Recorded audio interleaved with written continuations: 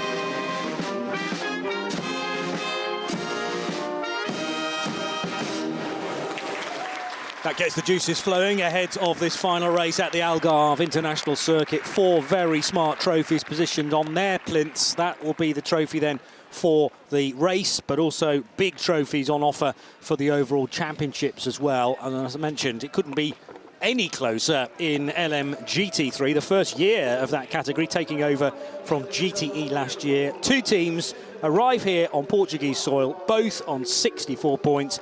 57 Kessel Racing car, which won last time out, and indeed the race before that at Spa. And the 59 Racing Spirit of Le Mans Aston Martin, yet to win. So if the season ended now, Kessel would win it because they've already taken 2 victories. And it could very easily come down to countback, particularly in that category, Graham. Indeed it could. It is so close in each of our categories. Remember, not just the race win, not just the championship win, but count them 5 automatic invitations to Le Mans will be effectively handed out as a result of the race results here and the season that this follows on from. It's been epic. It's been some of the best endurance racing on the planet again this season, and I don't see any reason why that should change coming into what is only going to be an equally impressive 2025. Yeah, well, not a lot changes in the calendar, just that change around at the end of September for Mugello out and Silverstone in, but everyone else loves going to all the other Grade 1 circuits, and you're adding another cracking GP circuit at, 3.5 miles around Silverstone. So really looking forward to that being the main event, which it hasn't been for quite some time, probably back to Le Mans Series days when it was the feature race. So a look at the LMP3s now, and the 88 car, which will be started by Alexander Bukantsov. Remember that there's the little twist in that anybody can qualify an LMP3 car, so it could be a silver or a gold, but it's generally the bronze that will start. Again, that's not mandated in the regulations, but it gives teams more flexibility as we begin. 3rd position for the Torsten Kratz opening stint for WTM by Rinaldi Racing. So this is the number 12 car that yesterday was qualified by Oscar Tunjo, and it was really quite a fight at the sharp end of LMP3. 137.4 to a 138.1, so actually that was the biggest gap, but really not much in it at all behind. Wyatt Bricharczyk, Oscar Tunjo and Pedro Perino separated by mere tenths. Indeed, second in LMP3 on the grid, DK Engineering. It will be Alexander Mitchell that starts the Duquesne, the number 4 car. This will be, Johnny, historic moment in LMP3. We said it's with the Michelin Le Mans Cup race this morning, but this is the last time there will be an ACO rules race populated by the 2nd generation of LMP3 cars with the 5.6 litre Nissan V8 engine. We will have some of their successors testing over the next couple of days here at Portimão with a new twin-turbo Toyota-based engine, again produced or prepared by Orica with 4 chassis options. But if you like the soundtrack provided by LMP3, revel in it for one last time here. Next year, the European Le Mans Series and the Michelin Le Mans Cup will transfer to the new machinery. Well, I had a chance in the break to actually examine some of the marker pen writing on some of the LMP3s, including, I think, the race winner of Colin Noble and Auden Goodmanson. Long live the mighty V8 was one of the scribbles on the front of that race-winning car.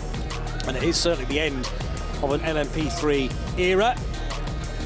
A little bit of Portugal, maybe even a little bit of Brazil as well, with a fellow Portuguese language. There are some South Americans in this race as well, as the championship continues to draw in nations from all the way around the world, and always very popular with the fans here as they get to walk freely around the pit lane and get signatures of their favourite drivers. It's a race often to the queue for those that they've been lining up for probably several days.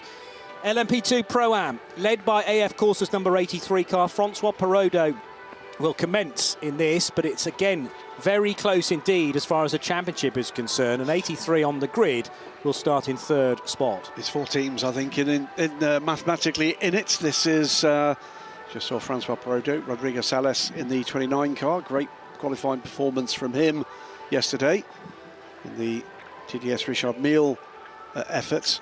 Proton Competition's number 77 car, though, has been dominant in qualifying form. And there's René Binder and Ben Fiscal. Watch for this car through this race. Impossible to guess who's going to be champion at the end of this race in any of these championships. We saw a Michelin Le Mans Cup race, Johnny, just a couple of hours ago, that the twists and turns in what was actually a reasonably simple championship calculation were beyond belief. Yeah, well, there were two teams definitely in it, and then it would have been a highly unusual result if High Class Racing in third in the championship managed it. And there was a scenario where they would have been able to get the championship win with a win on the road. You're quite right that it's 4 LMP2 Pro-Am crews still mathematically possible. And actually, the pole position for the 77 Proton Competition crew yesterday has amplified that chance. They moved from 69 to 70, and there is a gap of, what's that, 16 points, and there are 25 now on offer. And to the LMP2 grid, 14 cars in the lead class that doesn't require a bronze driver, of course, and our outgoing champions, Algarve Pro Racing, second row of the grid. Great qualifying performance from Nielsen Racing, putting smiles on their faces. New investment coming into the team, new hope for them moving forward. Will Stevens puts them third on the grid with their number 27 car. And moving on to the front row, Renzo Fluxa aboard the 37 Cool Racing car. It was Malte Jakobsen that put the car second on the grid yesterday. Came very close to claiming that Paolo Pinheiro trophy this afternoon. Second place will have to do for now for the Swiss flagged team, because on pole position and very much in contention for this championship, Panis Racing. Their new partnerships with TDS Racing as their service provider, and as you can see from the side of the car, Mark VDS as a backer for this team as well. But it was the mercurial Johnny Rotten lookalike, I think it's fair to say. Yeah, Charles Milesi, brilliant qualifying from them. They sit at the moment third in the points. We're going to be doing hard sums for the next 4 hours, Johnny. I know, and I've got various spreadsheets that I've constructed that I hope are going to work at the most important points. But the worry is that some teams might have a difficult opening stint, let's say, that will put cars out of position. That was certainly the case for RHGP earlier in the day. Just getting on the wrong side of a safety car can utterly ruin your race, mainly because this is the shortest racetrack we visit all year, so it's actually quite easy to fall off the lead lap and then difficult to gain that back again. There are wave buys in this form of racing, so if we get a safety car, let's say after 30 or 40 minutes, some of the field will need to be reset. Miguel Oliveira, the rider from the MotoGP Championship. Again, MotoGP was brought back here by Paolo Pinheiro, and we mustn't overlook that either. I mean, it must be a terrific bike track, so rewarding when you get that killer lap, the pole lap perhaps. So Miguel, thanks for being with us to wave the green flag. Just about to get underway for the first of 2 formation laps. This start of 4 hours, the final 4 hours of this season. If you've been with us through the year, thank you for joining us. It's been an epic journey to this point. If it's your first time, you're going to have an awful lot of catching up to do on YouTube, is all I would say. Welcome to the show. Welcome to the race, and welcome to the 4-class championship decider. It's going to be quite an afternoon here in Portimão, Johnny Palmer. If it is your first, where on earth have you been all year? But I guarantee that after the next 4 hours, you'll be glued to the 2025 championship. And have a look at that calendar when you get a moment, just to work out whether there's a track near you that brings the European Le Mans Series a little closer, because we're a very welcoming group and love to have spectators actually here on site, enjoying not only the sights, but mainly the sounds, because there's nothing quite like it. AO by TF lead the championship in LMP2 by 6 points, but it's nip and tuck, and it wasn't a great qualifying for the AO car yesterday. Johnny Edgar, the silver, will start that car from 7th position, but again, that is by no means a big lead when you've got 25 points on offer for the eventual winner. So there's an awful lot that could chop and change within the LMP2 ranks as well, particularly with 14 cars entered into that category. LMP3, they're astonishing. The top 3 cars still in this and separated by 2 points. Your international from Team Virage and the RLRM Sport number 15 car. Coming into this weekend, Johnny, we have 43 cars on this grid. 19 of them at that point could win a championship. Almost half the entire field. That is absolutely... We've lost a couple with not scoring the points in qualifying, but almost half the field. That's come because we've seen emergence of form through the year from some of these teams. We've seen bad luck from others. We've seen teams winning races and then having non-finishes, and we've seen teams with consistency. Coming into Mugello, top 3 cars in LMGT3, none of them had won a race. It's not the case anymore. The top team now equal on points, on 64 points. Kessel Racing have won the last 2 races. What dramas are going to befall the Iron Dames this time? They could write a book just about the all sorts of shenanigans, luck and misadventure that they've seen in the European Le Mans Series, in the FIA World Endurance Championship, in IMSA Racing, in the Michelin Le Mans Cup. The pink cars, they do keep us on the edge of our seats. But a terrific run on a Saturday normally, Friday this weekend when we hit the qualifying sessions, because of the 4 possibilities of scoring a pole in LMGT3. Sarah Bovey has taken now 4 of those. Poles also for Hiroshi Hamaguchi in his 63 Iron Lynx Lambo and the 59 Aston Martin, that for a long while led the championship without having taken a win. It still hasn't. Could this be its opportunity? And obviously, when you're starting level on points with another crew, then you have to hope to win and then not worry about the other car, because you will automatically score more points than it. But reliability is potentially going to be an issue, certainly staying out of trouble, and there will be a great deal of lappery, and probably quite early on as well if we stay green, and that's quite a big if, judging by what happened in the earlier race this morning. But it feels like there's quite a bit more jeopardy here at this track compared to maybe some of the others we've been to. But then Spa just brings its own challenge, and we always have cracking races at Le Castellet and Imola as well. They all bring something different to the party, each of the different venues. And all bring drama. So we wait for the final chapters to be written in 2024, and we're beginning to get an idea of the shape of what's going to happen in 2025. A lot of familiar names. A lot of these drivers and teams will be back. Some of them won't be back. So we'll have some new cars and some new drivers joining this show, and why wouldn't they want to be? That's Johnny Adam saying farewell to TF Sports after 8 years with the team. It comes because we are aware, but not telling you quite yet, what TF's plans are for 2025. It's not to say that Johnny won't be back. He won't be back with that team.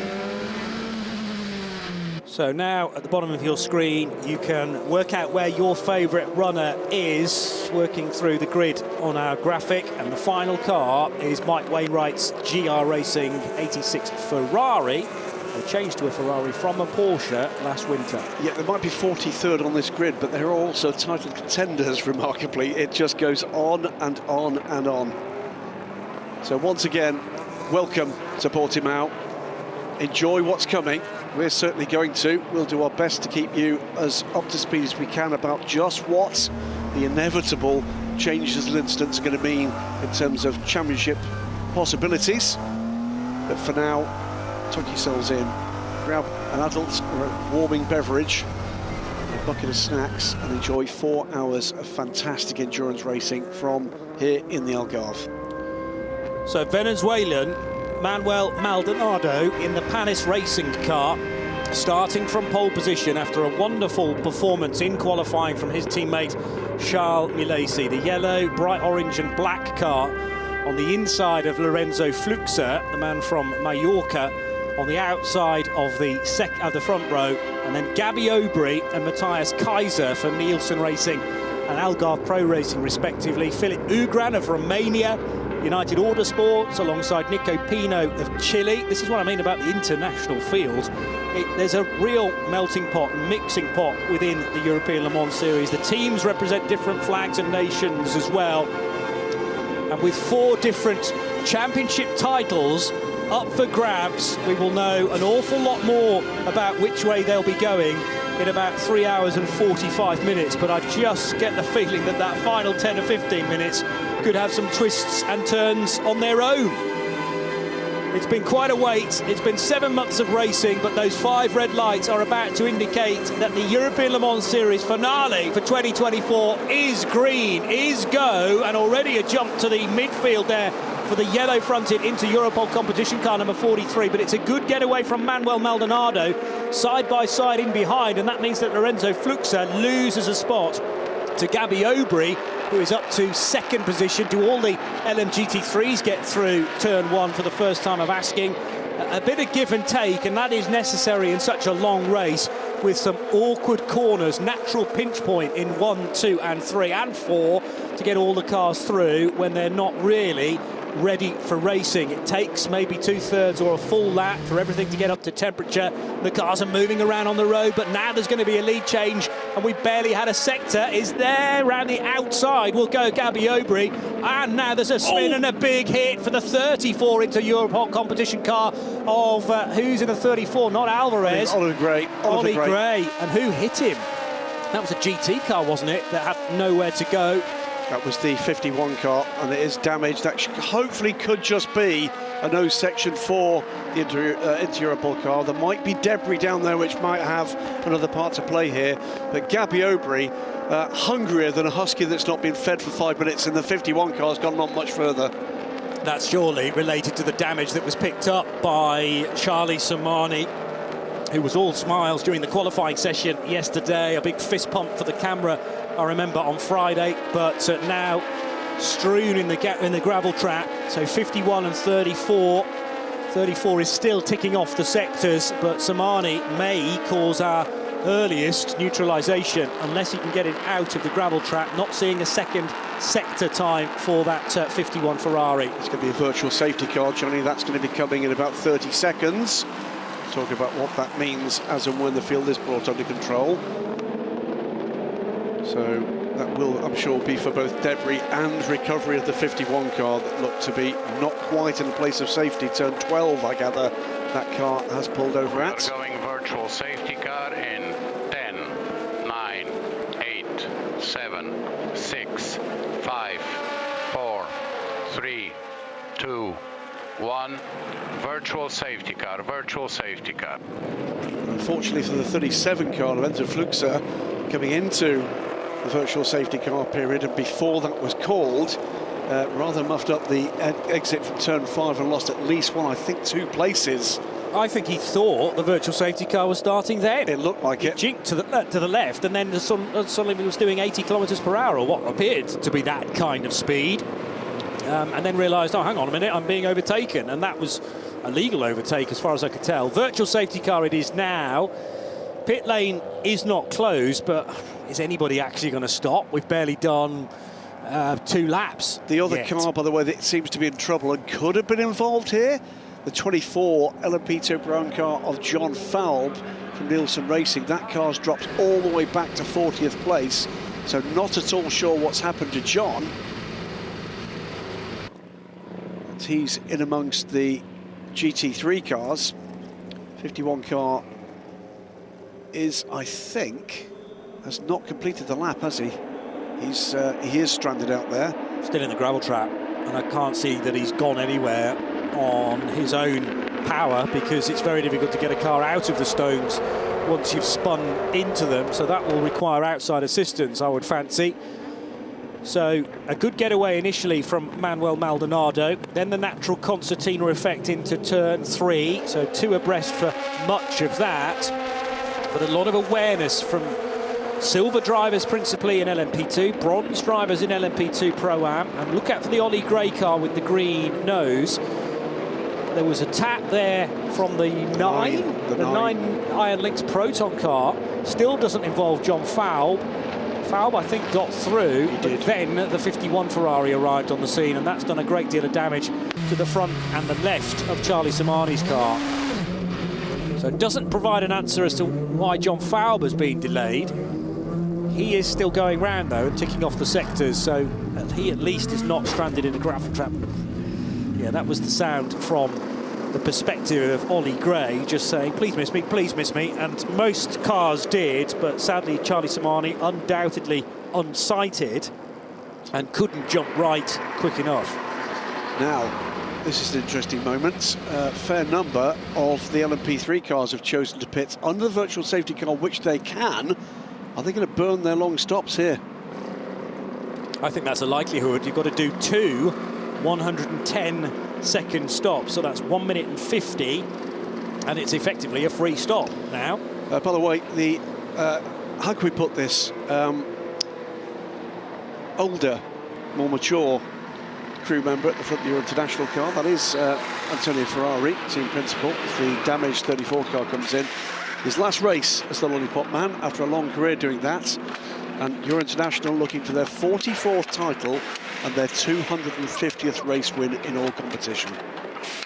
The incident involving Ollie Gray and Charlie Samani is now going to be looked at, as Gray will get a new nose for his car, and as that is attached, it's as if no problem at all hit him at the start of the race. It's pristine again, car 34, and will be sent out, and I'm delighted to see that it's the same paintwork as well. Inter Europol competition have done a very good job this year in making one predominantly green on the front, green nose, and yellow for the 43 car, which is the one that's mainly in contention for the championship. So John Falb in and out. The same for Bijou Garg. He drops down. Ollie Gray with just seen, and indeed those five, so half of the LMP3 field has opted to pit. And I'm just checking here. Yes, it includes all three of the title contenders. We are now on the second lap of the virtual safety car. And generally VSCs will run to 2 laps, and that is to allow those that want to pit a couple of opportunities to do so. Yep, so just to explain what goes on in this virtual safety car, it is effectively it's a full course caution period, but the pit lane stays open for 2 laps. Yeah. As soon as the safety car is called, and it will be called, that is a necessary part of this process, pit entry closes. Yeah.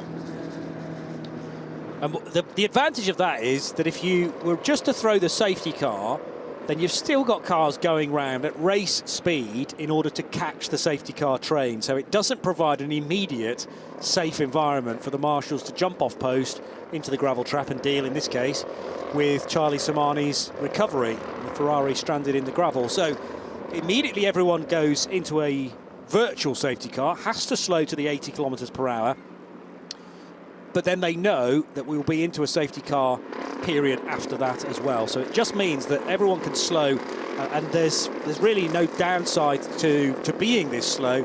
They're all going to be bunched up in a moment or two anyway. Now you might ask, why are the LMP3 cars coming in under a virtual safety car this early? Because they've got to fuel. Well, they're looking to see if they can. That's Mark van der Straten. That is Mark VDS. 83 car from the LMP2 Pro AMPS field is in, as is the 21.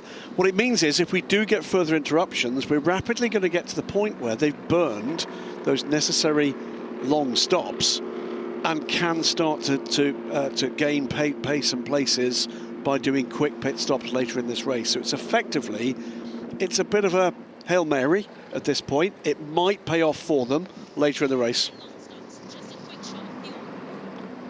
So all of the LMP3 cars that stopped did do 1 minute and 50 seconds at least. That's the 110 seconds on the nose, by the way, for Euro International and for R&RM Sports. 151s for Team Virage, our other title contenders and Ultimate, and Racing to Pit with Le Mans at 152. So pretty much perfect for all of them. We're waiting to see what Inter Europol competition and Alexander Bukantsov are going to do, but surely that's going to be a long one as well. Car 88 yet to rejoin for Inter Europol competition, but some cars in LMP3 are turning down this opportunity. Will they do it next time around? As Eduardo has detailed, you effectively get 2 options, lap 1 or lap 2 of the virtual safety car. The problem with doing it later is that the safety car then may intervene, and as you rejoin, you might be in completely the wrong place. So it's probably better to get it out of the way. At the moment, DKR Engineering with their number 4 car have not done it, nor WTM with number 12. Cool Racing's number 17. Just 2 Portuguese drivers in that car this weekend. They're not racing with Cedric Ultramar, but Manuel Espirito Santo was able to get the pole position yesterday. Safety car deployed. So at this point, is closed. All cars to pit group entry up is behind closed. car 27. Car 27, keep the pace, please. Car 27, please keep the pace of around 80 kilometers an hour. So anybody that chooses to pit from this point, Johnny, would be emergency service only, and will have to pit as soon as the race goes back to green. Behind the queue. Here is the 51 car, making its way back to the paddock. And automatically out of the race because the car has left the boundaries of the circuit. Normally the marshals would allow that car to rejoin if it was fit and well to do so, but clearly something broken on that, which is terminal.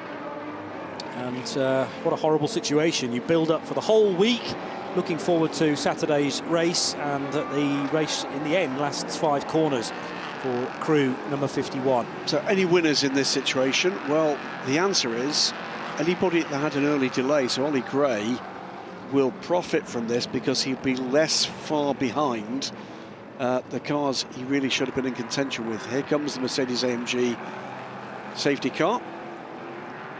And it is Gabby Aubry, his first race appearance this year. He's been part of the broadcast crew for a number of broadcasts, including at Le Mans 24 Hours. But he's delighted to get back into Okay, gentlemen, a set let's of close overalls. those gaps, please. Gentlemen, let's close those gaps, please. I want to push the safety car to go fast.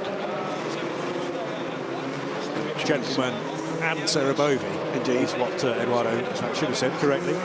So that's Charlie Samani explained to Manu Collard, and that's he's. I think there was more to that message, but we decided to pull away from it. He's going to be extremely disappointed. Extremely disappointed. Yeah, because the name of the game in the opening stint, bronze drivers have to do 90 minutes of driving, either in one stint or maybe separated into 2. Safety car instructed to go at full speed. Safety car instructed to go at full speed. But the bottom line is stay out of trouble, and there was very little that Charlie could have done there. So many cars get through, but often the car in front of you has a perfect view, and because you're right behind that car, you just don't know there's a car pointing in the wrong direction. And you see it, and at the last minute, you try to turn right or left, but very often there is nowhere to go at that point.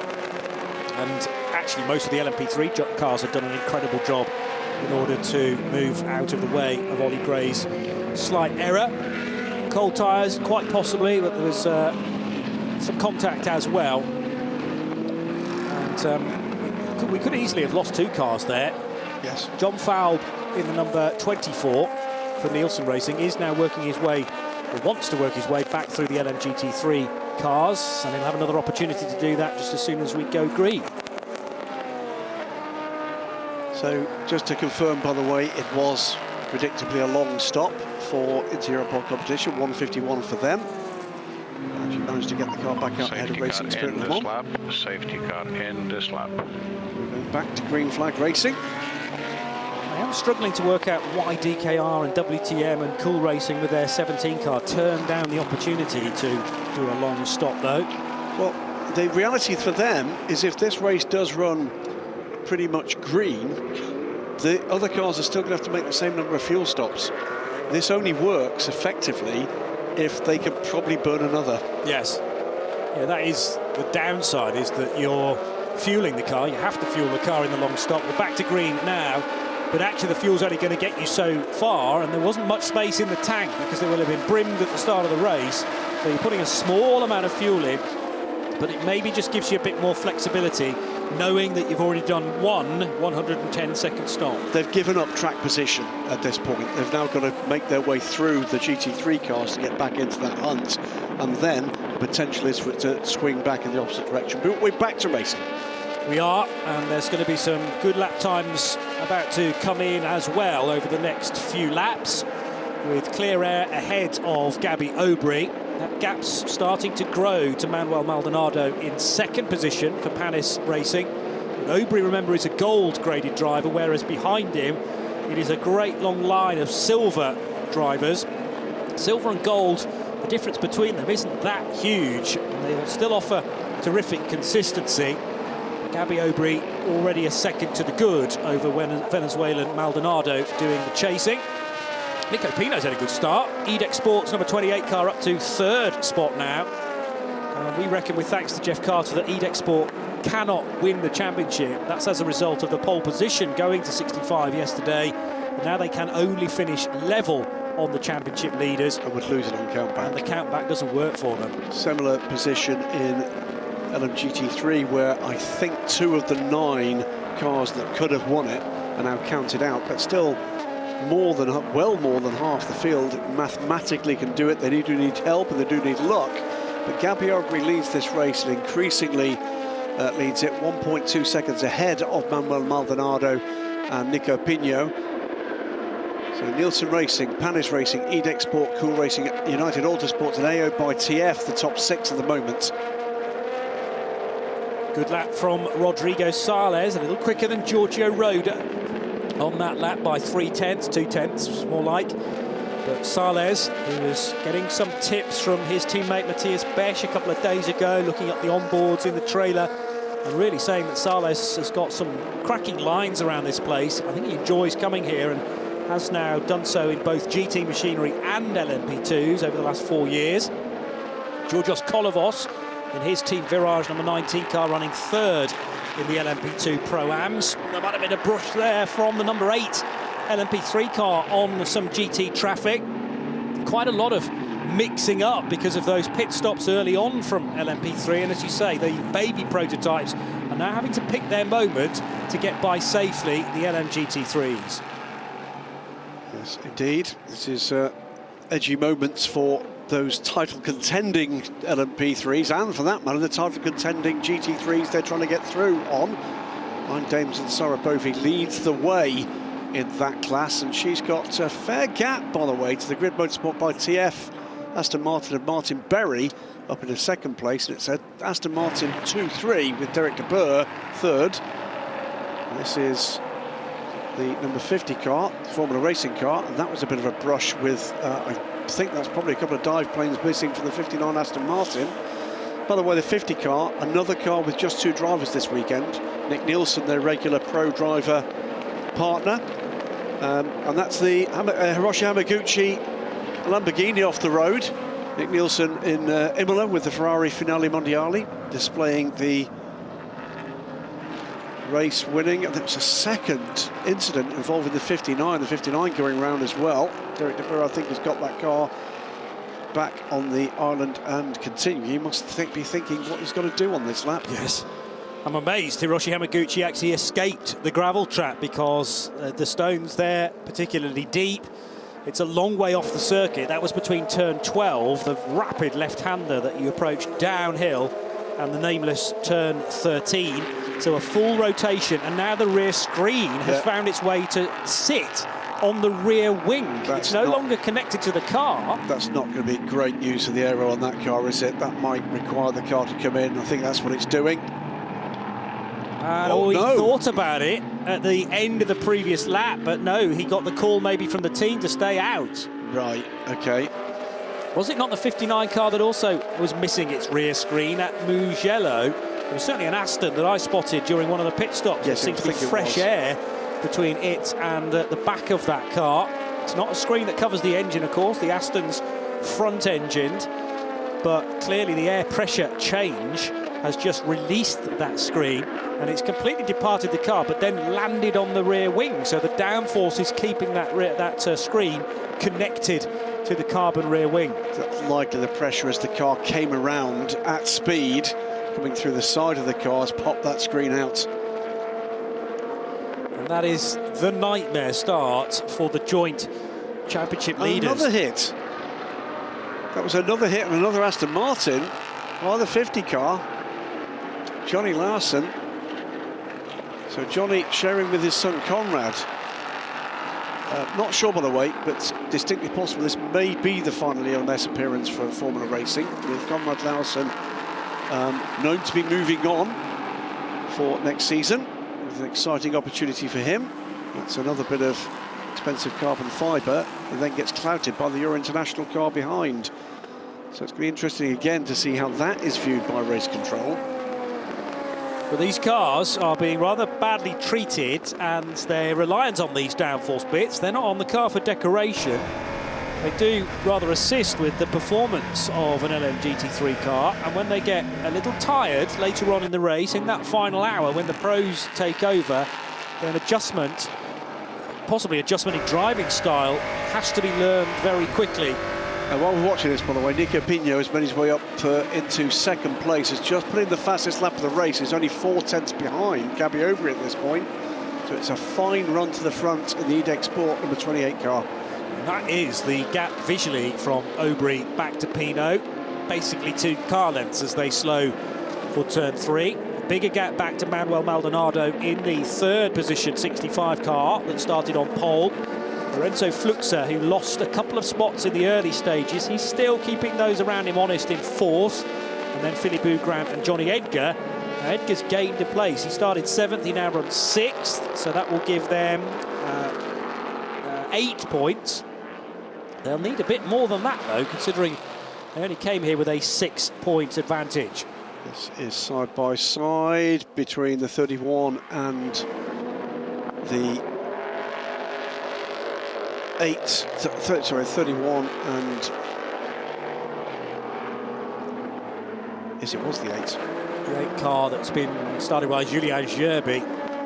So, yes, Michael Jensen in car 15 for RLRM Sport. This is the lead fight, though.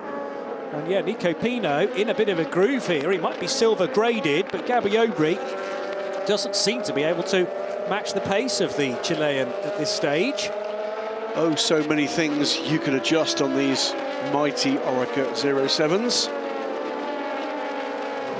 Marginally fewer than you could adjust on the LMP3 cars, and it is, by the way, at the moment, a Duquesne 1-2 decal engineering from WTM by Rinaldi, Alexander Matchell and Torsten Kratz.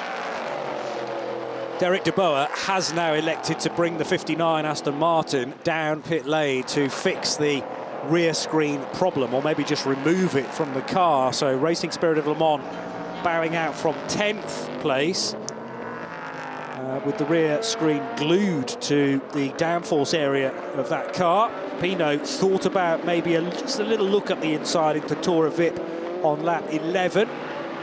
It doesn't appear to be the quicker of these 2 cars, but where is his best opportunity to get through? It is a tad difficult to overtake around here. The track goes from very wide areas at Galp, the final sequence of corners, but narrower through turns 6, 7 and 8. And you have to have full understanding with the car you're about to overtake that they've seen you and that they're going to give you space. 59 back into the race, Derek de Boer in the background there. And there's the change for the lead, Graham. It is indeed, around the outside rather, Nico Pino on Gabby Aubry. So EDEC Sport lead is 4 hours of Portimão. Neither of these cars in ultimate title contention, but that won't stop them from trying to take those 25 points away from those that want them. And them taking those 25 points, by the way, will mean that multiple other cars are counted out of that battle. Yes. Yeah, because we've all done the permutations to think that was a really late move, but an excellent one from Nico Pino. Not the first time we've seen that. It was the inside, not the outside. We saw the end of it, and I misconstrued that. Big dive.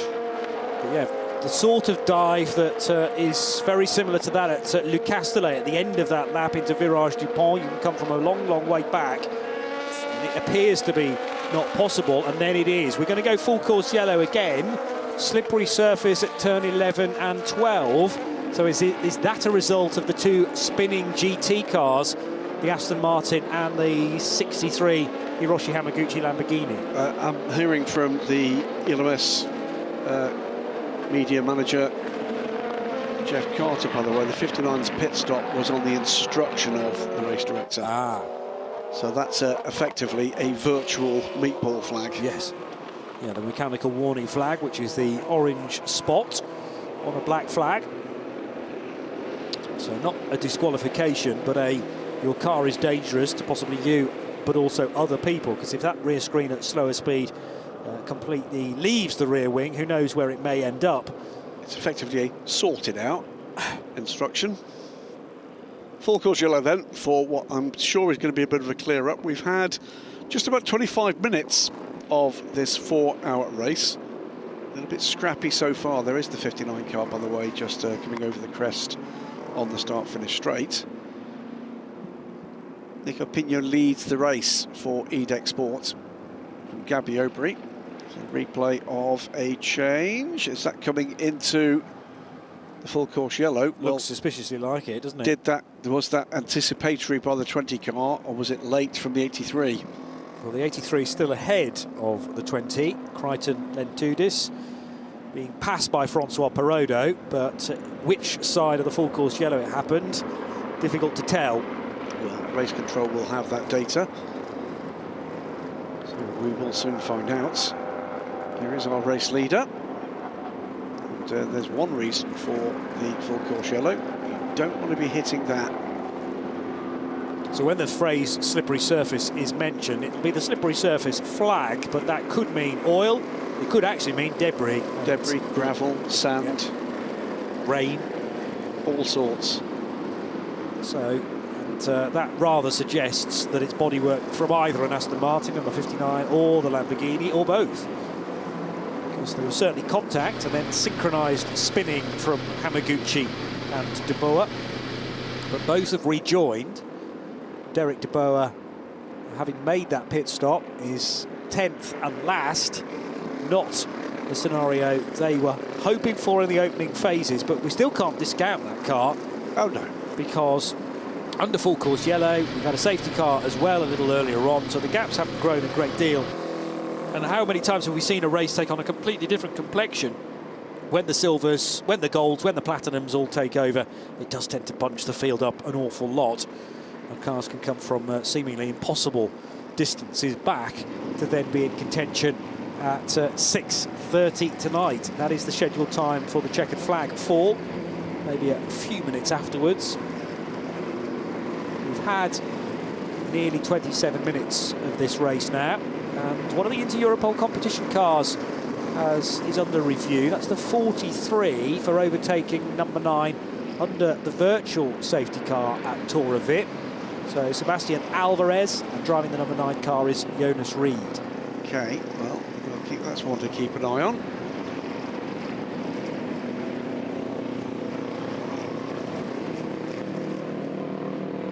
So the noise levels are turned down.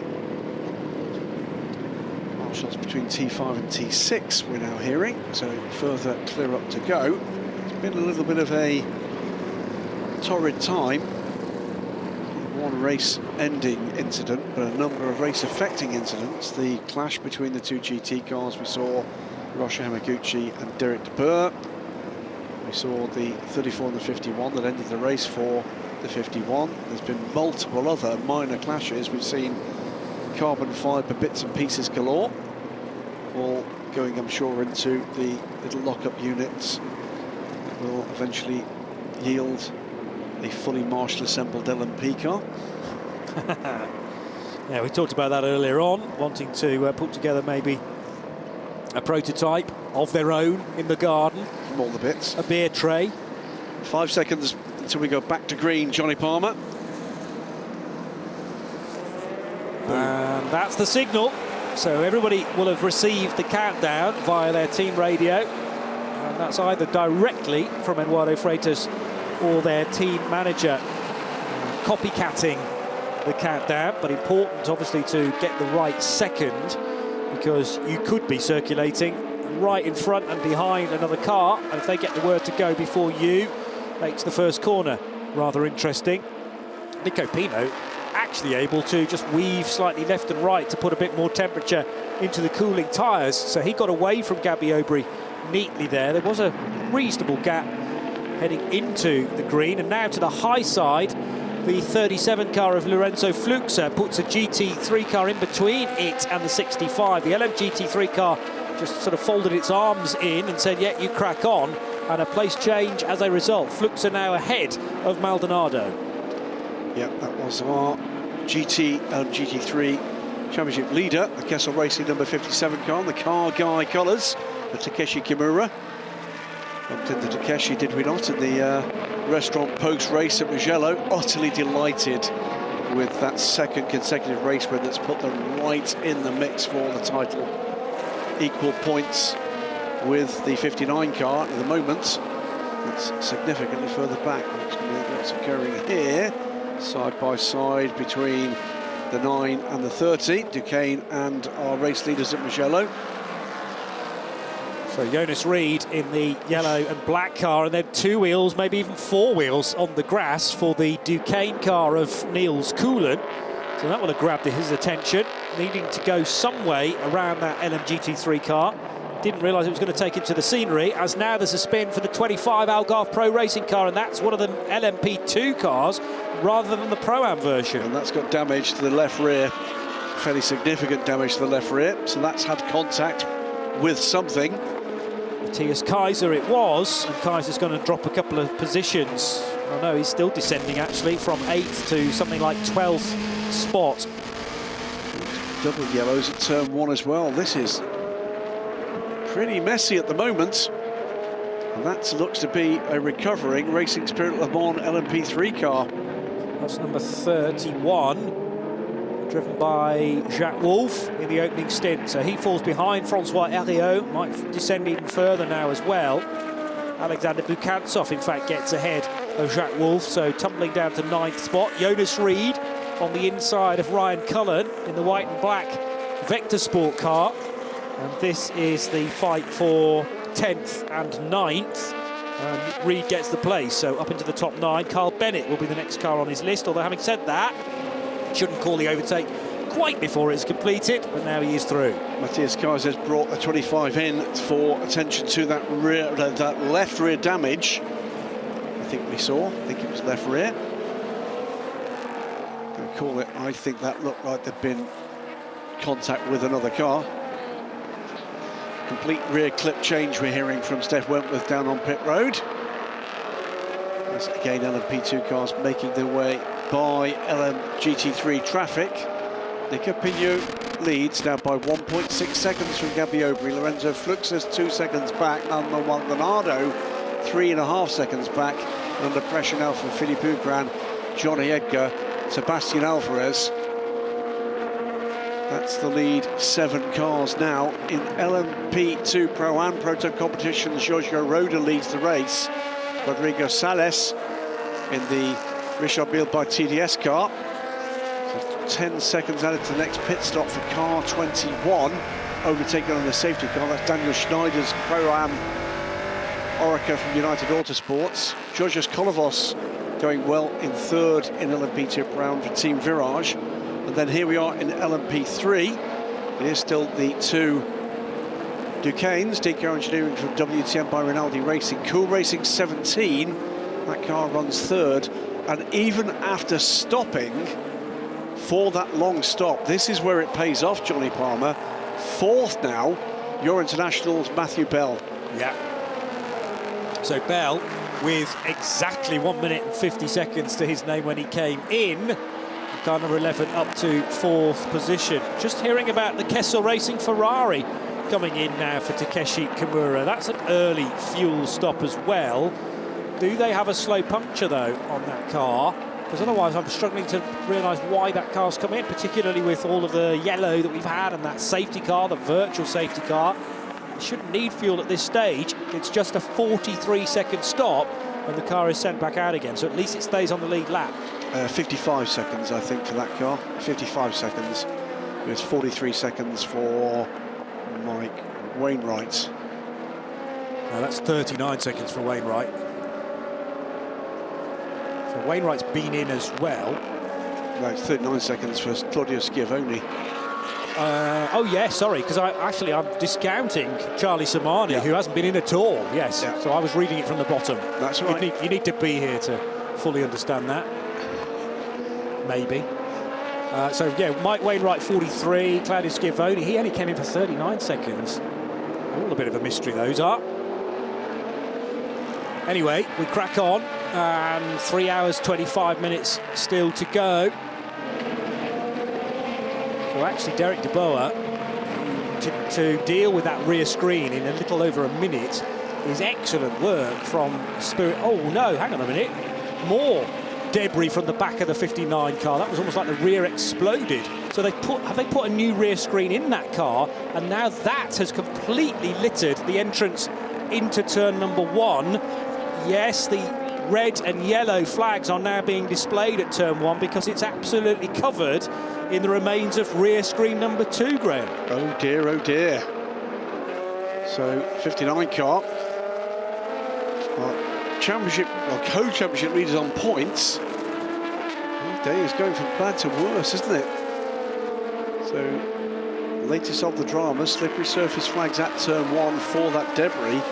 It's as bad as I said it is, Johnny. It's difficult to believe they'll leave that there for much longer. 3 abreast coming through the final corner of Galp, and that was the number 8 car of Julien Gerby almost getting his ears boxed because the number 9 and the 10 going through. It's not directly on the racing line, but there's a huge bit of rear screen just behind where our scoring tower is on the graphic that you weren't maybe quite able to see.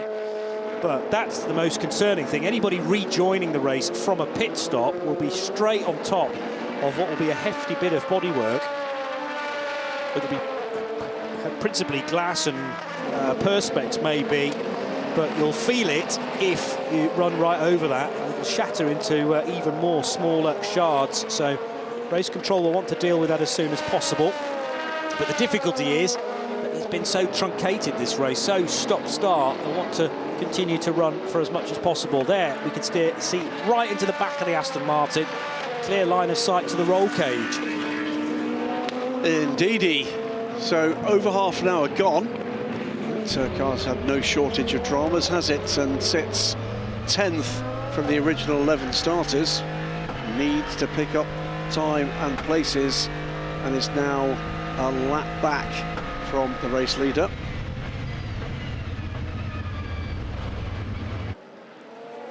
There are some bits and pieces. That's on pit exit as well. It's not just window, is it? That's more than that.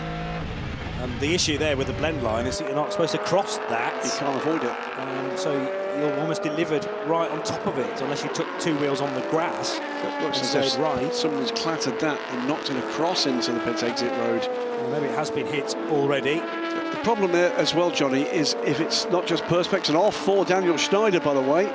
Another driver that's been in the wars already. What happened here? The rear end of the car just away from him. That was an odd incident. There have been some situations where cars have left the road this weekend in unusual positions, and certainly that's a rare one as well, to be on the grass on the inside of turn 13.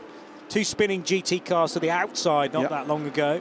The incident in the Michelin Le Mans Cup that wrote off the Stella Audi, and for that matter, much of the barrier. It's also got a wing mirror hanging off as well, the 59 car. That was a beautiful car when we got going. About 20 minutes ago, yes. But now it's looking somewhat weather beaten.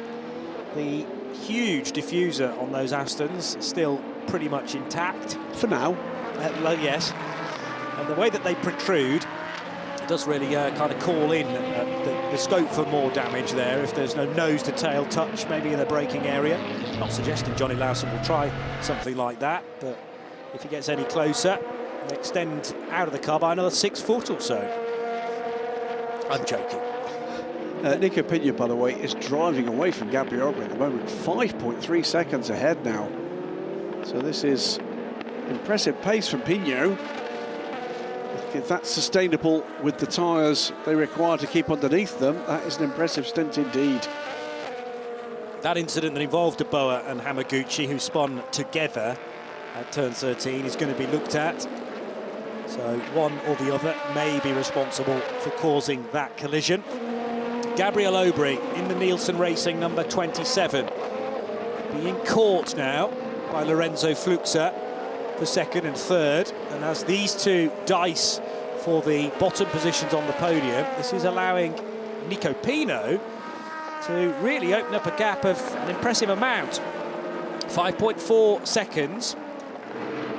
The story of Nico Pino, he's not been with EDEC Sport all year, has he? I'm trying to remember. He transferred, he switched, did he not? Yeah. So he'll be getting used to... I want to say from Nielsen Racing. Okay. Yeah, I'm just going to look up to see, because I know he's done a lot of ELMS races, but they've not necessarily been with the same team this year.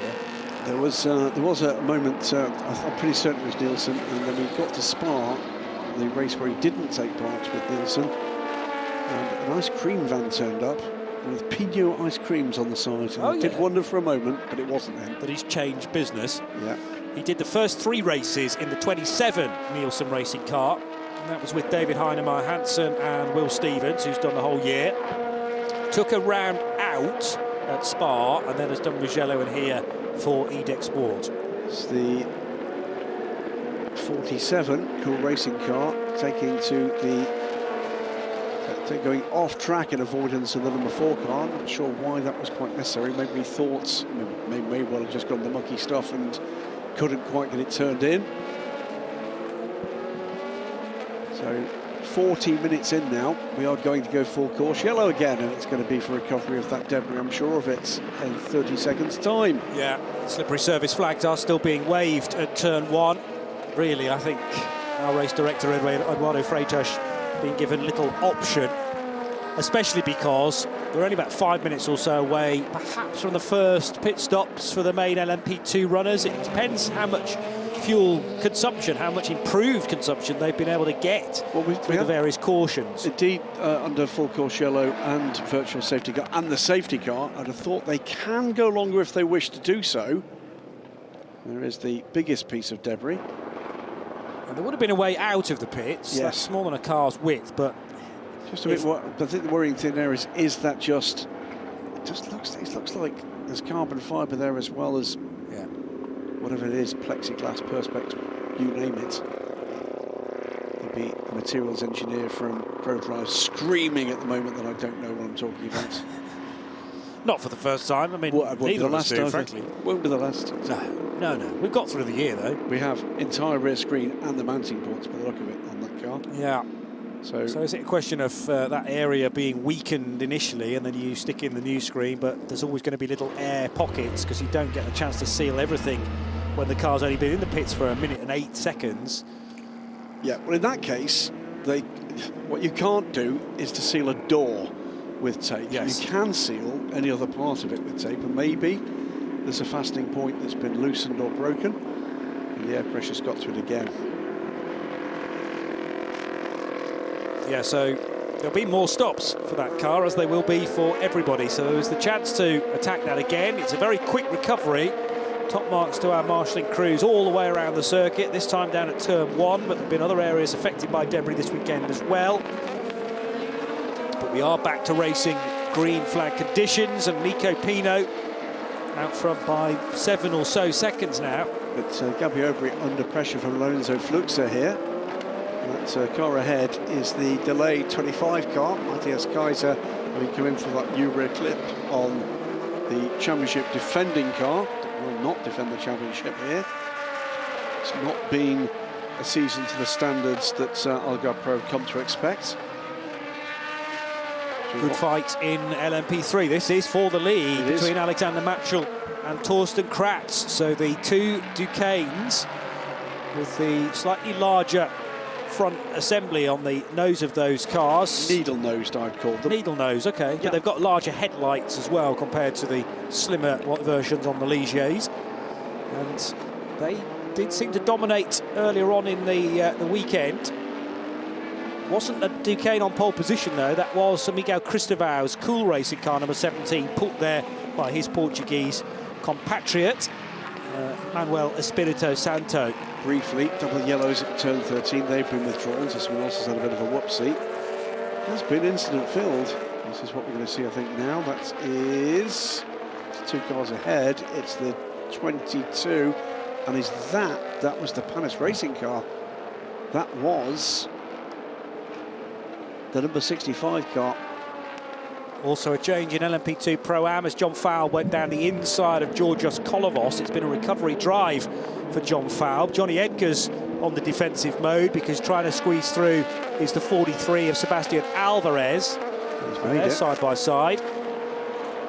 Alvarez is through and up into 5th place. Both title contending cars. I think they're the top 2 cars in the points, are they not? Yes, they are. And currently contesting what is 5th place. 6 points separating those 2 cars, 75 and 69, neither of which took pole position. Panis Racing actually clawed a small amount of that ground back again, so started this race meeting 8 back from the 43. 23 and 34 this time, and that is Bijoy Garda, the pressure from Ollie Gray, who had that problem right at the start of the race, and this is his fight back, trying to get back onto terms, closing in on the United car. 45 minutes now into the stint. Nobody blinking yet in LMP2.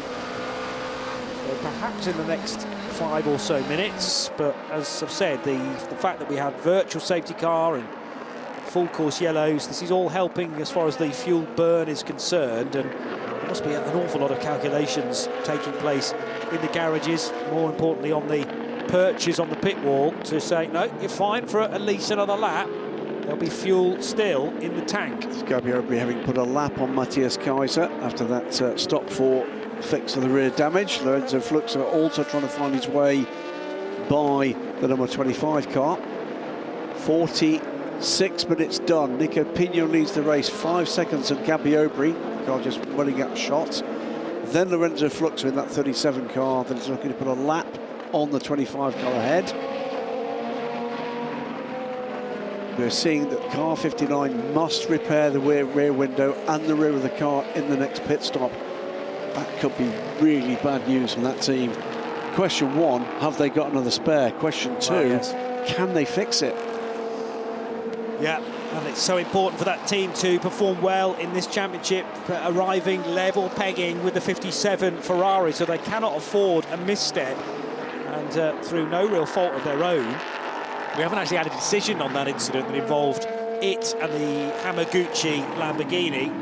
This is effectively counting them out of this championship. Yeah. This is pretty much put that to the sword. Unless everybody else has a complete nightmare and crashes, and we only have one LMP2 finisher. Well, one car's already out. But here's the point. At the start of this race weekend, we talked about mathematical possibilities. Well, there's part of the maths. That's one element of that mathematics that is effectively going to be eliminated because of delay, unless there was an attempt at fixing that screen that just went badly wrong. If all they need to do is to get a second spare, put that over the mounting points, get that secured and away. It's a drive-through penalty, meanwhile, for the 47 car, causing a collision with car 34 at turn 5.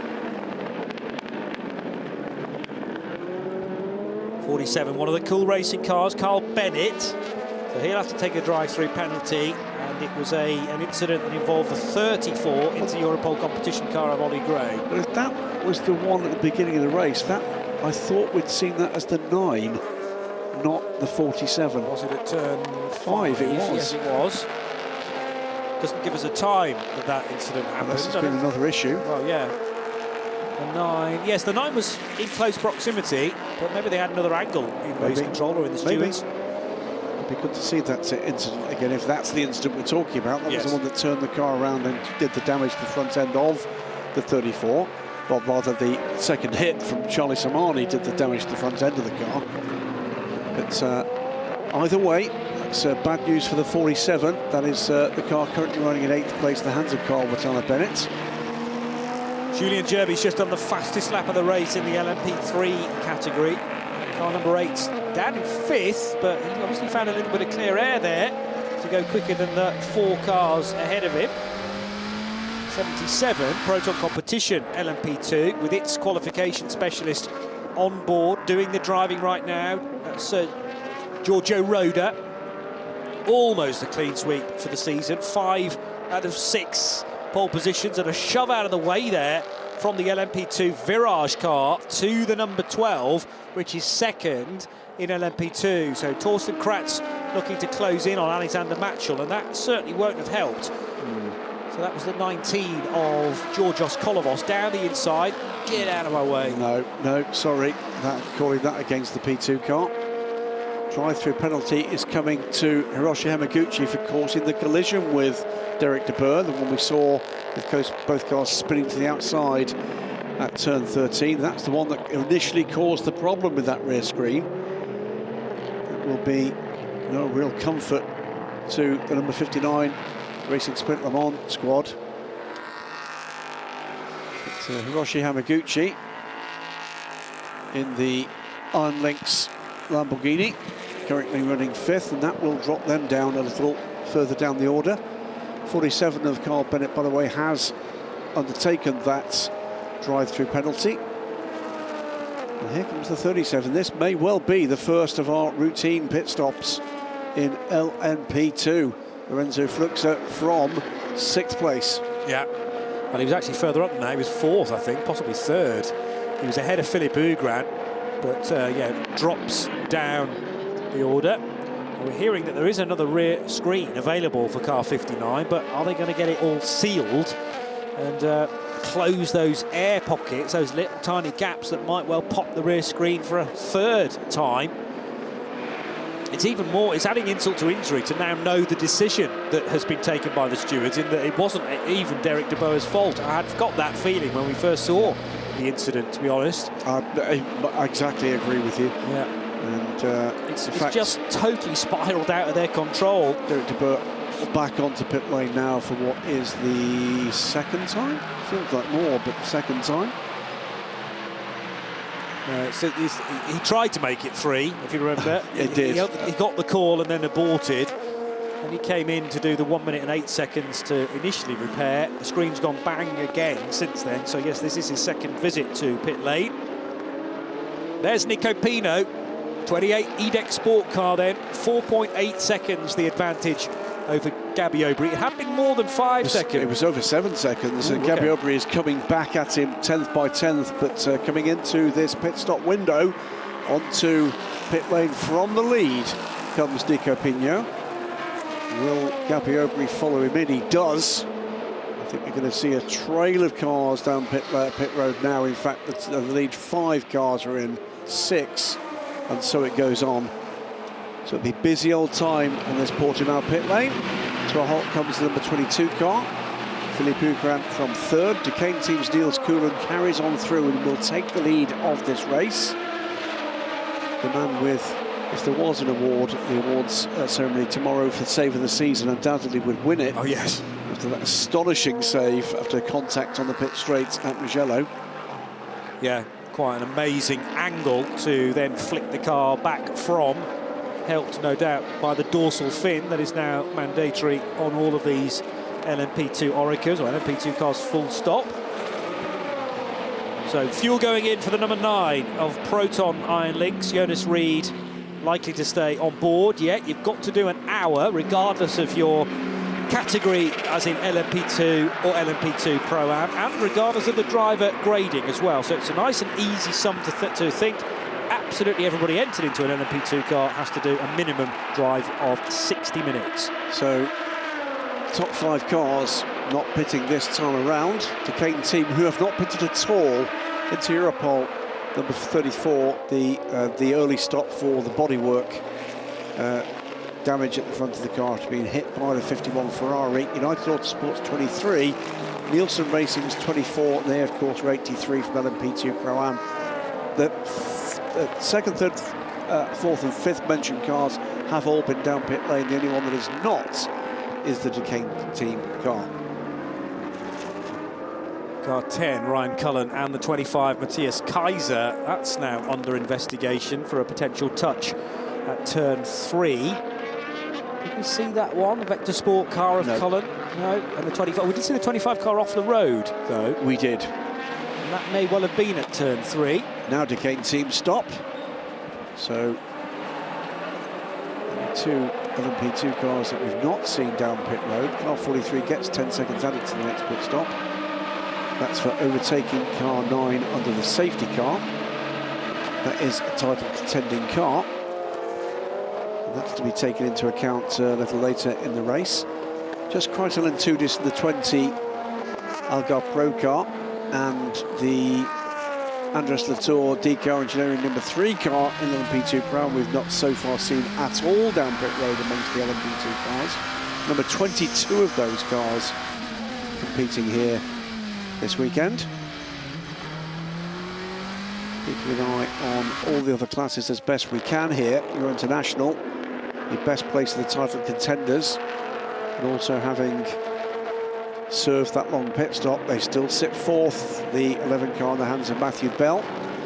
Hearing from Your International, they will return next year, subject to that invitation, which I'm sure they'll get, with a brand new BJ JS P325, and will upgrade a second car for hoped for entry, I believe, in the Michelin Le Mans Cup.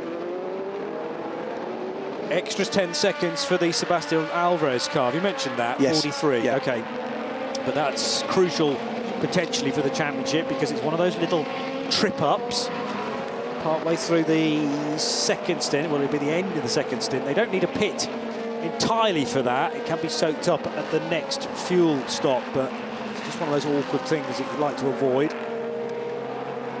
AO by TF running now in 10th place after their pit stop. A variety of different pit stop times, I've noticed. Yes. John Falb, well, he came in, did he come in earlier on, or was that a very recent stop? Falb came in earlier, yes. So that was a quick fuel stop under the safety car. So hasn't done the big one yet. No, and he hence, hasn't. we've got 2 LMP2 Pro-Ams now, up as high as 3rd and 4th overall. And they could go a little longer here. There's Yeah. probably another couple of 3 laps for them to have a crack at this. Yeah, so that's another interesting dynamic. There are quite a number of cars now off the routine strategy, which we'll have to not discount. Nico Pino, who was leading for the bulk of that opening stint, has re-emerged in 6th position. So Krytel and Tudis pits the number 20 car from 3rd in LMP2 Pro-Am.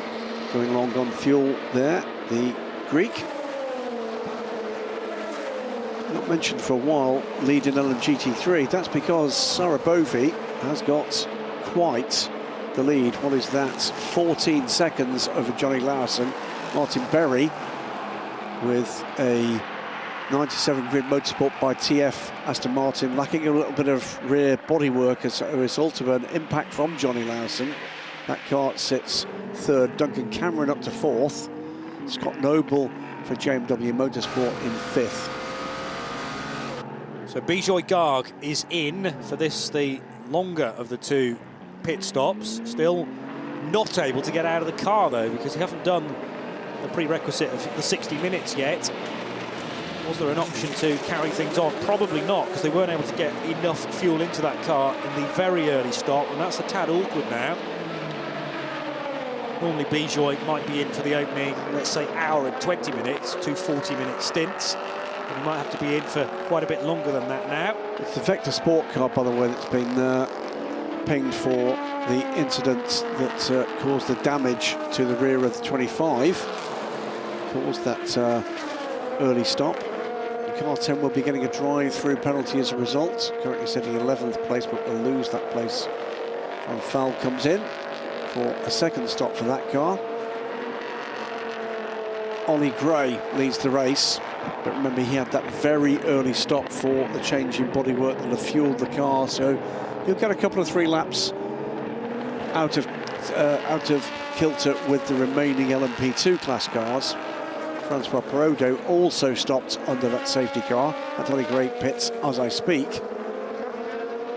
Yeah, highly unlikely that we might have seen Ollie Gray lead the race, considering he was sitting facing the wrong direction at turn 5 right at the start. Got a huge hit from Charlie Samani. Here he is. Through no fault of Samani's, it appeared. He just had was presented with the nose of this 34 car. But since then, Gray has made some movement in the right direction. They changed the nose at the previous stop, and this is the first full fuel intervention. Yep. And also on pit lane, the last runner, the penultimate car, in fact the last car in LMP2 Pro to make a routine pit stop, Francois Brodo. Another car, by the way, that was an early stopper. After all of that, cycling up to the lead, Philippe Hugran for United Autosports has leapfrogged Nico Pino. That comes courtesy of them being 12 seconds quicker on pit lane at United Autosports. So good turnaround. It's fuel only, obviously, for the United car. Didn't get to see the EDEC Sports pit stop, so can't tell you whether or not that involves a tyre or two. A minute and 7 seconds on pit lane for EDEC. And Philippe Hugran cycles through to the lead for United Autosports. There are 3 hours to go. Hello, Marius. You wanted me to put a cheesy reference in. I managed it. I told you I would. Philippe Hugran, the 22 car, is perhaps the most unlikely of the leaders because it was 5th and 6th in the early stages, but they've played this to perfection, potentially, within the pit stop. Did they short fuel to give the 22 car the road position at this quarter distance marker? I think that's a full fuel stop. Yeah, 55. I'm just looking at the Nico Pino one, though. Why did that take 1 minute and 7? Did they do tyres on that car? Yeah, so that's likely. And then when we got underway earlier on this afternoon, remember this slightly unusual scenario of a Saturday race here in Portimão, but everyone was raring to go for the 2:30 starts, and a clean getaway through turns 1, 2 and 3 for the pole sitter, who, after sterling work from Charles Lacey yesterday, winning the inaugural Paulo Pinheiro trophy, the CEO of this track, who sadly died earlier on this year at much too early an age. And we remember Paulo, Bernardo, his son, is racing in this event today, but the carnage began at Tora Vip, turn 5. Trying to work out what part the 47 car had. Well, the 47 was right behind as Ollie Gray had the spin, and then Charlie Samani arrives on the scene with nowhere to go, slapping the nose of that car, and the sound inside Ollie Gray's car doesn't make the whole situation any better whatsoever. We thought both cars might be out on the spot. Charlie Samani left the racetrack just a few corners later, and that would be all she wrote for the 51 Samani Ferrari. Amazingly, Ollie Gray after that would then lead the race for a spell, heading into his pit stop. So clearly the pace is still pretty good for the number 34 crew. Down the inside, good dicing at this stage between the 50 Ferrari and the 59 Aston Martin, although there was a bit of contact. There was more contact here as Johnny Lawson misjudged his braking point and caught the back of the Grid Motorsport Aston Martin of Martin Berry, removing some bodywork. And then Hiroshi Yamaguchi rather misjudged this moment, spinning his Lambo, spinning the Derek de Boer Aston Martin. What we didn't know at that time was that rather unsettled the rear screen of the Aston Martin, and it popped out, but not very far. It just landed on the rear wing of the car. He nearly came in to sort that out with the team Racing Spirit of Le Mans, but then obviously the message on the radio was abort, abort. He would eventually come in for a new rear screen to be fitted, but that didn't last long either. Tremendous opening stint for Nico Pino. He's only been with EDEC Sport for a race and a half, or quarter, which is this race. But Pino now still second, and this, an awesome move down the inside of Gabby Aubry to take the race lead at the Portimão corners. And Pino then would open a gap of something like 7 seconds. There was the Aston Martin's second rear screen, somewhat exploding at turn 1 as the air pressure got the better of it, and that would require a further full course yellow to recover the bits. A slide for Manuel Maldonado in the 65 car at the top of the hill, and then late on the brakes, the Nielsen Racing car down the inside, the number 24 to take a position. That was John Faub with some recovery work to do. Georgios Kolovos rather barging the number 12 WTM car out of the way. But here's our race leader, Philippe Hugran for United. And we go back to live action with three cars off the road.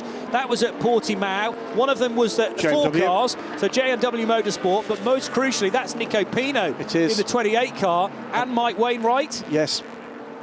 So Mike Wainwright's 86 Ferrari has clashed with the 28, the former race leader, and Pino descending down the charts.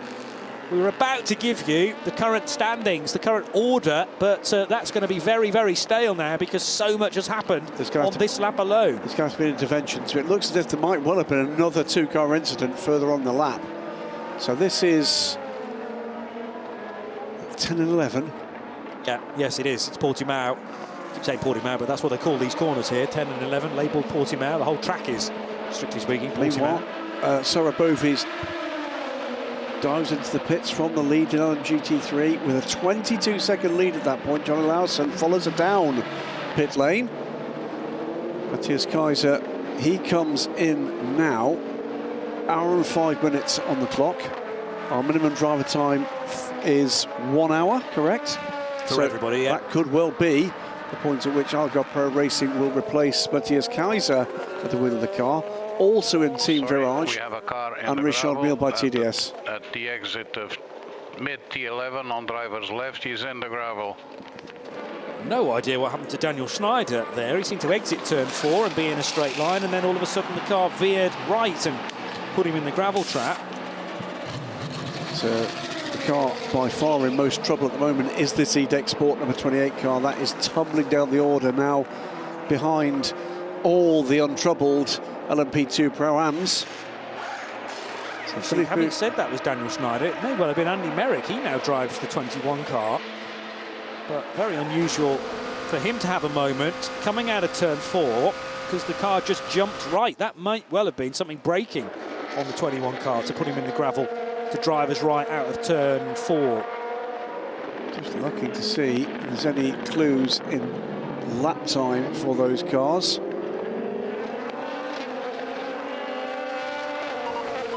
Going virtual safety car at 15:37:30. At 15:37:30, we're going virtual safety car. I think that was an outlap for Andy Merrick. Ah, cold tyres. I think that's exactly what it was. Yeah. Okay, that would explain 20 it. seconds to virtual safety car. The car, 21 car, has certainly been in the wars at certain times when Daniel Schneider was driving it. Virtual safety car in 10, 9, 8, 7, 6, 5, 4, 3, 2, 1.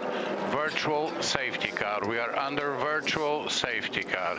Be advised, we will be cleaning debris here and there, and we're going to send mechanical means to T11 to get a car from the gravel. We don't get virtual Eduardo in these European Le Mans Series races, do we? No, you don't. There's that nice lady in the World Endurance Championship. AI Eduardo. AI Eduardo. AI Lisa, I think we're calling it. Okay.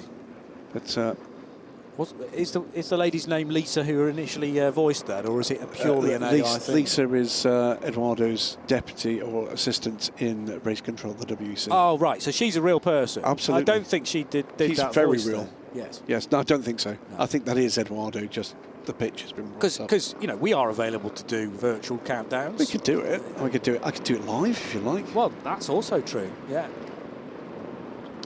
You'd have to stop me talking in the process, or just cut across me. Absolutely, I could do that. Which we tend to do anyway. Quite often. I think it would add something. But I love you dearly, Graham. I get that a lot. From all sorts of people. Yeah, absolutely. Just this weekend alone. Whether they know it or not. So, Pino and Wainwright, that's clearly an incident that's going to be looked at the top of the hill, and whether Pino misjudged it, whether Wainwright was sticking to the racing line, or whether he maybe slightly changed direction. It's not the best angle that we've seen it from. There will be others. I'm sure that the stewards can utilise that. Onboards as well can be so telling. So a virtual safety car, as we've described, allows you to make a pit stop, and a full one. But we will be going to a full safety car at the end of these 2 laps. Yeah. Terrible news for Philippe Hugran, therefore. Absolutely. This, I'm just looking, this has cost the E-Deck Sport car, I think this is going to end up being 2 laps. So we are 10 minutes into the second hour. It's fair to say this has been messier than most to this point. So let's hope we can get some sustained green flag running to get deeper into this race. There's another replay here between the 27 and the 15. Now, was that a pass under virtual safety car? I think it was. Yes, it was.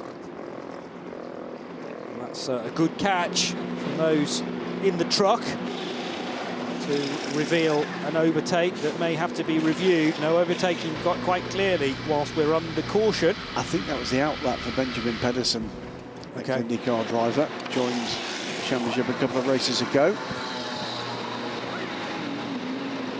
So Philippe Hougrand for United Autosports leads the race in the 22 United Autosports car. Panis Racing back up and now into second place, the 65 car. Despite a bit of a brush out on track, which might well have been with the 22, you know. Into Europol's 43 car, the better placed car in the championship, is now up to third, and then Cool Racing fourth. United Autosports with two cars in the top five now, the 23 in the hands of Bijou Card. Jonas Reed sits sixth in the order. LMP2 Pro is led by Proton Competition, with Nielsen Racing's 24 second, AF Corsa's 83 third. All three of those cars are currently on pit lane. LMP3, meanwhile, Decar Engineering, this is the point at which they'll be burning the second of those long stops. Safety car has been concluded. Decar Engineering on pit road, as are your International burning, I'm sure, the second and last stop they require. This is the point at which it will pay off, because if you've burned both of them, you can now come in at the point at which you choose to do with your strategy and do it as quickly as you possibly can. Yes. But you're not going to be able to get to the finish from here on only one more stop, clearly. So it will be a total of 4, maybe 5 stops for the LMP3s. So there is a question about whether it pays you to stay out during some of these caution periods. But I just think you favour the flexibility, the chance to kind of change strategy at the last possible moment, knowing that you've not got to serve the 110 minutes anymore. So 88 have done both of their long stops into Europol competition. That's Alexander Bukansov, who stays at the wheel. Racing Spirit of Le Mans number 31 for Jean-Ludovic Foubert, and Nick Adcock's number 15 car, 2 times 110 seconds for that particular Ligier. Yeah, the one thing I'd say about Nick Adcock's time, that was 2 minutes and 8 seconds. That was a longer stop than it needed to be. Quite probably needed to be with what they were doing, but yeah, by regulation. And that is the car that's out of position. That's the car that is down in 10th. The other two title contenders are second and third and separated by 1.5 seconds.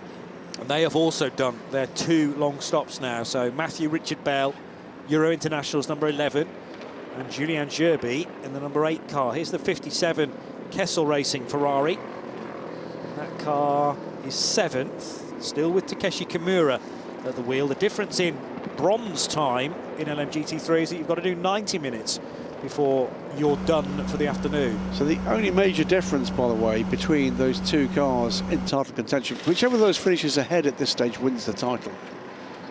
But Matthew Richard Bell is going to hand over to Daniel Ali, and they're the only 2 drivers in that car, which means that Team Virage have got 2 professional drivers still to come. Yes. So they've got potential for less fatigue as we get deeper into this race. Talking about Julien Henrion and Bernardo Pinheiro, who share the number 8 car. And both huge stories here for both those 2 young men. Bernardo Pinheiro, I'm pretty sure that was Bernardo handing over the trophy, by the way, to start the race. It was certainly a member of the Pinheiro family as part of this Team Virage effort. And Julien Henrion, what a run. Last year, champion in the Michelin Le Mans Cup with Team Virage, and the year before that, and by the way, a prize drive that as a result of winning the previous year with Team Virage, the Ligier European Series. It would be an entirely unique happening. There's a tired but happy Francois Perotto. Yeah. Feeling it a little bit. It's a warm day, 23 degrees Celsius ambient, 29 at track level. Car sits third and is very much in title contention again to St. Charlie Samani earlier this weekend. It must get boring when you have family dinners. They are brothers-in-law. Safety car deployed. That's the end of virtual safety car. Leader keep the pace. All the other cars to do their best to catch up behind the leader. Now this, by the way, is fine being on pit lane for EDEC Sport because they were on pit lane before the safety car was called. Yeah. So I did say it must get quite boring when you're having those family dinners and he just keeps bringing out the trophies. So I think it's 6 major titles now across 3 different championships for Leader, please stay at 80. Francois Perraudot. Please stay at 80. Charlie gave it a wry smile and said, no, actually at family dinners what we do is we find a quiet corner, have a drink, and we talk about racing. Okay. And then Francois brings the trophies out. Yes. Going back to Bernardo Pinheiro, obviously it's been a hugely emotional day for him, I'm sure, with the awarding of that trophy to Charles Milesi. The other negative to his season is that at Le Castellet, and the team have protested this a couple of times, but at Le Castellet he didn't do enough driving, so he's actually got 0 points in round 2. So it would be a terrible situation, really, considering what's happened in 2024 for him, that Julien Henrion and Julien Gerby could potentially be the drivers' title winners. But he'd still be a team champion. And Pinheiro would not be. But I think, actually, they won't even pay any attention to that. They'll get him up on the podium. And he can, and he'll be celebrating the race win, because he did drive at Le Castellet. He just didn't drive enough as per the regulations. All cars to close the gaps behind the safety car, please. All cars to close the gaps behind the safety car so that we can start thinking on pass-arounds. So pass-around may well be coming. Well, one of the changes in that round of pit stops is we have a new leader in LMGT3. It is Duncan Cameron. Despite the fact that Duncan has stopped twice, I have a feeling he may have not stopped in that round there and leads the race now from Sarah Bovey. So that's 55 car leads the race. The MG safety car just waiting for the leader to tuck in behind. Still cars to join this train. The 10-second penalty to car 43 is cancelled by Stewart's decision. The 10 seconds added to the next pit stop of car 43 is cancelled by Stewart's decision.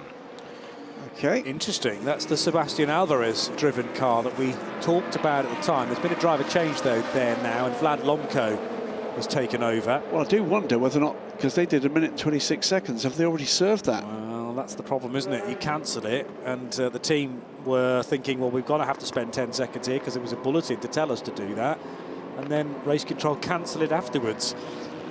That's not necessarily going to go down well with Inter-Europol competition. No. Especially as the instruction is, do it at the next stop, so you're given very little choice. Duncan Cameron, to answer your question, he pitted at the end of lap 3 and then lap 33, so that was a very early 40-second stop, and then after that a full fuel stop.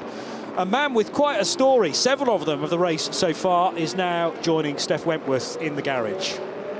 Well, hello from the pit lane for the 4 hours of Portimão. I am joined first and foremost by Derek DeBoer of the number 59 Racing Spirit of Le Mans. It's been a tumultuous first hour and a bit of the race, and a very difficult one for you. Yeah, is tumultuous the right word? I'm having a hard time not saying it's frustrating to have the championship taken away like that, but I'm not ready to say that yet. We've still got more to do. There's a lot of race left. Racing Spirit of Le Mans, we've got our heads down, and we're just going to go keep driving and see what happens. And you've got to jump in the car again. What have you kind of learned from your first stint that you expect to be able to carry on to the second? Well, it's not that much different than the rest of the season. It's really aggressive out there. Everybody's fighting. You know, we're down to the final championship race. Everybody's got a shot, so people are taking risks and taking chances, and that might have been the end of us, but it might not have been. So we'll just keep fighting and go. And what we keep saying in the commentary is in LMGT3, it's not over until it's over. There's so much that can happen. We saw in Mugello, it was a crazy race. Is that what kind of you're hoping for it to kind of get a bit turned on its head? It's hard to say that you're hoping for more tumultuous stuff to happen, but it's bound to. I mean, this is a very tricky track. It's an amazing track. I love it here in Portugal, and we're just going to see what decisions people make out there and how hard people keep pushing, and we're going to keep our heads on straight and do what we can. That's the only thing we can control is what we do. All right, best of luck. Thank you so much. Thank you. Somewhat indirect references, I'm sure, there to Hiroshi Hamaguchi's driving, for which he was penalised for causing that collision at turn 12 and turn 13. Hiroshi Hamaguchi also trying to win the championship for number 63 Iron Lynx, and the gap in points heading into this race, 13 between 59 Aston Martin and the 63 bright green Lambo.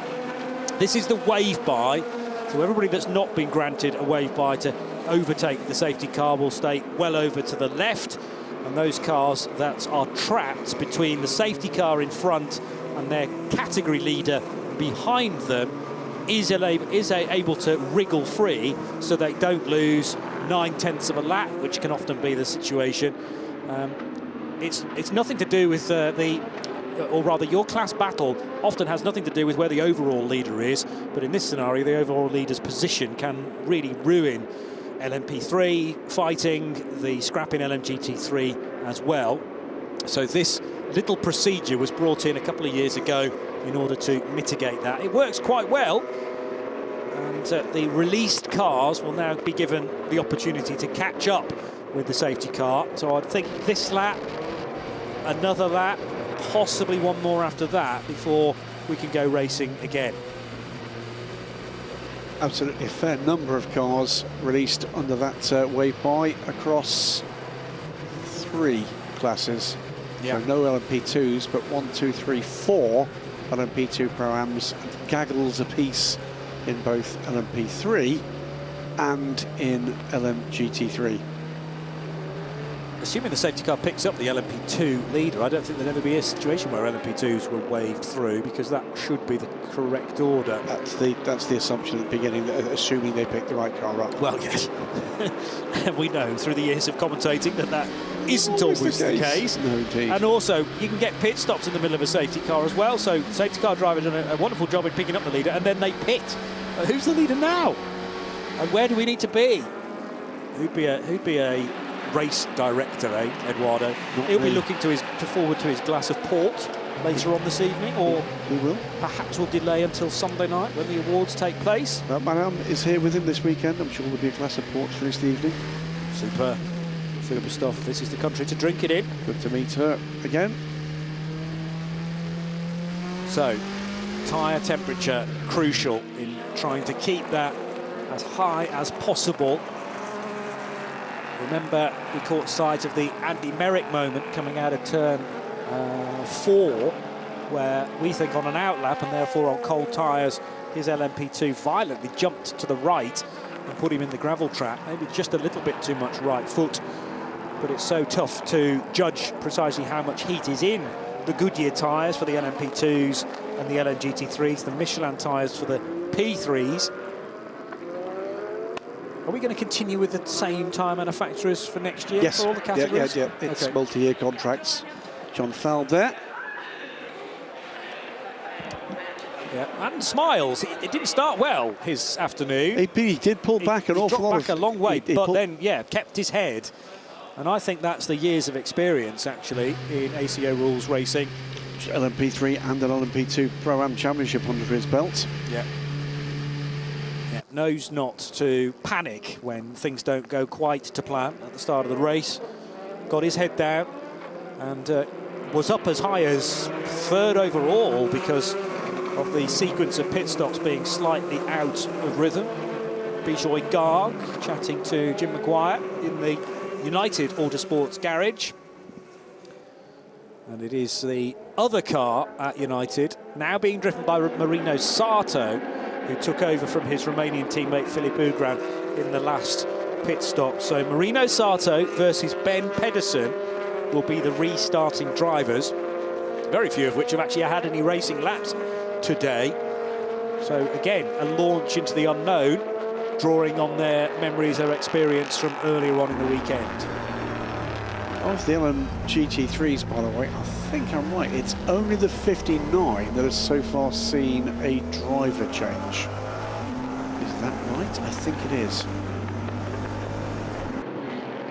So Casper Stevenson now has taken over the car from a suitably miffed Derek de Boer. Duncan Cameron leads the way from Sarabovi, but they're pretty much together in this train, just the JMW car, which is a lap down to Duncan Cameron between them. Safety car stays out on circuit. This again is to enable the waved by cars ample opportunity to catch up with the safety car.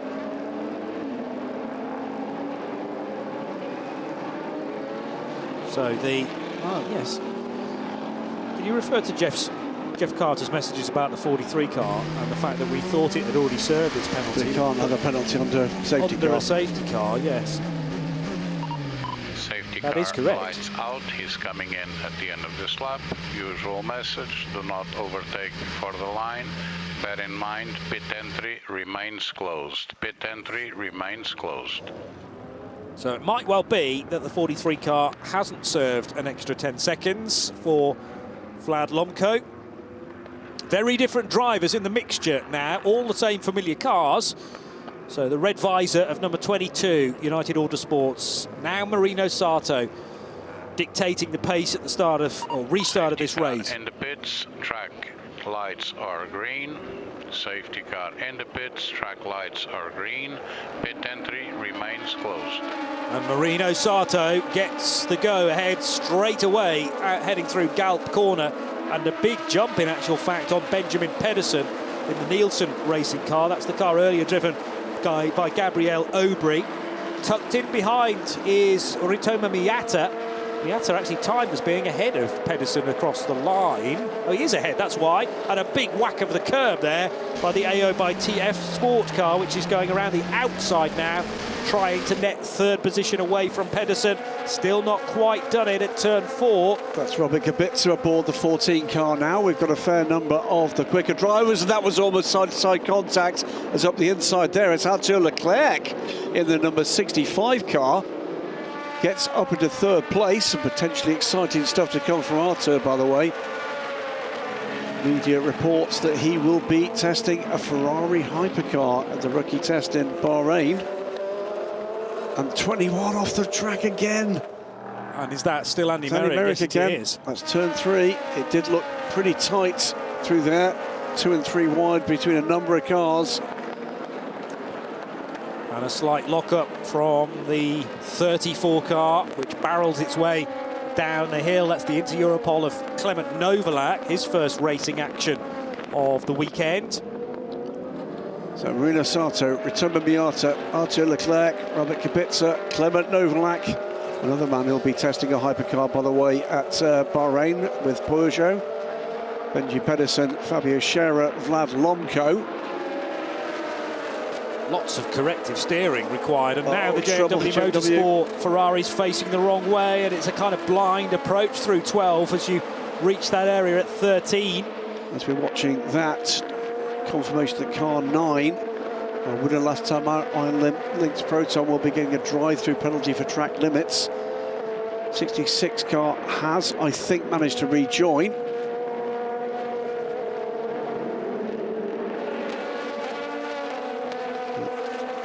Duquesne versus Cool Racing, the fight for 10th and 11th position. So Jean-Baptiste Simonauer on the inside line now, hunting down the number 9 car as well, and the 2 Inter-Europol competition Oricas. 47 still applying the pressure though, Fred Vesti on Simonauer's car, having just been passed there. 2.3 seconds is the lead for Marino Sato ahead of Ritoma Miata, the 2 Japanese out front for United and Cool Racing. About to say, I wonder if that's a first. 2 Japanese drivers, 1-2 in the European Le Mans Series, side by side, by the way, on different laps between the 57, the hands of Takeshi Kimura, and Casper Stevenson, trying to recover ground in the Racing Spirit Le Mans car. Has made up 1 place, by the way, with the troubles for the JMW Motorsport car. Car 65, Maldonado. Car 22, Philippe Hugran, under investigation for causing a collision. That was the earlier incident that we saw at the top of the hill. Yes, so it was 65 running wide. It was 22, not 21. There's Andy Merrick. Comes Andy Merrick, and there's damage in the back of the car. That's not looking good, is it? Looks like the rear deck has a big crack between where it ends and the rest of the bodywork begins on the rear that was of a the car. big nerve from the 57 on the 31, and that was what sent Andy Merrick off the road. And a further delay in amongst that for Casper Stevenson's Aston Martin in the Racing Spirit of Le Mans car. We were hearing from Derek de Boer very shortly, a short time ago, with Steph Wentworth.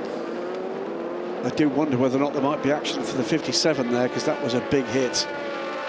Side by side off the apex.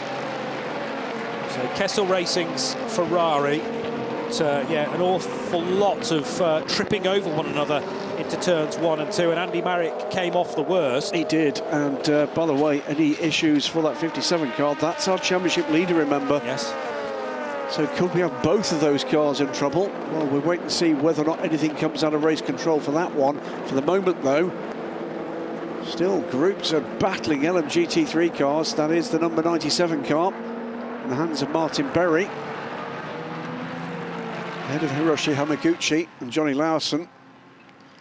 And that's a change, because it was Berry going, I think, up the inside. Johnny Lawson rather bullied out of track position, but it was the error that was forced by perfectly fair move from the Aston Martin, and then Hamaguchi managing to get the hammer down and getting by the number 50 car himself. So Lawson, Hamaguchi, Berry all overlapping one another. Now Sarah Bovey is catching, or was there a tag, or was that a lose entirely on his own for Scott Noble? I looked away to just identify which drivers were in the cars at the time. If that was a spin for Scott Noble on his own, terrific avoidance driving from Sarah Bovey. We haven't had a message to say that the contact between 66 and 85 is being investigated, so that rather suggests it was just an error from an American driver, Scott Noble. Yeah. However, 2 other cars for potentially causing a collision are now under review. This is the 29 Sosei-driven car, 29 from LMP2 Pro Am, which is the Richard Mille by TDS car, and Georgios Kolovos, also in the same category for Team Virage. Side-by-side approach into the Portimão sequence of corners. 9 on the outside, which is the Iron Lynx Proton car. And it's very frenetic still. Of course it is in LMP3 between the 2 Duquesnes of Alexander Matchell and Torsten Kratz. And Kratz got the position made there on the exit of turn 5. Those 2 battling away from the start of the race for the lead in LMP3, but now battling for what is that 3rd place, because Euro International lead the race. And that's a mighty step towards the championship. All they need to do is to finish ahead of the 2 championship contending cars, the 15, which is down in 9th place, and the 8, which sits, guess what, 2nd. This is going to run and run, isn't it? Lots of teams, by the way, are now going to be in a situation where they're looking to get their bronze drivers out at the next possible opportunity. Any caution at the moment is going to be rushed for the pits, yes, like Black Friday. Just around the corner. 22 car, our leader, is getting a drive-through penalty for causing a collision with car 65. That came some time ago. So 65 left the road as a result between turns 13 and 14, so that is a big dent into the race leaders' run to the checkered flag, only leading by 3 seconds. It's not a question of doing it during the next pit stop. You can't do a drive-through and a pit stop at the same time. You're not allowed to stop with the team. This is the battle for the lead in LMGT3. Duncan Cameron still leads Sarah Bovey, but Belgian racer is coming back at the Spirit of Race Ferrari in the pink Porsche.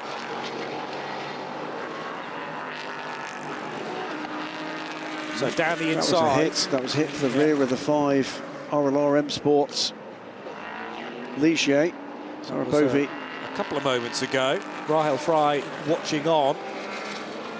And as I said, the 66 Ferrari spun right in front of Sarah Bovey. But yes, maybe getting a touch impatient behind James Dayson. The fact that these LMGT3 cars now have ABS, they are sometimes quite a bit stronger into the slower speed corners compared to an LMP3, which doesn't have the anti-lock braking system. Much lighter car, the LMP3. 21 cars receiving a lot of work. That's the Andy Merrick car, which we said looked to have been in the wars. It was tagged possibly once or twice at turn 1. The more significant blow was as the 31 car came back across the track. Jean-Ludovic Foubert was driving that and tagged Andy Merrick, who was desperately trying to avoid it. But yes, it's done a lot of damage to the rear right, and they're rebuilding that as we speak. It's not just the weight of the hit, it's where you hit it and what angle you hit it at that often is the problem. In and out of the pits, by the way, the Grid Motorsport by TF car, and Johnny Adam is now aboard the 97 car, rejoins in 8th place. But a lot of work to do. JMW Motorsport 66 Ferrari is also on pit lane. How many cars there pouring their way down the hill? 6, I think it was, trying to get track position over their fellow rivals. It's like the first lap all over again. Duquesne, though, and Gilles Duquesne himself, very, very happy to see the progress from Jean-Baptiste Simonau's number 30 car, as now Marino Sato hits the pit lane for this drive-through penalty. Takes about 30 seconds point to point when you're doing 60 kilometers per hour. But obviously more time through the pit lane entry and exit roads as well. It's going to cost him 15 positions here. It's very costly indeed, as most of the rest of the field goes through. Could drop him out the top 20 this. Not quite top 20. I think he's going to rejoin about 15th, 16th position. From the lead, though. Here is the LMGT3 lead battle, though. Duncan Cameron under pressure from Sarah Bovey. We are an hour and 36 minutes into this race. And catching them, by the way, on the road, Casper Stevenson, I presume. Casper looking here to try to lap himself. It is just 1 lap that car is back, by the way, so that would be a critical move to make for Casper Stevenson. Derek de Boer, does he have to get back in that car? I think he does. Yes. Jason Hart now aboard JMW Motorsports car in 10th place in LMGT3, by the way. There's some history between these two cars, the 55 and the 85. Remember back to Spa-Francorchamps and that big outburst from Matt Griffin when he got back to the garage, chatting to Steph Wentworth about his thoughts on the situation that accounted for 3 cars. Oh, trouble again, and this time it's 2 of the LMP3 cars. That was the Ultimate car, the 35 car, getting into trouble with Nick Adcock, Francois Ario, the 6th different bronze driver that's been aboard the 35 car, rejoining Ultimate. So look at the inside here. It's the 15 off the curb and into the side of the 35. I think that was a mistake from Nick Adcock. Excellent driving from Sarah Bovey, though. So we go back inside the Iron Dames garage. She amazingly got through all of that, had to go very, very wide. The track limits breaches are somewhat ignored then, and you've been given very little option. If she'd stayed on the track, she would have been straight in the side of 1 or maybe 2 LMP3 cars. Lost a bit of ground to Duncan Cameron as a result of that, but at least she's still in the fight. Indeed, as we're watching this, the next of the LMGT3s is on pit lane. It is our championship leader coming into this afternoon, the Kessel Racing car, and it's a driver change. Takeshika Kimura's time is done for this season in the European Le Mans Series. And the 57 will rejoin. 2 quick drivers to come. And next up to the Oki is Esteban Masson, full season driver in the Acodis ASP Lexus in the FIA World Endurance Championship. It's a key part of this attack for Kessel Racing in their fluorescent yellow car guy liveried Ferrari 296 GT3. Yeah, it's certainly one of those cars you never miss as it heads past you. Even in the dark, it's very, very visible. Almost glow-in-the-dark, bright yellow livery. And one thing I know from our post-race dinner in Mugello, Esteban Masson, a big fan of Italian cuisine. This wasn't just. He was tucking right in. He was packing it away, wasn't he? Ritomo Miata, Arthur Leclerc, Robert Kubica, drivers from, if you like, different eras, but soon to have one thing in common, and that's the fact that all have driven a hypercar. And the number of drivers after the post-season testing that have done that are in this field in testing or racing is about 30. Only one manufacturer ever in the hypercar era since 2021, including GTP in IMSA, has not got a driver that has sampled their machinery on this grid. That is astounding. That by the way, is no Glickenhaus driver features. Yes. But every other manufacturer, whether it's a manufacturer or a privateer, including the Minnows, including Isotta Fraschini, including Van Wall, astonishing. Just notice in the background there that the 59 Aston Martin and the 63 Lamborghini had found one another. Not great recent memories for Derek de Boer of running side by side with Hiroshi Hamaguchi. There are different drivers in those cars now. So it's Casper Stevenson, and the 63 car, which is a lap ahead, is still Hiroshi Hamaguchi, I beg your pardon. So no driver change there. Yet. Hamaguchi still in third in the LMGT3s. Next car, by the way, to get a penalty is going to be car 19. That's the Team Virage LMP2 Pro Am car, going in the hands of Rafael Marak. 10 seconds added to the next pit stop for forcing car 29 off track. 29 is the Richard Mille by TDS car, now in the hands of Gregoire Saucy. Robert Kubica having a very enjoyable stint to this point. He's in third position. Now Jean-Baptiste Simonau getting the elbows out again as he fights with Frederic Vesti. Vesti getting a slightly better run. And who's this arriving on the scene? It's Alex Lynn in the APR car. So these are all on the same lap, all for position. Oh, getting in the side there of the 47 car of Fred Vesti, but it was his corner, in fairness, down into Torrevit. He got the overlap. Now Alex Lynn is fully alongside Simonau. Can he cut across the nose of the Duquesne car? Well, tried it, but there was actually side-to-side contact. Top 9 cars, all for the LMP2 class, and they're separated by 16 seconds. There are places to be gained here. Alex Lynn is on a tear, isn't he? Been impressive in the Cadillac hypercar all season. He's been impressive in LMP2. He is the reigning champion. He's not going to retain that championship, but better things ahead for the Brit. So again, trying unconventional lines in order to get Simonau off his rhythm a touch, but Simonau sticks the car in the middle of the road, looping around the no longer GT3 leader. So Sarah Bovey now in front of Duncan Cameron. Car 85, we mentioned, was delayed because of those two spinning LMP3s at turn 1, but since then she's forced the opportunity and managed to get ahead of Duncan Cameron to lead LMGT3. Here comes up the inside Alex Lynn, take another place. This time goes by the Duquesne team car, takes the position from Jean-Baptiste Simonau. He's up to 8th place. Fred Vesti is the next on his to-do list. Miata, Leclerc, Kubica, Scherer, Lomko, Novalak, both the Intereuropol cars in the top 6. They're in title contention. This could go anywhere, Johnny. We're not even halfway through this. I think you've generally uttered that phrase every hour at every single race meeting. So for the 22nd time, this could go anyway, Graham. It most certainly could. On pit lane, our previous race leader in LMGT3, Duncan Cameron, that will be the end of his time for the season.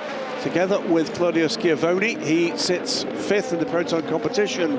Porsche, Sarah Bovey back into the lead of LMGT3, and she has 7.8 seconds over Hiroshi Hamaguchi in second. Iron Dames from Iron Links, from Formula Racing's Johnny Lawson, who's been in the sharp end of this race from the very start. 22, Marino Sato looking to try and recover the ground lost from that drive-through penalty, and the 22 car dropping a long, long way back, now fighting with Benji Pedersen for 11th in LMP2. But the overall, it's 14th and 15th, so that's an indication of quite how much ground was lost for the 22 United Autosports car. They've been champions before in this series, but it's never really got started their season in 2024. They've had odd form, haven't they, the last couple of years? Either absolutely peerless or not really there. Yeah. They know how to win races. They absolutely do. And when they can convert the potential into the reality, boy, does the rest know about it. 22, best result was at the start of the year when they achieved 3rd position. The 23 car only can dream of those results, not yet on the podium. And then the 21 is entered into the LMP2 Pro Am, and we know all about the bad luck for Andy Merrick already today, now having his car rebuilt in the garage. There's the orange and black Porsche, which is in such a state at Mugello after that huge accident. Absolutely. That involved both of the Proton Run Porsches. Johnny Adam, by the way, now up to 4th place in this LMGT3 race for Grid Motorsport by TF. Looking to see about the progress for Casper Stevenson. He's making up ground, he's 9th, and getting into a position where positions on pace are possible here. Yeah. But it's still that lap down to the leader. So 37, Ritoma Miata now rounding the corners at 1, 2 and 3 into that third right-hander at La Gauche, and then the short, sharp back straight, slightly higher than the start-finish line, and it's at the very top of a retaining wall at the rear of the paddock here. You can hear them thundering down that straight and then into the braking area for Toravit. This is it, in fact, with the rotunda to our left. Down through the gears goes Robert Kubica with the crosshairs set on the back of Arthur Leclerc's car, number 65. But Ritoma Miata's a further 5.5 seconds up the road from this duo. So Aya by TF, they're in the hunt for this title. Cool Racing's Ritoma Miata pushing hard. Spin for the 5 R&R M Sport car, James Dayson. Did he go there on his own? Didn't see the build-up to that incident, but that's a vulnerable place to be sitting as well. He's backed away from the edge of the track to give himself room to get the car turned around better, rather than pulling too close to the middle of the track. Just get it done before the JMW car gets away. He had good sight line there from the apex of the turn. No matter whether or not that looks like a slow corner, they come up you mighty quickly. Yeah. So well done, James Dayson. Talking to James at Mugello, I think we're going to see him take a sabbatical. I don't think we'll see him. That was a hit from the 86 car. Who is now Davide Rigon in car 86, the GR Racing car. So again, was that a situation of the GT car being quite a bit better on the brakes with its driver assist, preventing the wheels from locking. But yeah, just a little nibble on James Dayson's car, making it pirouette. Leclerc versus Kubica. Their national flags are inverted, aren't they? So Monegasque versus Polish. Mirror, don't we? Mirror? Depends on look at that. Depends what angle you're looking at. Depends where they put the mirror. Let's get back to the race. True. This is conversation for a red flag, not right in the middle of the thick of the action. Absolutely. Grid Motorsport by TF and the 55 car. I think I said David Perel now aboard that. But it's Matt Griffin. So Johnny Adam and Matt Griffin, well, they know all about battling each other. 7 seconds the race lead for Miata. But yes, the GT fight always keeps us enthralled. Very little real estate between Adam and Griffin for 4th and 5th positions. So Matt Griffin in for the middle stints in car 55. That means David Perel is still to come in the green, almost British racing green car. It's a side-to-side hit there. That is the number 4 car from LMP3. Alexander Matchell still aboard that number 4 car, running 5th. But that is at least Andy Merrick back in the race. Yes. So he's rejoined and now, unfortunately, tripping up with an LMP3 car at Portimão. So through turn 4 goes Robert Kubica.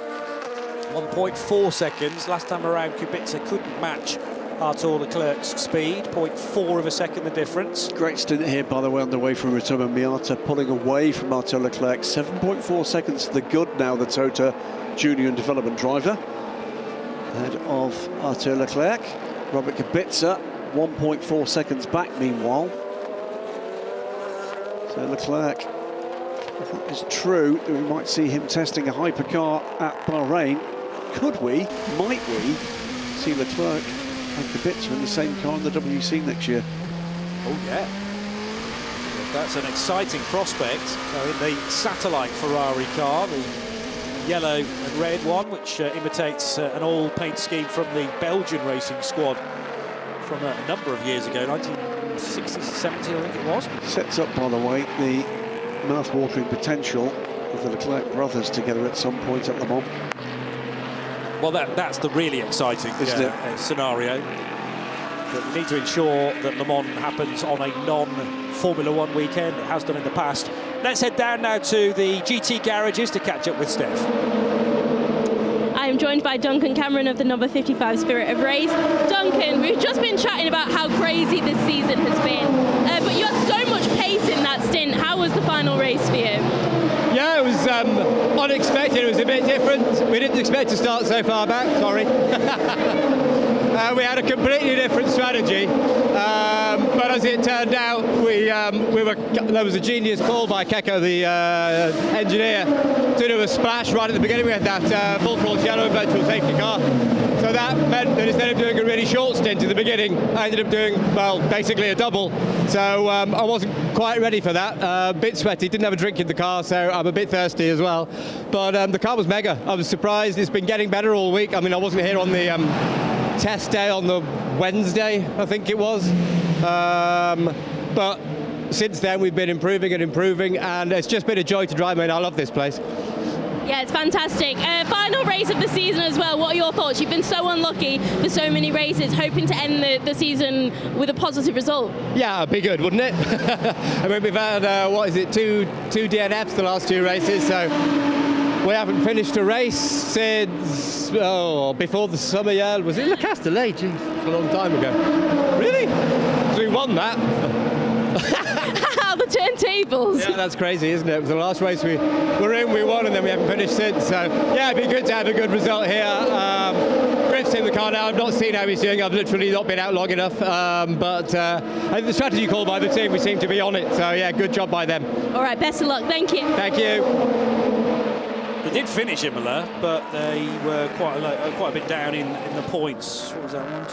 They were in 8th position at Imola, and then the two non-finishes that he referred to. But great to see him with a smile back on his face. He's Yes. not had a lot to smile about the last couple of races, to be absolutely fair, but great double stint from Duncan Cameron, and has kept them in the offing, and they are sitting 4th. Matt Griffin right with Johnny Adam as they work on cutting the gap to the two bronze drivers still aboard the top two cars, the 85 and the 63.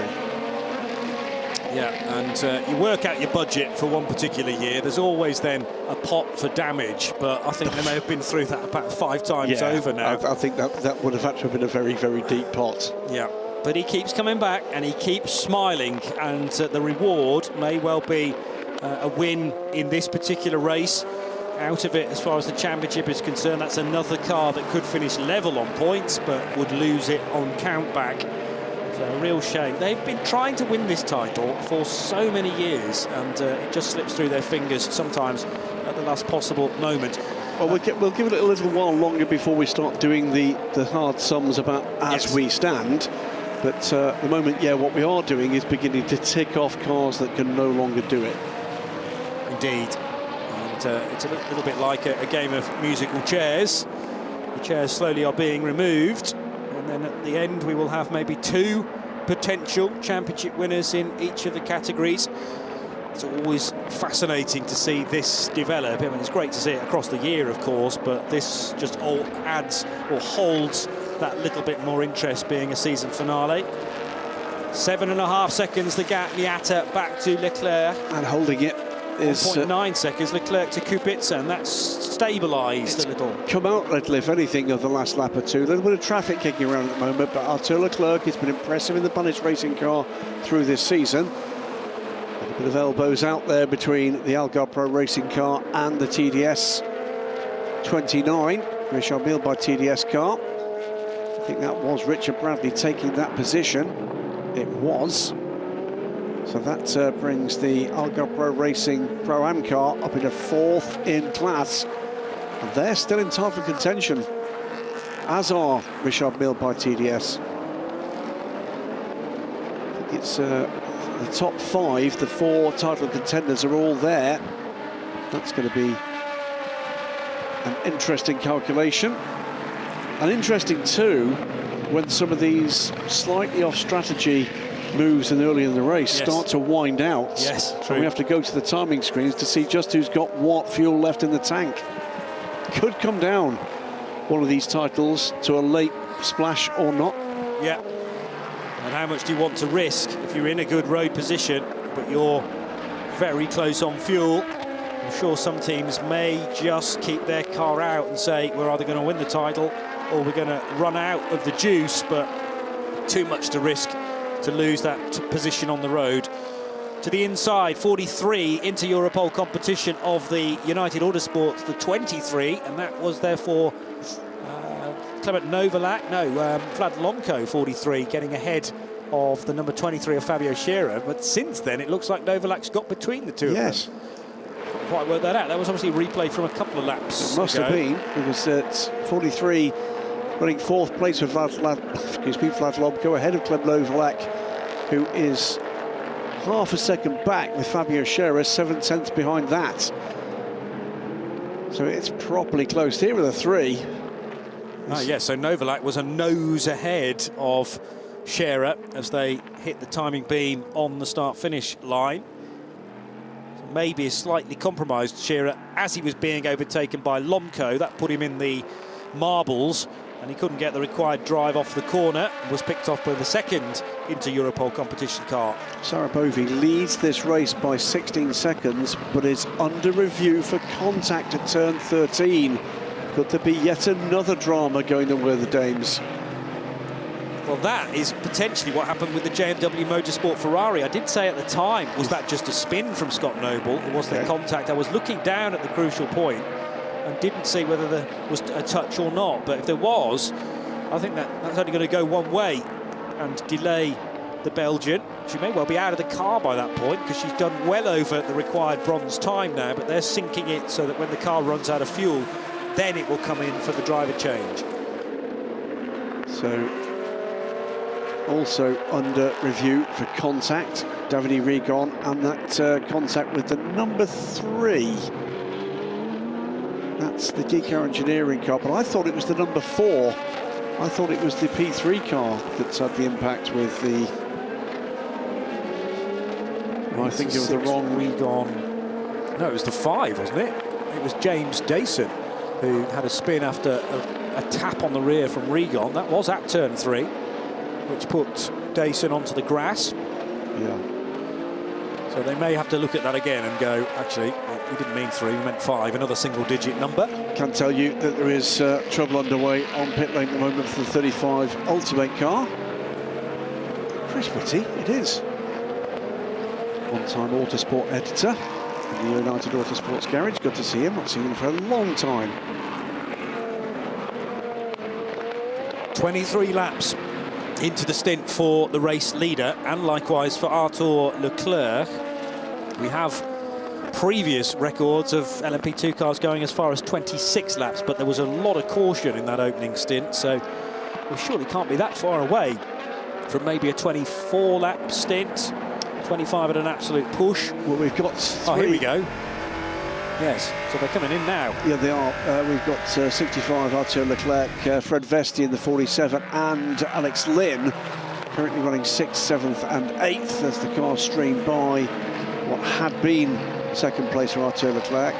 Victoria Miata carries on around for another lap, as does Kubica, Lomko, Novalak, Scherer.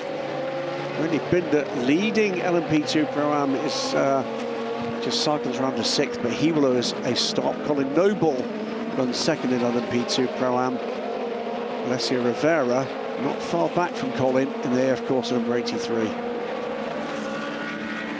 So Ritomo Miata happy to stay out for his 25th lap on the stint. Kubica will be 26, I should think, at the end of this. So still good mileage being made, even whilst staying green predominantly in this stint. Let's just check back. I know there was a safety car at the start. That's what rather forced everyone in during the virtual safety car to make their fuel stop. Then we've had local yellows, 2 of them since then. Top 2 cars in the championship. Standings in LMP3 are together on track for the lead of this race. Another change, by the way, while we watch those 2 cars. Matt Griffin has gone ahead of Johnny Adam and up into 3rd in LMGT3.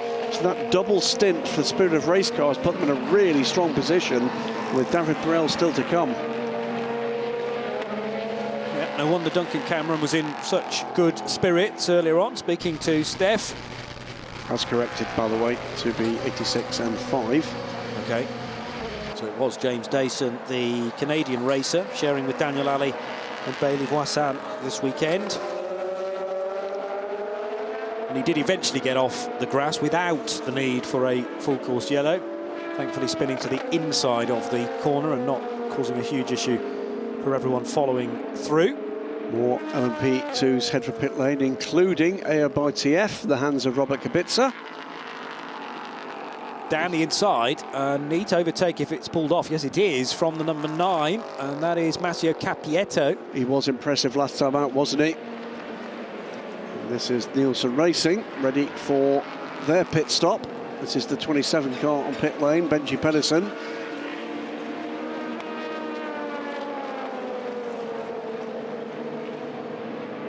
So that was Colin Noble being overtaken by the car I just mentioned, number 9, Massimo Cappietto, I reckon. So Antonio Miata still leads. Now from Vlad Lomko and Clem Novalak, it's cool racing from both the Inter-Europol cars.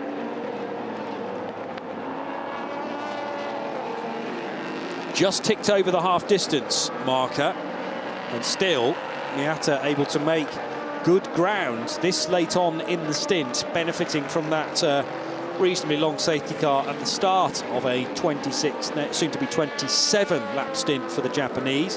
That was the point that he took over from Lorenzo Fluxa. On board here with Julian Gerby, pushing hard to try to get onto terms with the leader ahead, your internationals Matthew Bell.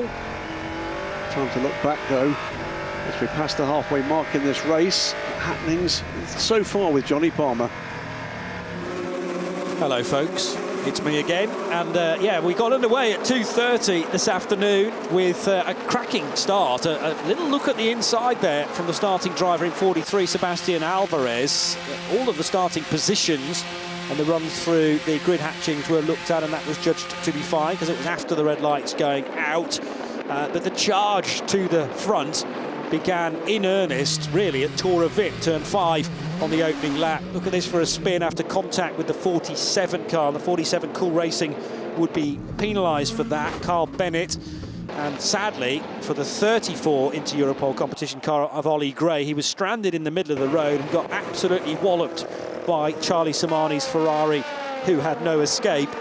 And just a couple of corners later, that Ferrari off the road and into the gravel trap. Good dicing, possibly a bit too forceful this early on in the race from the LMGT3s. They carry considerable aero on these cars these days. They're massively expensive bits of kit, but shedding bodywork because the cars were getting into one another almost as if it was a 10-lap touring car race. More of the same here. Hiroshi Hamaguchi down the inside of Derek De Boer. De Boer judged to be the innocent party there as the Japanese went for a manoeuvre, and the Lamborghini had to scrabble its way through the gravel trap. But then that would start quite an incredible story for the 59 Aston Martin, losing its rear screen not once but twice. Side by side between EDEC Sports number 28 and the 65 car of Panis Racing. A terrific overtake from Nico Pino in the opening hour, down the inside of Gabby Aubry, who had really no response there. He tried to defend. That was the rear screen on the 59 Aston Martin popping for the second time. So they'd fitted a new one, but the air pressure clearly got the better of it, and it left debris all over the road at turn 1 and the pit lane exit. Then a penalty for the 22 United Autosports car for barging the 65 off the road between turn 13 and 14. Nico Pino had a cracking run to this point, but he just tripped over the 86 car of Mike Wainwright at the top of the hill, turns 9 and 10. And that will put the 28 Nico Pino car into the gravel, requiring outside assistance. Bizarre moment here. We think on cold tyres for Andy Merrick, totally on his own, but the car suddenly steered right. Not sure whether that was the indication of something braking on the rear. Francois Perrodo thoroughly enjoying his opening hour, but he knew that he'd been hard at work, gasping for a drink at the end. 57 versus 31 resulted in a big spin for the LMP3 car, and 57 Kessel Racing right up there in the championship. So that's being reviewed as well. Good driving in the early stages for the number 8 car. We've seen that many times before. And this, I think, is the incident that's still under review between Sarah Bovey and Scott Noble. She did eventually rejoin. Again, I'm struggling to see the contact there, but it's going to be looked at from several different angles. Many times into turn 1, so busy as a couple of LMP3s got a little disorientated. They were being overtaken by the 55 Ferrari of Duncan Cameron, which has started so well. Matt Griffin now has his hands on that Ferrari, which won at Le Castellet, but has really struggled for results since then. The 37 car then was leading of Ritoma Miata. Actually, that car has just gone into the pits, as has the Duquesne team car of Jean-Baptiste Simonin. But as we slice the results out at this particular point, they are judged as the first and second place cars, ahead of AO by TF Sports Robert Kubica. LMP2 Pro-Am is led by René Binders. Proton Competition 77 Orica ahead of Colin Noble's Nielsen Racing 24 and the 83 AF Corsa car of Alessio Rivera. The purple numbers topped by 11 Euro International as the championship leaders, and Matthew Richard Bell has a habit of having a couple of excellent first stints. He's joined by Adam Alley, and they continue to lead the race with their 2 long stops already out of the way. And the leader in LMGT3 is still Sarah Bovey, into her 3rd hour of driving now. Excellent stuff. Hour and 55 minutes to go. Ritoma Miata has retained the lead after that pit stop cycle. Ahead of Robert Kubica, the gap now 7.5 seconds. Vlad Lomko and Clem Novalak carry on through in 3rd and 4th. Fred Vesti, Arthur Leclerc has been the big loser there, drops back several positions with a slightly slower stop for Cool Racing. Yeah, your point about retaining the lead is a surprise. Was that because the AO car had already stopped? Yes, it had. Yes, it had. Jean-Baptiste Simonin came in and then dropped a significant chunk down. Yeah. So he was late in the cycle to stop, which will play back for Cool Racing. If they can go slightly longer, that is looking good for them.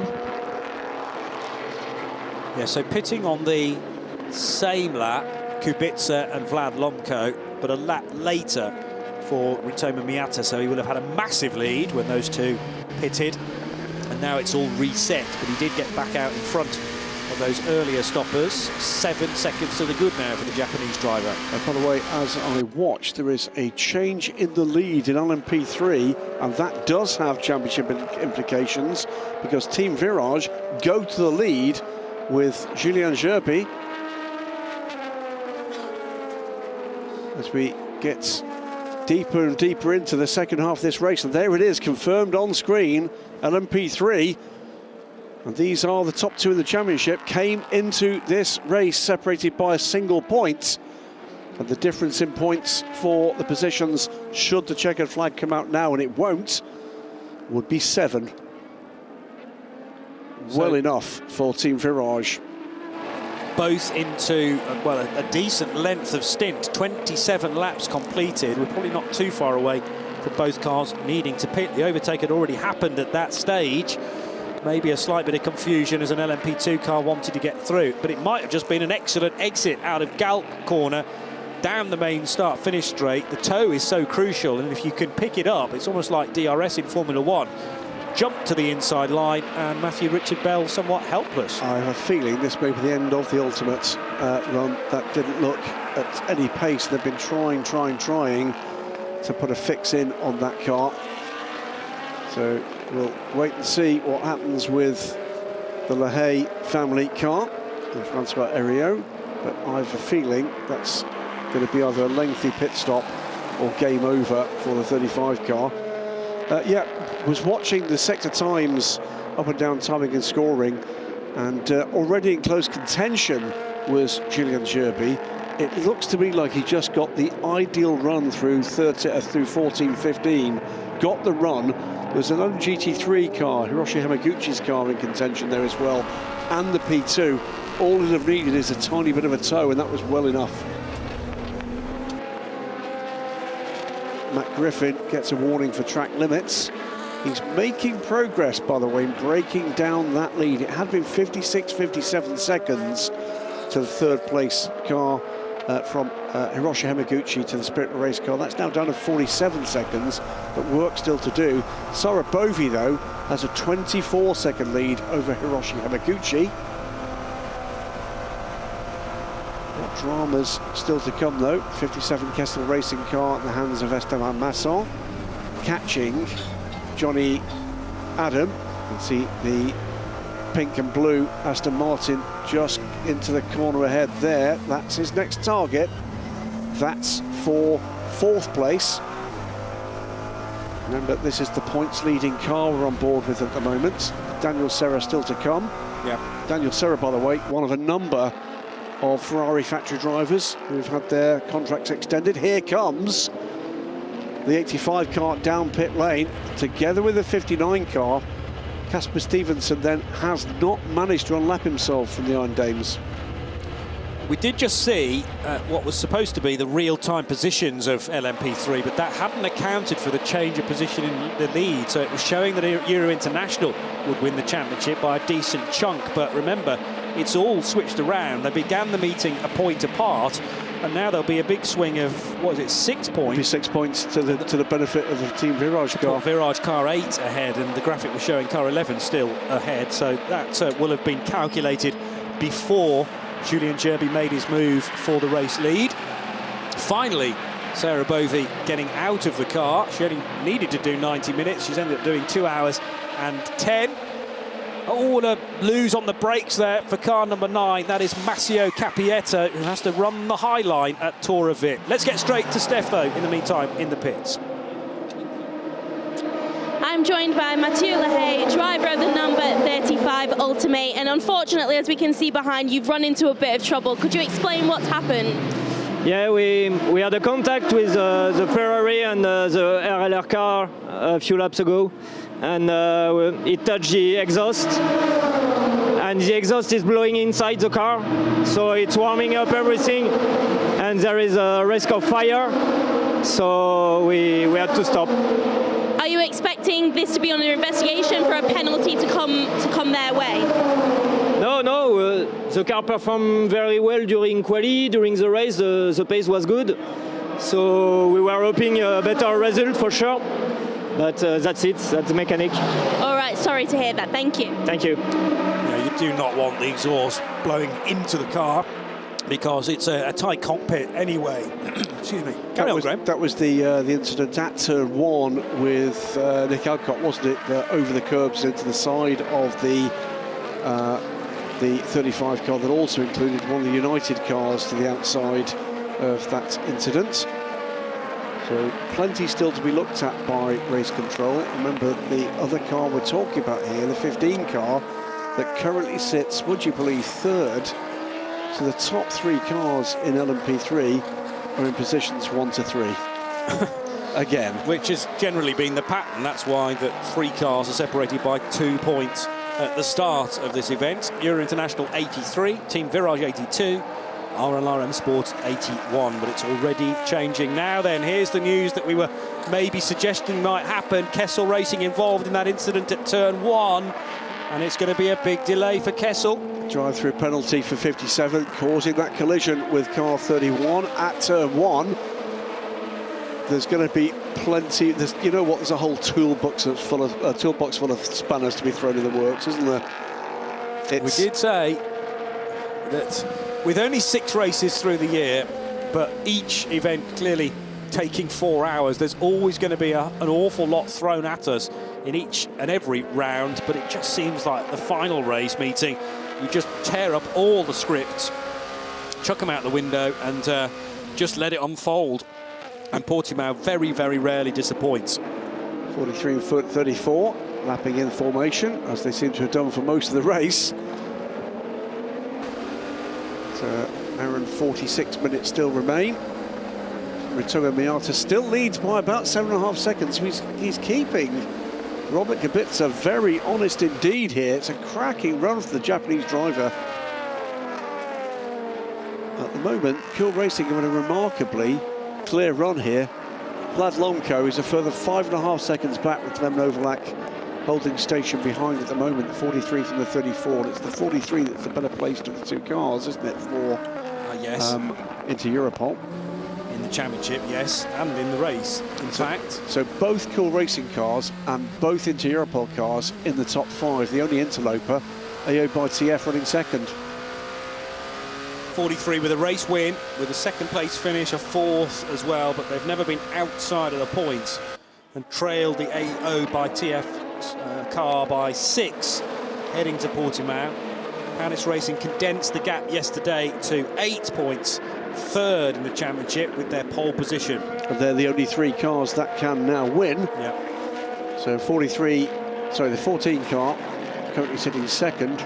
That would seal them the championship right now, because the 43 is behind, and the 65 car is running in 6th place with Arthur Leclerc, making up a little bit of time, but he has got work to do. There he is in the background behind these 3. This trio is the next target for Arthur Leclerc, but that wouldn't be good enough. It would need to be. But something going on here at turn 1, and that is going to be side-to-side contact, is it? No, it's the 22 car spinning out. So that's Marino Sato still, isn't it, after that drive-through penalty when he led, came in, dropped him way down the order, and is now truly revved up to try and get those places back again. Into the pits. This has been a lengthy stint, but an expected pit stop for Matthew Bell, car number 11, stopping from 2nd position. Julien Gerby is still on the racetrack, but shouldn't be too far away from his own pit stop, because they began their stints on the same lap. Now, that will mean only one more stop should be required for your international. They'll now be looking for when they can get into that window. So this is going to be Daniel Ali taking over the number 11, also on pit lane, Nick Adcock, and this will be to hand over the car to Gael Julien. So Team Virage in the hands of Julien Gerby, still out there, but will need to pit pretty soon. All sorts of warnings around track limits coming. Penalties will still play a part here, Johnny. Oh, yeah. Yeah, they have done many times already this year, and will continue to do so. Let's hope, though, that all the penalties can be assessed whilst we're still racing, or if a 10-second penalty can't be served at a next pit stop, then at least we'll make a note of it and stick it on at the end of the race time. What we don't really like is when decisions have to be made deep into the night, but sometimes they're a necessary evil. Always nice to have things done and dusted by the time of the podiums on race day. That's not the modern day motorsport, sadly.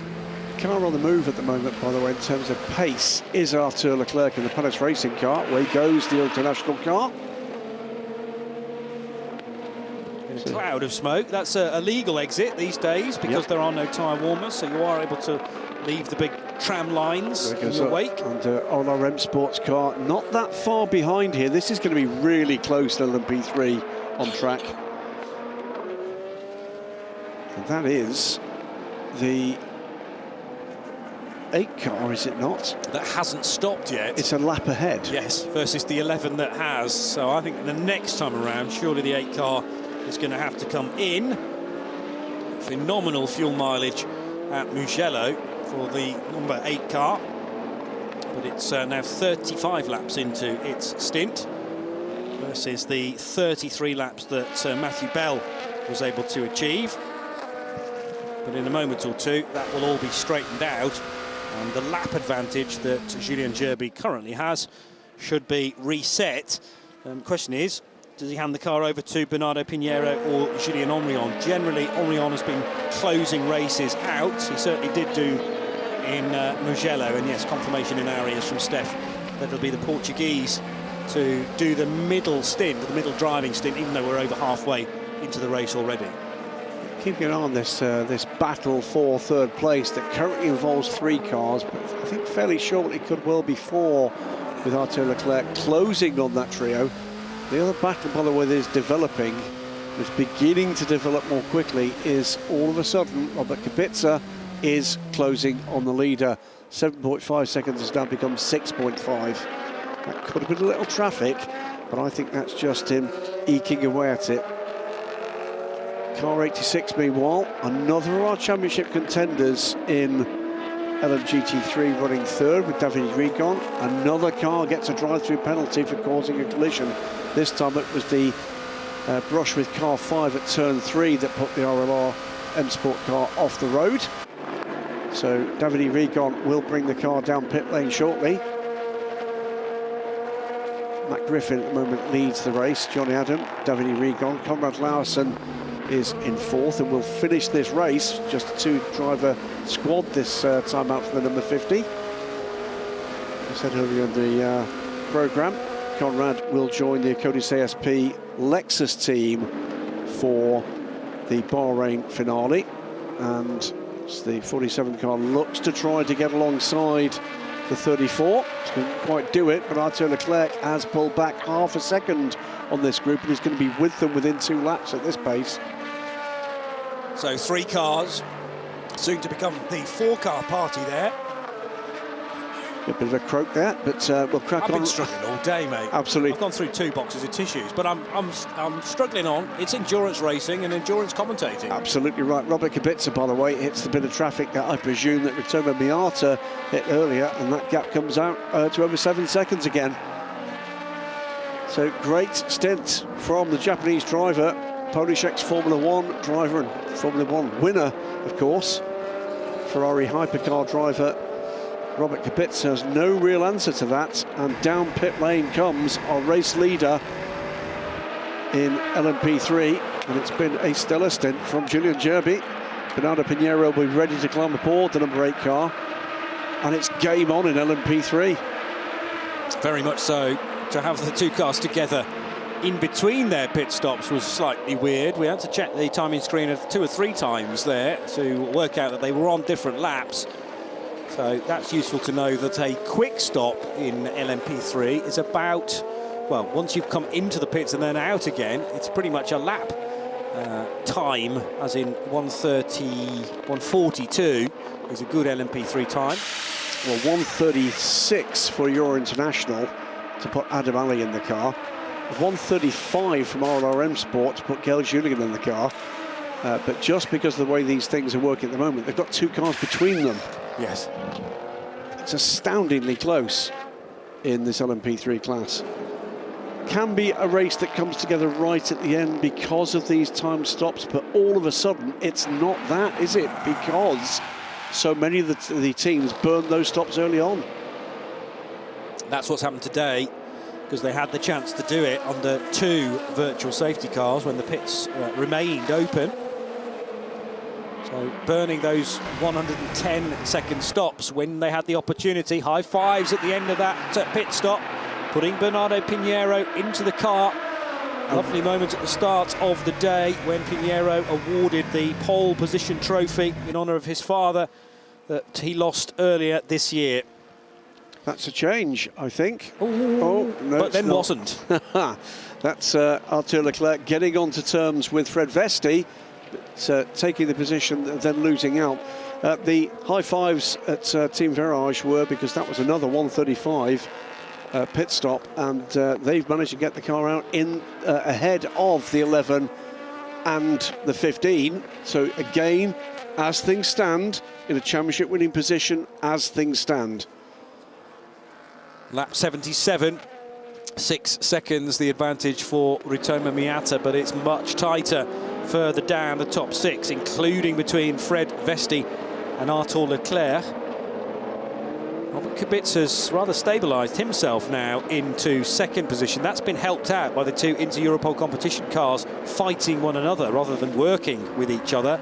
Now 2 Porsches right together. This is for 5th and 6th. Rahel Fry and Matteo Cressoni. Indeed, and by the way, the Inter-Europol cars have swapped positions. 34 now leads 43. Clement Novalak is up to 3rd place ahead of Vlad Lomko. Vlad Lomko dealing with the close attention to Fred Vesti, and as we saw just a few moments ago, is dealing with the close attentions of Arthur Leclerc. Lots of wind in the area. I noticed that when I first arrived on, Thursday, that the gusts can take you by surprise. But also that can bring with it different weather systems. And Steph reckons the temperature has suddenly plummeted in pit lane. 21.3 I have the air temperature at. One or two forecasts yesterday suggested that we might have a shower, but that was more likely to happen during the Michelin Le Mans Cup race. Yeah. But you never know here. I mean, we're a short drive away from the Atlantic coast, which in itself can bring weather, of course, to this part of the Algarve. Still clearly warm enough to tuck into a couple of ice creams, though, down in the Cool Racing garage. Obviously not going down the roads at just one Cornetto is enough. Cool Racing, though, are playing it cool, but that gap is coming down quickly now. The last time I spotted, it was down to 6.2 seconds to Robert Kubica. It's now 3.7. So Ritomo Miata has either lost some pace or is being delayed. Clem Novalak is going off in pursuit as well. He's catching the leader, but not catching Robert Kubica. Kubica is closing the gap.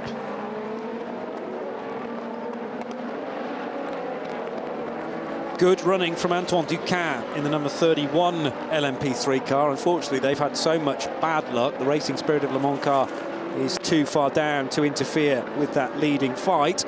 Leo Weiss now leading in LMP3 from the 11 and the 8 cars.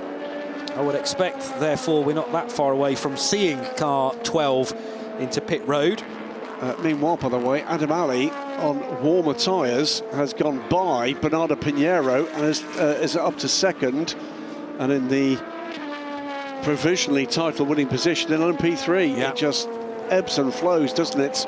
Gael Julien, meanwhile, has still got cars between him and them. And what is he doing at the moment? Is this about fuel saving? Is this about tyre saving? Is this about traffic? At the moment, the RLRM Sport number 15 car's got work to do. He is at the moment, what is that, 20 seconds back from that battle. So Adam Ali, who has now taken the net LMP3 race lead, had already been out for 5 laps, so the tyres are nice and hot and sticky now, whereas Pinheiro for the first lap and a half may have been struggling with his brand new set of Michelins. And Adam Ali timing that excellently to get ahead of their major championship rival. It's Leo Weiss that leads the category, but he pitted about 10 laps before Adam Ali, or rather Matthew Bell, came in to hand over to Ali, and therefore he'll be pitting in about, about 20 laps time, well ahead of the 11 and the 8. He's not far off a full fuel stint to go. Yes, because when did he stop? They all need one more. With a possible question of the 12, there might need to be 2 actually for the WTM car. Looking for where the battles are developing. Anthony Regon, I think, is undertaking his drive-through penalty as we speak. Spirit of Race lead the race in LMGT3. Matt Griffin from Conrad Lowson, the gap is 14 seconds, but there's all sorts of strategies underway here with those early interruptions, and some cars choosing to pit and others not. The 57 car, our points leader, on pit lane now for what will not be the final stop for this car. Will be at least one more routine stop will be required. Actually, having said about the number 12 WTM by Rinaldi car, they pitted just after the half hour at 4:30 local. So they'll pit again at 5:30, and then that should be fine to the finish. So the 12 car shouldn't be discounted. I mean, to a degree, the 12 car in terms of the race is a major factor. In terms of the championship, it sort of doesn't matter. It's simply which of the 3 contenders finishes ahead of the 2 others. Yes. The moment that is your international, Team Virage are very much in the mix there, 2 seconds behind. And Gael Julien, I'm just going to do that calculation now, is 25 seconds back. That is the car with work to do. And that also means, of course, that's the car that can't fuel save. Yes, because of the pressure from behind. The difference is, of course, you're talking about the points deficit between first and second, which is 7. Second to third is only 3 points, 18 versus 15, but that's still enough to turn the tables in the championship. If Viraj finished second, Euro International third, then Viraj would take it. Race leader on GT3, the 55 Spirit race car. And earlier from Duncan Cameron, 1 race win, but wretched luck since then for the 55. It'll be David Perel being installed by Matt Griffin there to take this car to the finish. Formula Racing's Conrad Lawson leads the race from Rahel Fry, 15.5 seconds ahead. And Rahel Fry fending off Matteo Cressoni with the 2 Proton run cars, one running under Proton competition, the 60, and the Iron Dames, of course, in the 85. There's space for news of that programme coming into 2025. Not far away from the 90-minute marker still to go. We're on lap 81. And Rotoma Miata leading by just under 5 seconds. So good speed again from the Japanese for Cool Racing, number 37. Setting up quite the finish, isn't it? This Rotoma Miata will hand over the 37 car to Milton Jakobsen. AO by TF. We've yet still to see Louis Delatraz. And then we've got the 2 Inter-Europol cars with fast drivers to come there too. The depth of talent, we keep saying it, over the last couple of seasons in the LMP2 class in the European Le Mans Series is absolutely world-class. Here's the fight between Vlad Lomko and Fred Vesti then for 4th position. Cool Racing looking for a way by. Has Vlad Lomko reached the end of his tyre performance at this stage? Vesti's stint seemed to just take its time to get going, but he's in the groove now. One more piece that's come to the front of the to-do list for race control and the stewards. No further action or no investigation necessary for the clash between Nick Adcock and Francois Heriot. That's the accident that ultimately we're hearing from Mathieu Lehay kicked the exhaust in the 35 car and effectively caused the retirement of the 35. Not a great deal between these 2 LMP3 cars as well, so 3rd and 4th. Talking a lot about the fight between 2nd and 3rd, but Adam Ali is now 2.6 seconds away from Bernardo Pinheiro, who's under massive pressure from Manuel Espirito Santo. So 2 Portuguese drivers having an arm wrestle in their back garden. It's potentially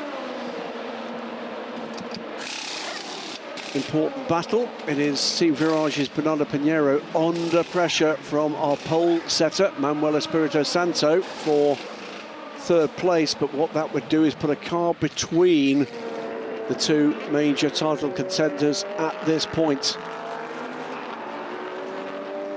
Ali's growing the gap, as I said, 2.5 now, so it's increased by another 0.4 or so now to the high side of Galp corner. 25 of Ollie Caldwell looking to try and get through for Algarve Pro Racing, another Portuguese associated team, former champions and or current champions as they head down towards the first corner again, and Caldwell was able to clear that LMP3 traffic, which carries on, and now down the inside will go Manuel Espirito Santo on Bernardo Pinheiro, who appears to have no answer to the pace of the Cool Racing car. Clenched fists down there, sitting next to Nico Lapierre. Very, very happy earlier on in the day, cheering David Drew over the line, along with Adrian Schiller, to a first Cool Racing title in the Michelin Le Mans Cup. That happened this morning. Apologies if you missed it, because I've just totally spoiled that now, but it's well worth revisiting. Trying to erase what I just said. Because there are the stars of the future there, not only within LMP3, but also in the GT3 part of the field. Now the number 9 car fighting with 29, so Iron Lynx Proton's Massimo Capietto in a non-Pro-Am car versus Richard Mille by TDS and Gregor Saussay. Yeah, last time's winners in the LMP2 class, Iron Lynx Proton. running only in 12th place here. It's a tricky start to this race. Involved in what could be a battle for the podium. The meet in an LMP2 Pro-Am sandwich. Alessio Rivera ahead, Gregoire Saucy behind. AF Corsa and Richard Mille by TDS. The track's obviously in a great condition right now. I just wonder whether the slight dip in temperature has helped with that. Race engines enjoy cooler surroundings. The track's still at 25 degrees Celsius, but it's not ridiculously hot. So again, tyre wear will be helped out by that. Quick laps for individual cars for Ben Tuck in the 66 J&W Ferrari. Antoine Ducan's gone quicker again in the 31 Racing Spirit of Le Mans car. And Ollie Jarvis, who is driving the 23 United machine, he is where in LMP2 Pro-Am, just quite a bit further down actually. They did, no, it's not a Pro-Am car, is it? That's why I can't find it. It's the Ollie Jarvis. 22. He's in the 22. 21. He's all the way down the bottom. Oh, He's there he is. 41st. Yeah, It's okay. a Daniel Schneider car, wasn't it? That Andy Merrick had big problems in earlier in the race. Well, it's worth saying, with under an hour and a half left, as things stand, were the checkered flag to fly right now, it would be the title for AO by TF. They currently sit second, but they've not got a lot of an edge here. This could ebb and flow pretty quickly. In LMP2 Pro-Am, as things stand, it would be the third place car from AF Corsa that took the title. In LMP3, it would be Euro International sitting second at the moment, but critically ahead of both of their title rivals. And as for LMGT3, honestly, who knows? Kessel Racing, who came into this race leading the class, are 8th. Yeah. Equal on points with Racing Spirit of Le Mans, who are 9th. Yes. The third place car, which is GR Racing, they were 8 points off the lead. They're sitting 7th, so the top 3 cars in the championship sit 7th, 8th and 9th at the moment. Part of this is to do with different GT cars being better at certain tracks. There's also that success ballast that is included in the regulation as well. So if you performed well in the previous 2 races and in the championship, then there's additional weight that you have to carry. And maybe there's a shout to that particular regulation for it to be working rather well and equalising the field. This championship could be won by a team scoring a handful of points in this race. Yes, yeah. It is from 8th or 9th or 10th utterly position. remarkable as to how this is actually working out.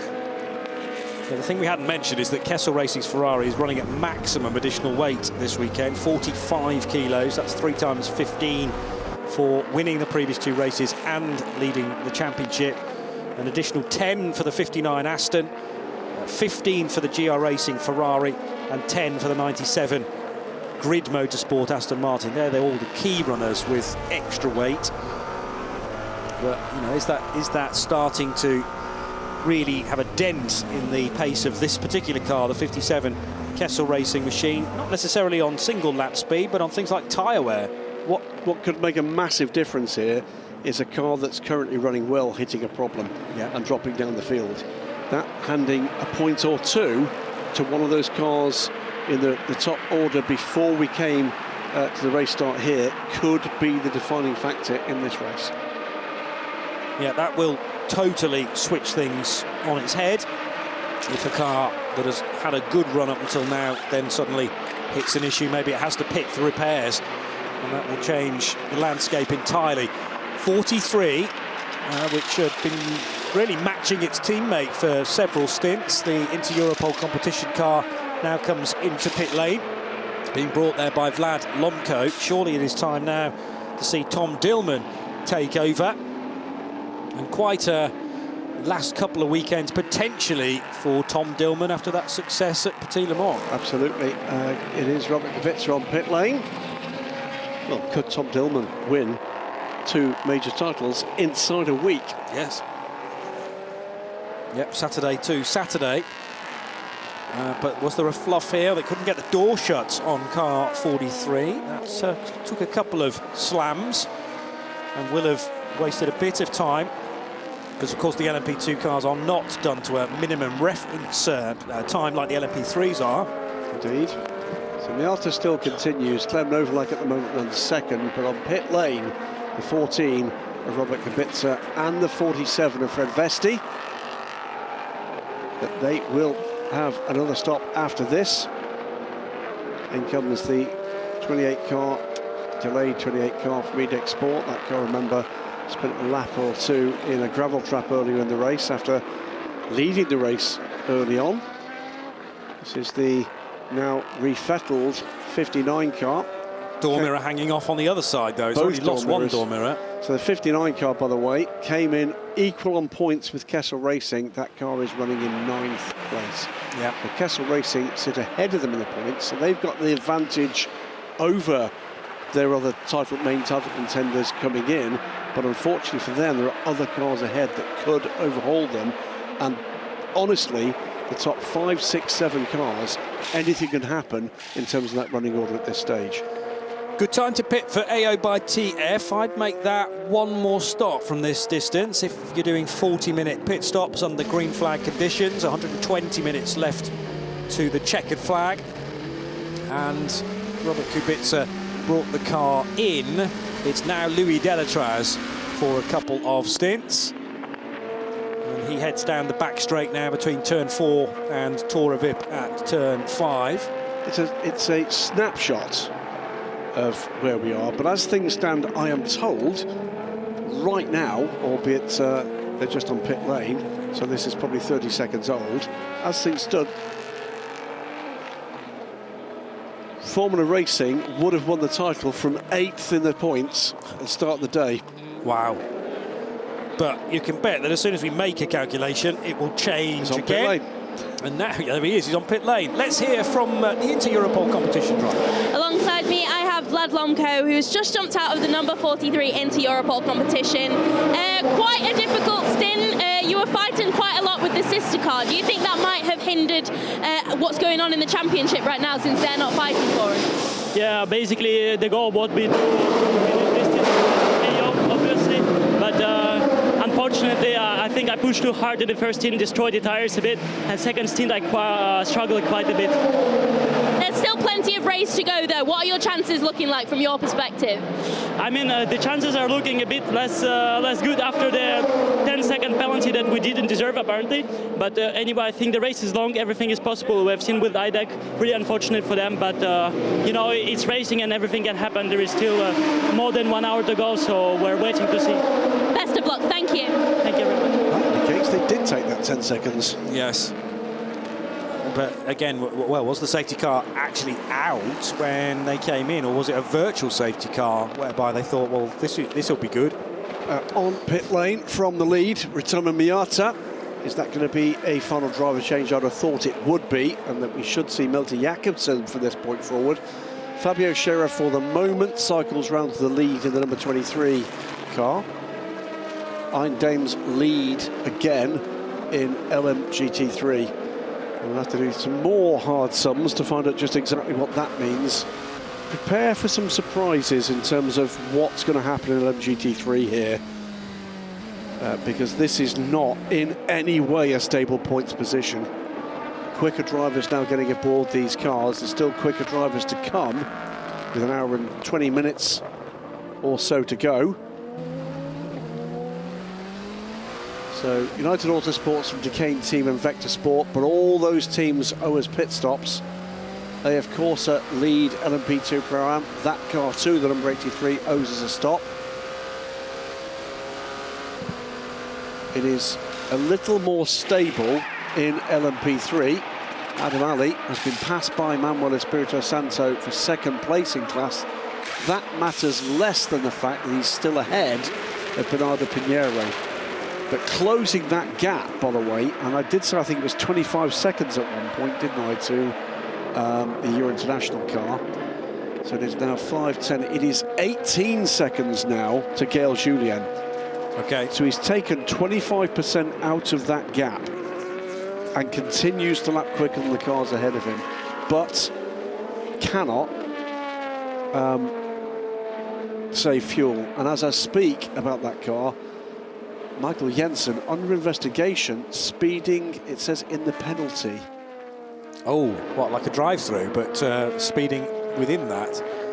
Speeding in the penalty. Or is it speeding in the pit lane? Either way, could be trouble ahead here for the 15 car, and that could be a final death blow to their championship hopes. We'll wait and see what happens with that. Fabio Scherer and Stefan Riquelme and Alessio Rivera amongst the latest pit stoppers. Milton Jakobsen has indeed joined the race. Will cycle round when the Duquesne team number 30 car pits back into the lead. Louis Delatraz is aboard the AO by TF car. Gap between those two, by the way, 12.5 seconds. All sorts kicking off here, all sorts of possibilities, all sorts of storylines that are still coming our way. Not able to begin writing anything at this stage, but you wouldn't try to with an hour and 15 minutes to go. Speeding in the pit lane, that message is now corrected too for car number 15, as you rather suggested. It's a drive-through penalty. That's a drive-through penalty now to Gael Julien, but if that was Michael Jensen, that was a long time ago. Yes. Because we've had Nick Adcock in the car since. Yeah, OK, so Michael started the car, and then there's been a stint from Adcock since then. They're obviously still working their way through quite a bit of backlog. So there could well be some further surprises to come here. Yeah, as more and more is found in the in-tray and various decisions can be made. That one will have been waiting to be decided quite simply, actually.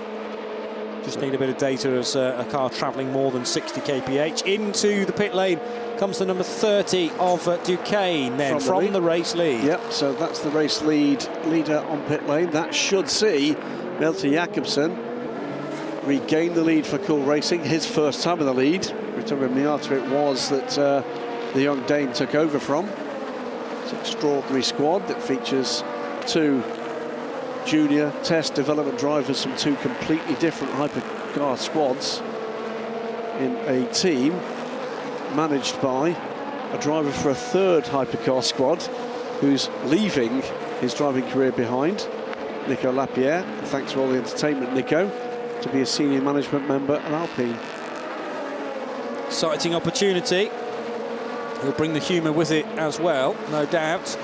Malte Jakobsen, who was thoroughly enjoying the victory earlier on in the day, the championship victory for Cool Racing in the Michelin Le Mans Cup. He was in the garage watching every single lap of David Drew in the closing stages. Very, very bizarre ending to that race as well. It was. And as I said, if you don't know what happened, it's well worth sitting through that maybe midweek and watching the 1 hour and 50-minute race unfold. So Gael Julien has taken that drive-through. We'll see how that one all settles out. This is the gap between the 6th and 7th place cars in LMGT3. And with 13 minutes now to go, Cool Racing lead the race. 10.7 seconds the gap from Milton Jakobsen to Louis Delatraz. Luca Giotto is catching Delatraz in the 34 Inter Europol car. Ferdy Habsburg a further 7 seconds back and going quickly. Tom Dillman quick as well. This is going to be a group that compresses and compresses quickly. And in case you were thinking there might be a slower guy behind it, can all calm down. It's Pullman Sharma-Lacey, and he's under 2 seconds back. So the top, what is that, 6, 22 seconds apart. But for the final podium position as things stand, it's less than 10 seconds. Cracking stuff. LMP2 Pro-Am, Alex Quinn leads for Algarve Pro Racing from Ben Fiscal for Proton. Nielsen Racing's Nick Yellerly is in third. AF Corsa, they sit fourth. I think that would be good enough for the title if it finished here, because they're ahead of TDS. A Richard Mille by TDS. Bernardo Pinheiro is holding station, pulling back the odd 10th on Adam Ali. Gael Julien, by the way. That's cost him about 15 to 20 seconds in that push. Side by side though here for the title contenders in LMP2 Pro-Am. Nip and tuck, big lock-up for the number 29 car on the outside line, so a trail of tyre smoke in behind. But these guys have been around the block a few times now. Now there's the 5 car in the way. Oh, and then more of a touch, and the 29 wants the middle of the road. So they're still getting into one another. Phenomenal car control there, particularly from Mathieu Vaxivière. And, well, Francois Perrodo can barely watch. A little too forceful, perhaps, from Matthias Besch, but he wanted the middle of the road and wanted to be overlapping the number 5 car of Daniel Ali. Well, Matthias Besch can be quite an aggressive, feisty driver. Mathieu Vaxivière has got form on that front as well. Well, it's going to be down to race control and to the stewards as to whether or not there was maybe a little bit too much physicality there. That was the moment that I thought that maybe it went a little bit too far. It was Besch trying to keep him where he wanted him, boxed in. Well, Vaxivière, it was Vaxivière trying to keep him boxed in. It was Besch trying to get out from behind the RLR car. If you ask me at that moment, the questionable move was probably from the AF Corsa car. At that moment, he had room to the right. He didn't take the room to the right. He closed the gap to the left. Yes, but you've got to take the racing line at the same time. And if there's a car in front of your opponent, well, that's kind of his problem, as in Besch's problem. It was very physical on both parts. Yes, yeah, and that's a fair comment. Francois Perrodo less than impressed, perhaps. I think that's absolutely right. But in racing like IMSA, with the Tech Sports Car Championship, often back markers can be used as a blockage tool. It's part of the game. Yeah. You know, traffic is part of the game. It's one of the things that makes this so exciting, is that traffic can take and can give and take away. Yeah. And that was absolutely a key part of it. It was Besch desperate to get away from the rear of that RLR M Sport number 5 car, and Vaxivière determined he wasn't going to get that opportunity. Yeah, I quite agree. But and what it did was it prevented Matt Vaxivière from having a clean exit. It massively delayed him as well. Then put that car, the 83, onto the curb. So the chance of that car then spinning at high speed at turn 15, very, very high indeed. So amazing car control from the two of them, regardless of blame, if you like. But I'm sure it's going to be looked at. But just revel in the ability to keep a car like that on the road. The 31's maybe got a puncture on the rear right, or is it worse than that? I think it's rear right is the problem. It's worse than that. It's suspension. That might be game over for 31. Looking, by the way, at that lead group, and he's taken that car off track, and I think he's looking for a place in the fence to park it.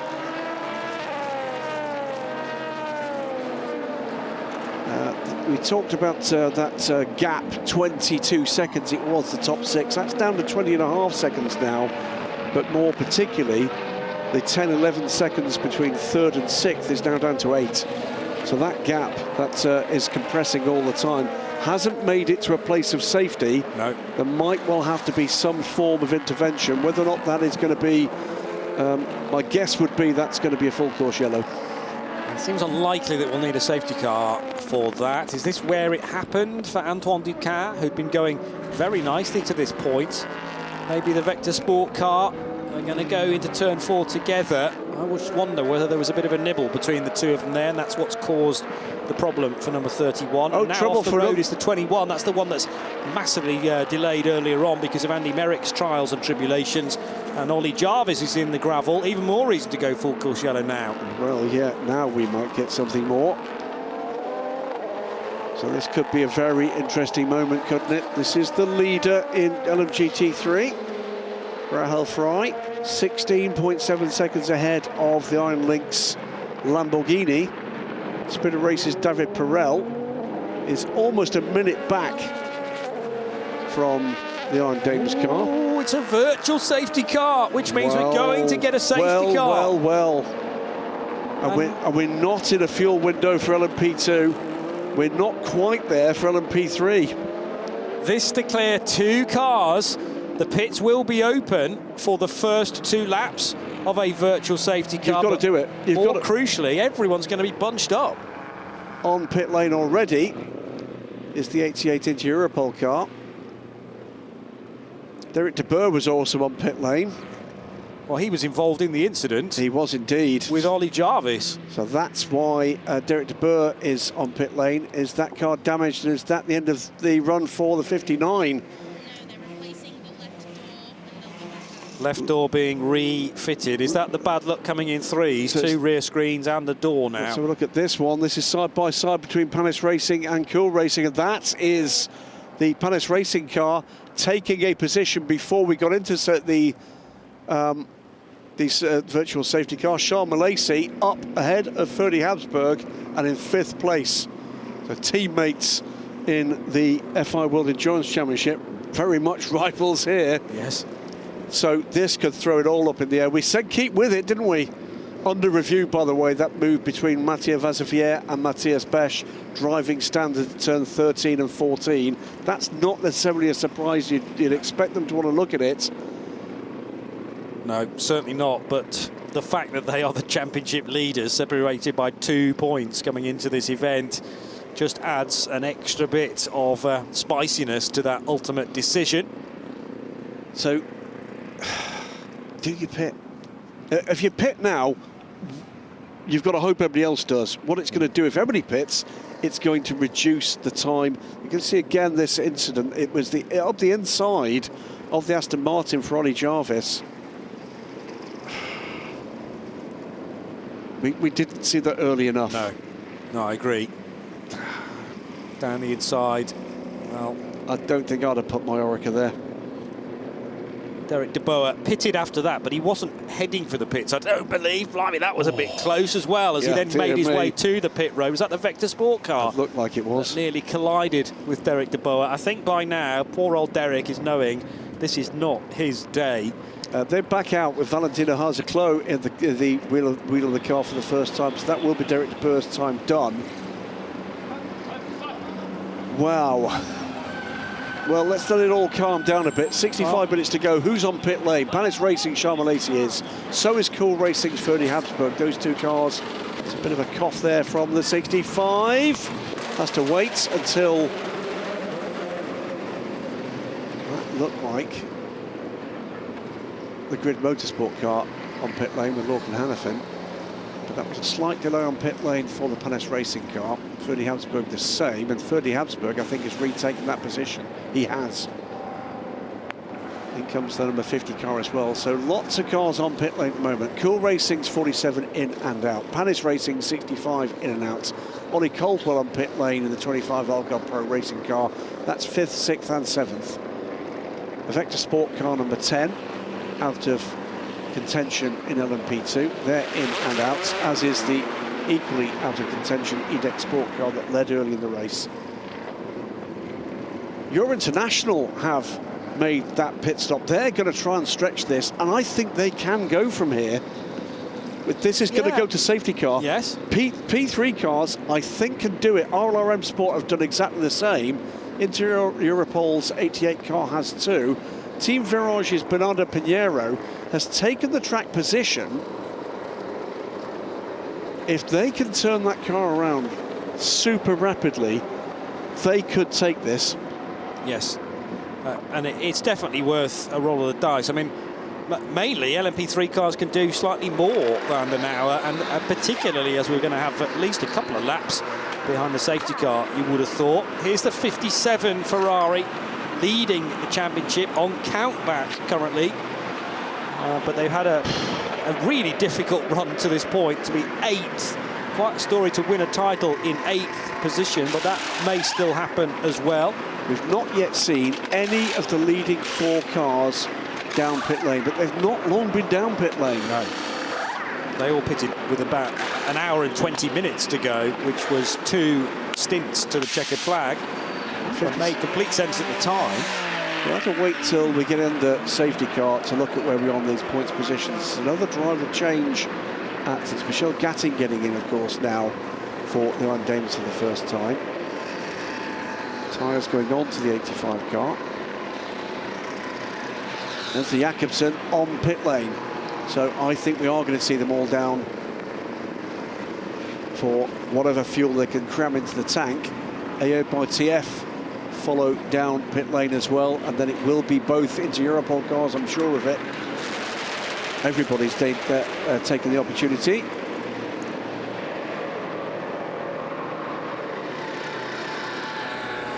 Waiting for the last couple of opportunities, and that's going to be LMP3 cars. W10 by Rinaldi have pitted, Cool Racing have pitted. They're all going to do it, aren't they? Yeah. I think when you're this close to the end of the race, it's just too good an opportunity to pass up. Well, in P3 in particular, we believe they can get home from here on a tank of fuel. So down the inside a couple of moments ago to bring out this virtual safety car. Jarvis on De Boer. I'm not going to second guess Ollie Jarvis. I'm going to tell you that that would not have been the way that would have passed that car. He thought there was a gap, clearly, but I'm not sure Derek De Boer was expecting that. No, I think he would have been expecting that. Was the horrifying one. Yes. Goes to the pit Nielsen lane. car, actually, the red and white 27. But quick thinking from Derek De Boer, but maybe he needed to have another quick glance in the mirror before cutting right across. Thankfully, that huge potential incident was avoided with the speed differential massive. The 17 car from Cool Racing is in as well, so Manuel Espirito Santo, they're definitely making their final stop. Yeah, Virage in as well with Bernardo Pinheiro, so it will be Guillaume Henrion to take this car to the finish from here. We are at 1 hour to go in this race, in this season, and yet again, Johnny Palmer, they've opened up the book of drama and they've thumbed through the chapters and found some new ones have been submitted for this weekend. Yeah. Absolutely amazing stuff again. Yeah, goodness knows where these books are published, but the championship has a history of switching, changing, chopping it all up on the last race of the season. We knew we weren't going to be disappointed, so the 60 car now is in for a late driver change. We'll see this car fine until the finish as well, even if it is green flag after the first few safety car laps. Rather remains to be seen how long the safety car is going to come out for, but it is out now. There is confirmation on our screen. Well, we've seen the Orica has been recovered. And we've also seen that the Ligia has been recovered, so it might be quite a quick safety car period here, but there might need to be a wave by. Yes. So we're at 59 minutes to go, but we are behind safety car. Pit entry is closed. How close to a full stint of fuel can they get with an LMGT3 car in these conditions? It's pretty marginal. Full stint of an LMGT3 car, but no. It's not an hour. Isn't it? No. Okay. Is that to do with the torque sensors? It's to do with the fact that it's an energy management system now. But it could be doable with a few laps of safety car, is the point I'm making. Yeah, yeah. So that could be the final knockings of Bernardo Pinheiro and Julian Gerby. My apologies for looking through a monitor you're not seeing, but it's not done. This is not done yet. Your International lead the race in LMP3 behind the safety car, and there is no wave by. I think the 8 car think this might be done. So the 8 crew for Julian Henrion now. Bernardo Pinheiro, here is the footage that we were seeing a moment or two ago. Pinheiro having a chat with Julien Gerby, and they have a quick embrace as well. And after that, Bernardo stepped over to have a chat with Steph Wentworth as we go back live. Hello everyone, I am joined by one of our Portuguese drivers, Bernardo Pinheiro, driver of the number 8 Virage in the championship fight. But firstly, I want to talk about you and what a difficult season this has been with the loss of your father. We've all felt it. Are you driving for him today? It feels like you are. I mean, it's been very rough. Ever since Paul Ricard, when everything started to happen, it's been difficult. But yeah, I mean, we've been managing to do a good job, I think, and we've been holding up. The team has been doing amazing, and I think we're getting along really well. and Gillian is in the car now. It's a great opportunity now for you guys to clinch that championship. Around an hour of the race to go. Are you still hoping and praying that it can happen? Of course, it's not over till it's over. So anything can happen. We've seen that. It's a 4-hour race. You know, it's very long. So we'll see how it goes, but we're hopeful. All right. Best of luck. Thank you so much. Thank you so much. Bernardo Pinheiro, having a really interesting conversation there. And before that, with Julian Gerby, he caught sight of maybe the emotive state of the two drivers and how they think their race is going. With 1 hour to go, this is us getting underway at 2:30 this afternoon then, with some zigzagging in the midfield, but otherwise everyone very, very clean from the off, including Manuel Maldonado in the yellow and black.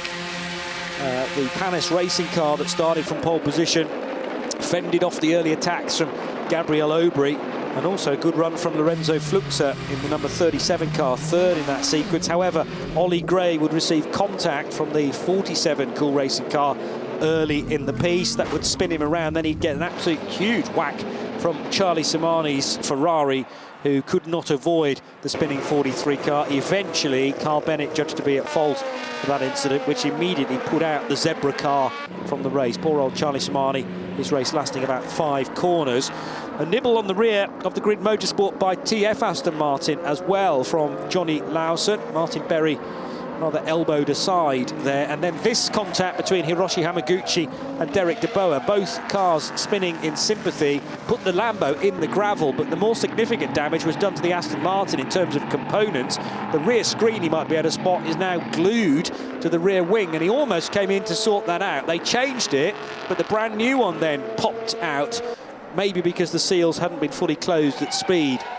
Contact between Nico Pino and Mike Wainwright at the top of the hill, turns 9 and 10, before you plummet down into 12. Some good avoidance action from behind, but up until that point, Nico Pino was having an absolute stormer leading the race.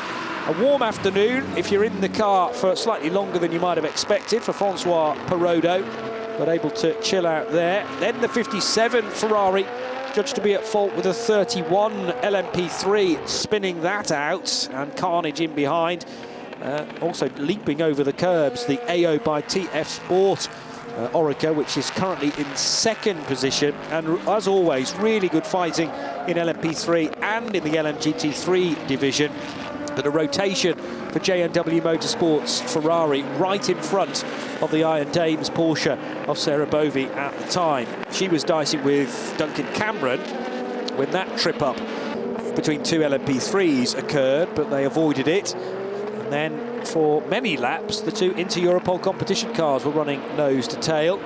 Aston Martin, very second-hand indeed for Racing Spirit of Le Mans. They haven't managed now to properly fit a screen into the back of that car, but both door mirrors are struggling to hang on. Then there was some contact between the United Autosports car that earlier led the race in the hands of Marino Sato at turn 1 again, which has proven to be quite a hot spot throughout the course of the afternoon. The 65 Panis racing car going a touch wide as well. Then the 2 championship rivals in LMP2 Pro-Am got together, literally. They were trying to force a way around the number 5 LMP3 car, and Matthias Besch realised he would hit a huge delay if he didn't squeeze not Francois Perrodo, his teammate Mathieu Vaxavier, and both cars were at peculiar angles. Great car control, but precisely who was at fault was still to find out. The 65 car again in the hands of Charles Milesi now, as this is much more recent. Ollie Jarvis going for a bit of lappery at Galp corner as the gap was closing by Derek DeBoer, but Jarvis thought he could nip through. However, there was contact, and DeBoer going straight to the pits. First of all, the hit from Jarvis, and then he thought, I need to get in the pit lane with damage to the side and to the front, and he goes right and just misses the Nielsen car, which is at top speed coming out of turn 15. The lead is with Malte Jakobsen.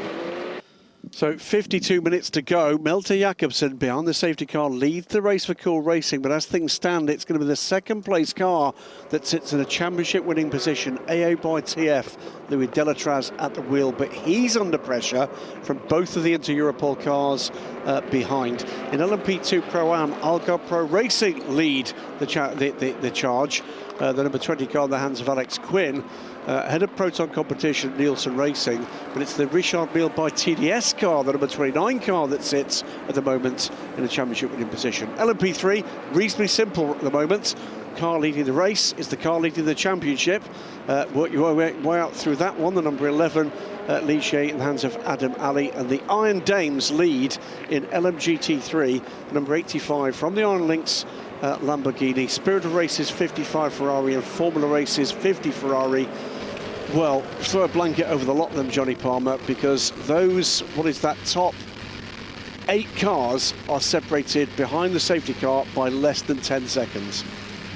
Absolutely incredible, but we kind of knew that it was going to be. With that many teams still in contention to take the title, it's been a very level season. But AO by TF have been quiet about their business, and now into second position with Louis Delatraz being patient behind this safety car. Took him a bit of time to get to the championship lead, and then with, I mean, they've not won every single race by any stretch, but just consistent results. Trying to score points wherever we visit may well be the route to a title. Well, looking at the overall order, this is how things stood coming into this race. No, it's not. That's how things would stand. It would be the 20 car that overhauls the lot of them.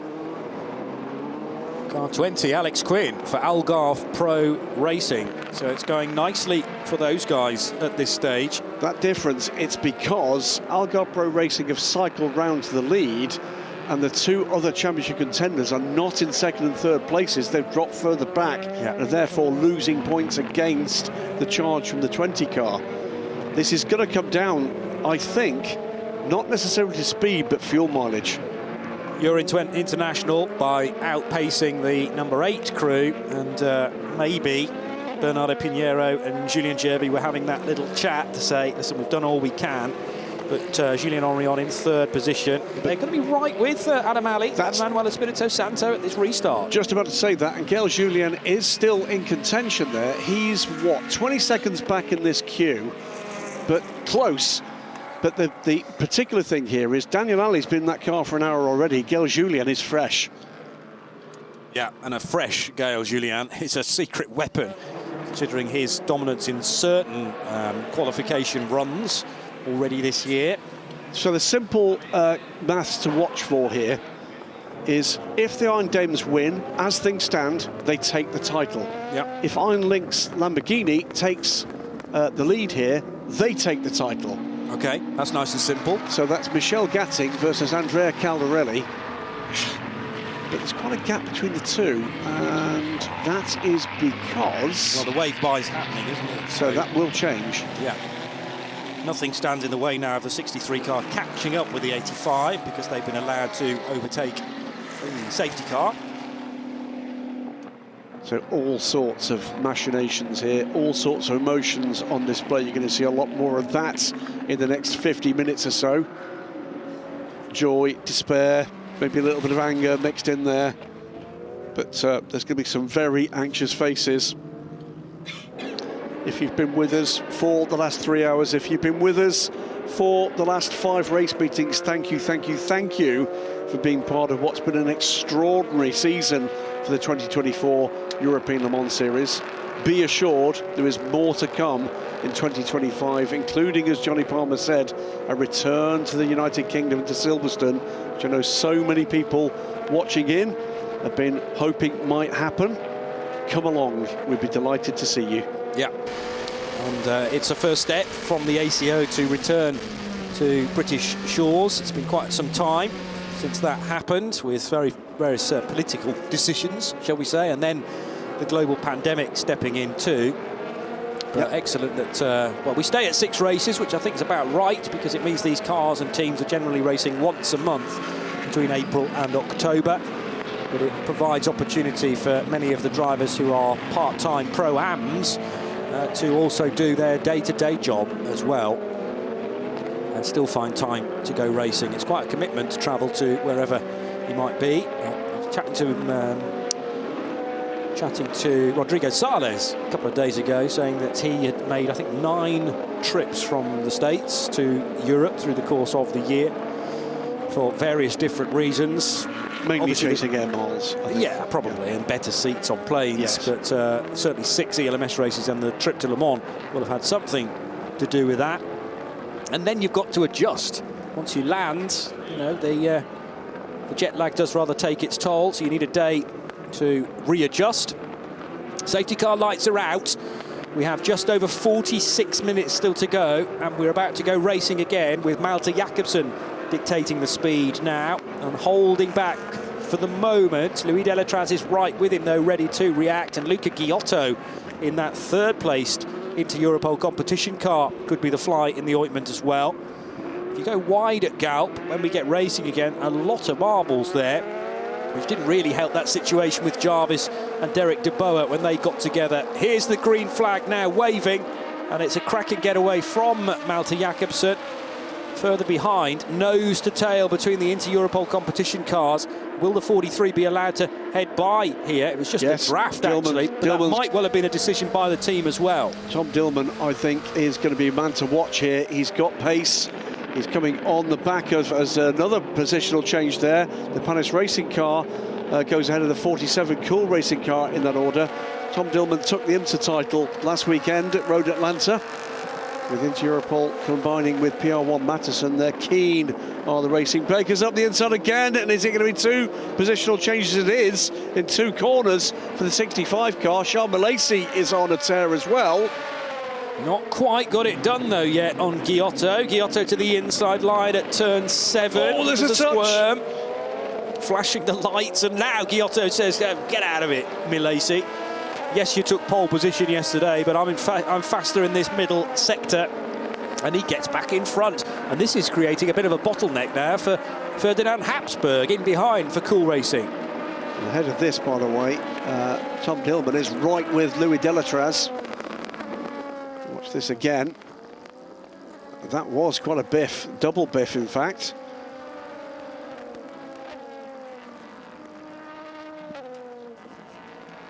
So those 3 cars still together, and now that Tom Dillman has got ahead of Luca Giotto, the gap's massively growing. Charles Malaysi wants to be going in that direction as well, but he's got to get ahead of Giotto first of all.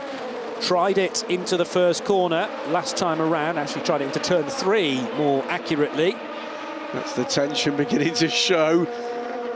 Whether or not you're in the car, you're sitting on pit wall, you're in the garage, or you're an interested spectator, it's his edgy moments. Edgy stuff out there on track as well. Malte Jakobsen leads for Cool Racing. Louis Delatraz sitting in a championship winning position as things stand, but under pressure at the moment from another championship contender, Tom Dillman in the 43 car. Then we've got this battle. That's just this class. Yes. So 4th, 5th, 6th, all together, heading out of the left-hander now at turn 5, Tora Vip, and they're into turn 8. Meanwhile, LMP2 Pro-Am, headed lead by change. Bent Viscal now, yes. That's a lead change, and that will have implications on the points scoring too. So Bent Viscal for Proton competition goes by Alex Quinn in the 20 car, coming into that safety car period. That car sat in a championship position. Nielsen racing 3rd with Nick Yellerly, then Mathieu Vazivière, but with cars between him and the top 3, with Matthias Besch now back behind Mathieu Vazivière. So that's another change. LMP3 in your international lead with Cool Racing, not in the championship hunt 2nd, but Guillaume Henrion is catching both. Also pulling time back on the leaders, Gael Julien, but he sits in 6th with his work to do with 42 minutes to go. Then we get to LMGT3, and the maths at the moment are simple. If it's one of the 2 cars in the lead at the moment that take the checkered flag, either the bright pink Iron Dames Porsche or the bright green Lamborghini will take the title. And neither were in the top two at the start of the day. Matthias Besch under scrutiny for his moment with Mathieu Vaxivière, but also the 29 car now is under investigation for a technical infringement. Both Matthias Besch and Mathieu Vaxivière get the warning flag for driving standards for that little tete-a-tete a little earlier. But as I say, about a minute before that, the 29 car reported to be under investigation, and often that can result in some sort of penalty for the 29 car. The car to watch at this stage of the race in LMGT3 is going to be the 57 car. Because of the safety car period, that lead group have now compressed. Yes. Daniel Serra came into this race leading the race. He's in 8th position, but there are cars ahead that he can pass and take points from. Watch this space. And how many points if the Iron Dames are winning and the Iron Lynx are second, where does the 57 car need to get to is the next question. I'll attempt to work that out. I'll talk as we see it. This is still that battle between feisty Luca Giotto, fast Charles Malaysi. At the moment, it's this was what we saw just a half a lap or two ago between those two cars. That battle was won on track by Luca Giotto. Jakobsen 1.7 seconds ahead, under a second from Louis Delatraz, under a second back Tom Dillman. Cool Racing, AO by TF into Europol. Then this battle, the second into Europol car in the hands of Luca Giotto. Charles Malaysi, Ferdy Habsburg, Paul de Resta in this fight, just a couple of seconds back for United Autosports. They've had, well, what might be reasonably described as an up and down day.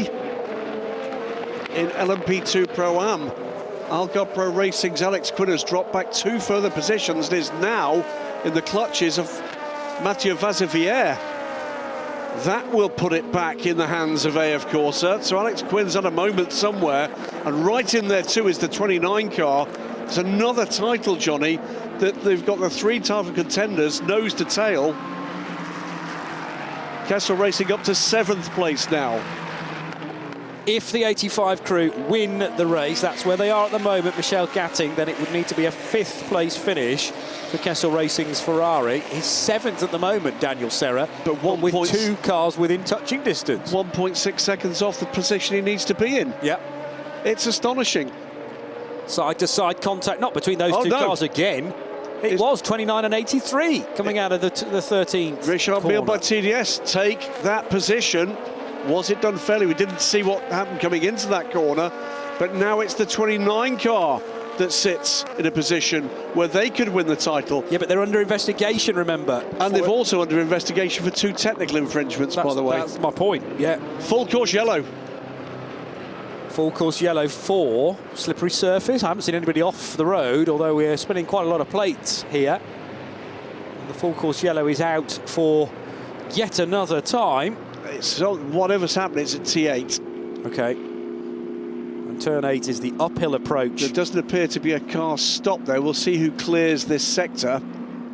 But nothing on our timing screen indicates that the car is stopped out there at the moment. So a 3rd full course yellow. We've had 3 separate safety car periods as well. This is a very, very difficult race to navigate. And there are the current class leaders. Malte Jakobsen for Cool Racing leads LMP2. Ben Fiscal for Pro-Am in the Proton Competition 77. Manuel Espirito Santo leading the Cool Racing LMP3 charge. And then Michel Gatting in her Iron Dames Porsche number 85 leads what are still 10 cars circulating in the LMGT3 category. The full course yellow prevents Daniel Serra from overtaking anybody at this stage. It's taking time away from the Brazilian.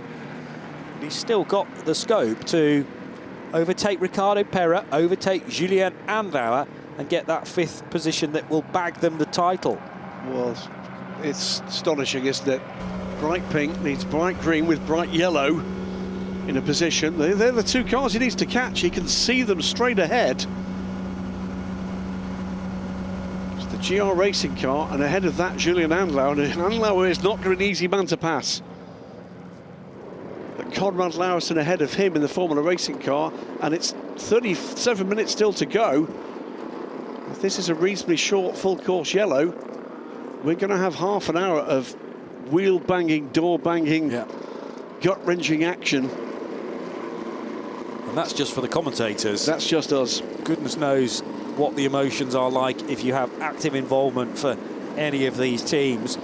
Those that arrived here in Portugal with a 7th and an 8th and a 9th place position in the championship, you'll be thinking, well, it's just a shot at nothing, if you like. Whereas those two that are top, 59, sadly, it went south very, very quickly indeed. Kessel Racing have been riding the Big Dipper, much like a lap around this place, but they're still not out of it. Another change would be if Andrea Caldarelli managed to get ahead of Michel Gatting for the lead of the class. In that scenario, the 57 Ferrari would need to get up to 4th position. Wow. Incident involving car 65, Charles Malaysia, and car 34, Luca Giotto, under review, forcing off track at turn 5. Could there be another twist here? So let's try and sum up some of the dramas here, Johnny Palmer. The moment for the race, Malte Jakobsen leads Louis Delatraz. Louis Delatraz, as things stand, his 14 AO by TF Orica, Johnny Edgar, Robert Kubica and Louis Delatraz would win the title. In LMP2 Pro-Am, Proton competition lead from Nielsen Racing, Bent Fiscal from Nick Yellerly, they are nose to tail. Then it's Algar Pro Racing's 20, the Richard Mille by TDS 29. Finish straight, everyone bear totally left. On the start-finish straight, please bear totally left. We're going to remove debris from the right-hand side. So it's debris removal. Finish straight, bear totally left. We're going to remove debris from the middle to the right-hand side. So in 5th place, but 3rd in that little train, is the AF Corsa car of Mathieu Vazevière. But that battle between the Richard Mille by TDS car on the start finish straight now. And the AF Corsa car, there was contact between those two, and they'd both already had the warning flag. Yes, yes, true. So that is one to watch. Is there going to be a penalty for both of them? But there are 2 technical infringements hovering above car 29 though as well.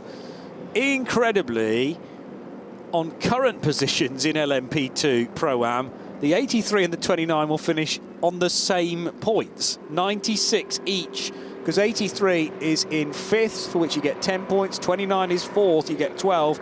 That takes them both to 96 points. And on count back? On count back, it would be the 29, thanks to a 3rd place finish. You'd have Imola. to count back the number of wins, the number of seconds, and the number of thirds in that order. So 2 wins each, 1 second place each. The difference is in 3rd place. However, with that 29 car under investigation for a lot of things, we can't really speak that far ahead. We're going back to green flag racing. Another change, by the way, I hadn't noticed coming into the full course yellow. Cool Racing lead in LMP3. What that means is your International have their mirrors full of Team Virage's Gillian Henrion. That's a title deciding move. Not seen a title decider like this in many, many moons. Except every year at Portimão at the end of the European Le Mans Series but campaign. Not in every class. No. Every class will be sorted in the next half an hour. Yeah, or let's hope so, at least, and we're not kept up late at night as steward room decisions are still being made. We are back to green now, and a good getaway from the EDEX Sport car, but sadly that car is lapsed down. So EDEX Sport, a number of positions in 21st spot. Tristan Vautier is going to pit the number 19 Team Virage car. 65, it's Charles Milesi with some ground to make up now, fighting with Ollie Caldwell in the 65 car. Caldwell, well, he's a bit further up the road, isn't he? Because we've got all sorts of different cars on different laps here. That was a very close manoeuvre because... Is that the 65? No, because the 65 is running. I wonder whether it was the number 9 Iron Lynx Proton LMP2. Matteo Cairoli. No, it's somewhere in the middle sector. 65 seemed to pick up. Where was the 65? It's gone down. It's dropped to 10th place. Massively. I don't think he'd get it. I don't think he could get it off the pit lane. limiter. The limiter. So he's dropped right back. That's put them out of this. Sean Malachy drops, what is that, 5 places on the restart. Malte Jakobsen 2.3 seconds ahead of Louis Delatraz.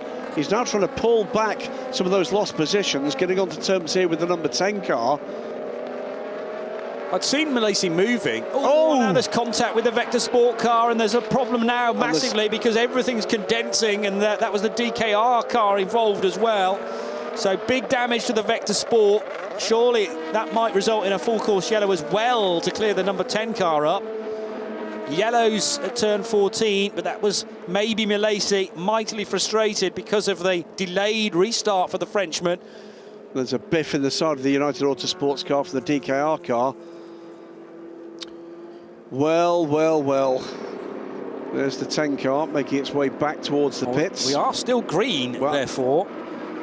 And yeah, a very second-hand number 3 DKR engineering car of Laurence Hoare is now in the pit lane as well for essential repair work. Amazingly, Charles Malachy looks like he's got away with that, although there was a puff of smoke from front left tyre as he slowed. It might just be him braking as late as possible to try and claw back all of that time lost when he tried to depress the button, but maybe it didn't release. 31 minutes to go. None of these battles conclusively settled yet. What's the progress of Daniel Serra? He's up to 6th place now. So he's got ahead of Ricardo Pera, and so has Lorcan Hannafin, in actual fact. So that's one car dispatched. Julian Anlau is next. It's 1.8 seconds back, but Andrea Caldarelli is right with Michel Gattigan, as you quite rightly said. If that positional change comes, Serra has to finish 4th. Yes. 3 different makes of car, 3 different teams. Mesmeric stuff. 9 on 29. Debris been left at turn 14, so again a decision about how that is cleared up potentially. Side-by-side action between the Lawson family, racing just as a duo this weekend in the absence of Nick Nielsen. But in behind is the 60 Porsche of Julien Anlauer. And it's these 2 cars, well, particularly, both of them are being caught by Daniel Serra now. 1.8 seconds in order to find. Fastest lap of the race goes to Malte Jakobsen, a 1:32.940. In the lead of the race, extends the gap to 3 seconds. That doesn't matter, though, at the moment to Louis Delatraz. He's more concerned about keeping the car behind. Way out wide for the number 5 RLRM Sports P3 car. Now a good run from the Wochenspiegel team, Monchard Duquesne on the 8 of Julien Henrion for Team Virage, picking up some debris on the way through. But that is, well, actually, Oscar Tugnot, yes, timed ahead, and that was right at turn 1 as he outbraked. So again, Julien Henrion slipping down a position, not helping their championship chances. It's not, and actually now, Tugnot seems to have the quicker car underneath him. He's just got to hope he'll do the same to Daniel Alley. To Adam Alley, I keep saying Daniel, it's Adam Alley in the Euro International car, the number 11. So Manuel Espirito Santo leads that group and leads it fairly convincingly. Adam Alley sits 2nd and in a championship winning position. Oscar Tugnot now puts himself between the Euro International car and Team Virage. What about Gaël Julien?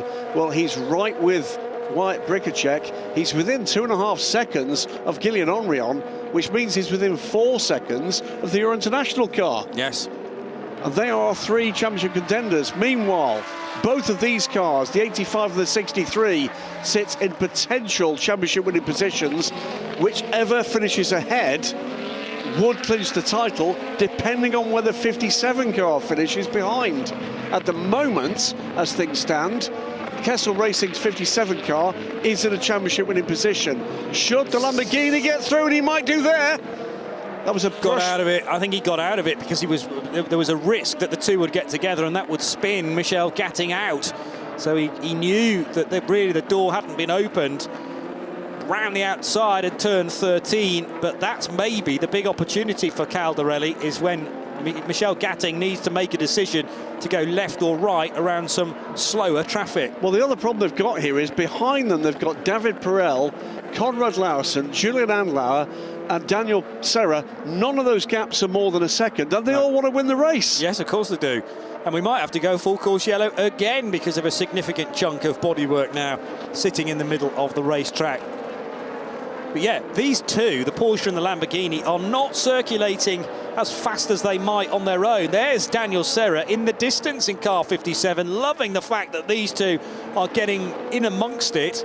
The Lambo wants the lead because it will get the championship as a result. Dillman's pitted. Dillman is pitted There from third place. So this is going to be the point where we start to see these final. They're checking the car. It's fuel going in. I think it's just fuel going in. Dillman drops right back as a result of that. The incident involving the Vector Sports and Panis Racing cars is under investigation as what it might be. Overall race leader arriving on the scene. Malte Jakobsen clears the LMGT3 leaders fairly comfortably there. You can discount, no, you don't need to discount David Perel. He's very much in contention for the race lead as well. So 1, 2, 3, 4, 5. You missed the 57th Ferrari creeping through, and Ricardo Perez, well, he's drifting now in 6th place, but it's all about these top 5, which have taken just over 3.5 hours to get into this position. Okay, we've had a lot of caution. It's the top 6. Top 6 in LMGT3 are separated by 3 seconds. Yeah, Perez is in 7th and is the one 5 seconds back. So Serra is 6th. And then Andlauer and Lauritsen are the meat in the sandwich between this scrap out front. Oscar Tunyo is with Adam Ali, and that's going to occupy the championship champion-elect here. But Gilles Julien is with Gillian Henrion. Astounding stuff. And just to give you a for instance here, between Adam Ali in 2nd place and Gilles Julien, it is 2.9 seconds. I know, it's laughable, but it's not laughable because it's deadly serious, and everybody wants the big title at the end of the year.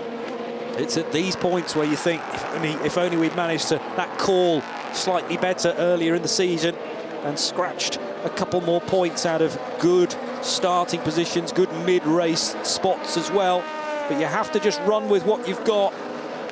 And well, Iron Dames have been in so many great positions through the course of the year. They may well have actually won the title with a round to spare had we been in a different universe, but bad luck landing in their lap, certainly in Barcelona. Well, were we in any other position than this, I would have said there might well be a call from within the organisation. It is a Proton-run car, but Iron Dames is very much an Iron Lynx initiative to hold position.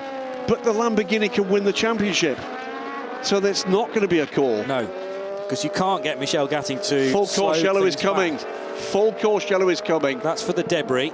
I haven't quite worked out where it is. There's turn 9. And also on the start-finish straight. Okay. Well, that's more easily avoided. We're after 6 o'clock local time. 8:0 by TF. On course still for the title in LMP2, but before the full course yellow, are we going to get an overtake between the WTM and the Euro International cars? Very late on the brakes for Oscar Tunyo, but he can't find a way by Adam Ali into Tora VIP, and now we are at the speed limit of 80 kph. Well, all 3 title contenders in the same corner. Did manage to get by there, but actually overcooked it, and the Euro International Ligier managed to get back through. But edgy times here. What do? You've got to defend it, because if not, you've got your title contenders, behind you. There they both are, coming through the corner you're just leaving. Yeah. Yeah. The more you fight to retain a position, the more you're going to slow yourself down, and that will bring fellow championship rivals into the mixture again. 23 minutes remain. This will be, I'm pretty certain, quite a quick full course yellow to remove that debris. Malte Jakobsen leads the race, 7 seconds now from Louis Delatraz. Luca Giotto right with him. Remember, we've seen pit stops from some of that leading group. They will wind back into contention when the rest of the leading group inevitably need to pit for their final splash of fuel. In LMP3, it's all up in the air. They're basically line of scope. Equal points. It's nuts. And that's on current positions. And that would count back how? I'm assuming Kessel Racing, because they're shown as the leaders. Let's just check that.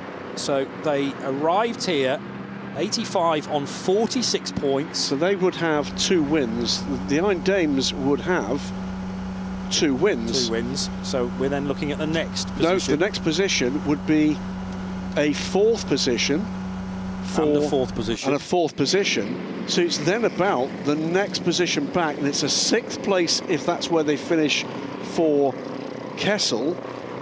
And the best other position for the Dames is 6 points.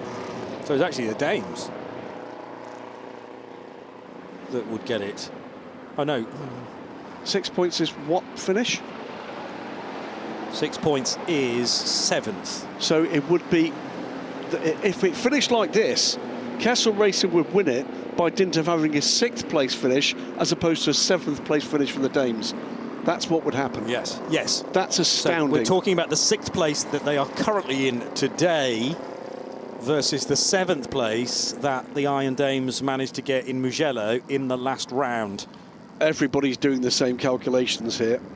I can tell you the internet's fallen over in this. I think everybody's on there doing online calculations. We're going to go back to green flag racing in under 30 seconds, and it's going to be 20 minutes to the end of this season, and none of these 4 titles are secured as yet. Right, so 64, which is the total that Kessel had, plus 8 for their 6th place finish that they 72. currently have, is 72. 85 had 46 prior to today. Add the 25 plus the pole from yesterday. 72. Is 72. And as things stand now, if the checkered flag came down now, it would be Kessel Racing, because they had a 6th place finish earlier in the season, as opposed to the count back to 7th place for the Dames. Yep, indeed. Unbelievable. And that is again down to this inconsistent run of pretty much all the LMGT3 teams. Yes, they've had the odd win here and there, but then other results have been pretty shocking. 34 and the 14. Other cars beginning to wind through pit stops as we go back to green flag running. Cool Racing lead in LMP3. Your International still holding on to that 2nd place, but Adam Ali now having to decide whether to fend off Oscar Tuño or to decide to fend off now Gaël Julien, because Julien has taken 4th place and has gone past Gillian Henrion. So it's now between RLR and Euro International, and Julien is the man on the charge. Yes, we've said that many times already this year. Julien unearthed as a real star. So Gaël Julien now running 4th, but ahead of Gillian Henrion and catching the number 11 car of Adam Ali. Matthias Besch goes ahead of the Algarve Pro car of Alex Quinn, but that gap, 17 thousandths of a second, and here comes... Let's actually change back again. So Algarve Pro go by, and it's side by side again with the AF Corsa car for that position. 3 title contenders together there as well, and that's the 8 car off the track after contact from the 88, and that might well be done for Team Virage. Car 65. This is going to be the end of the title ambitions for Panis Racing.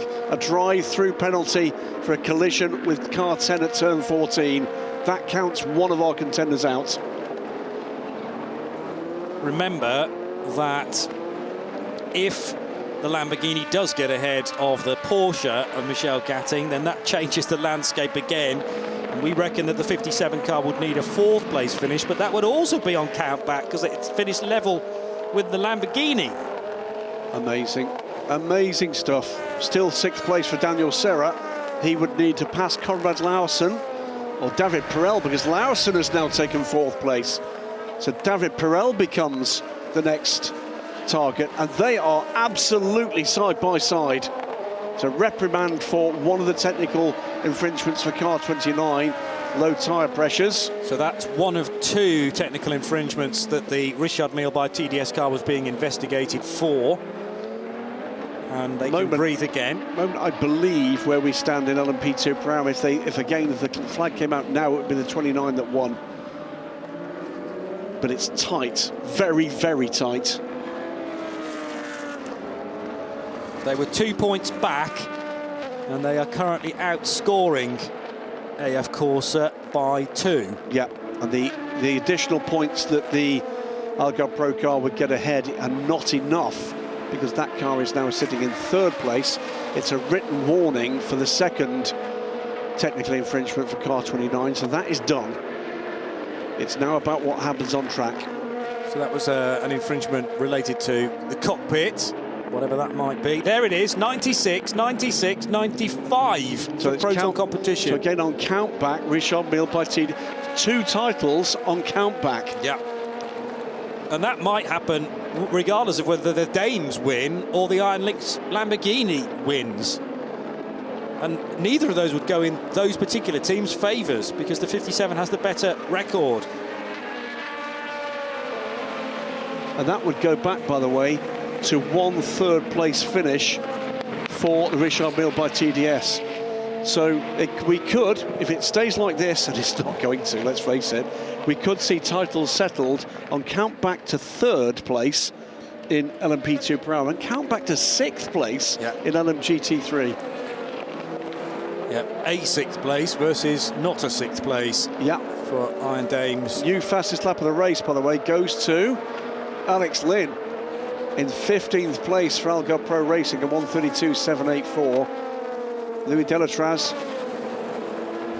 It's a warning flag for track limits for Matthias Besch. He's got to be so careful here now. 15, 16 minutes to go, and that is the final warning. Yes.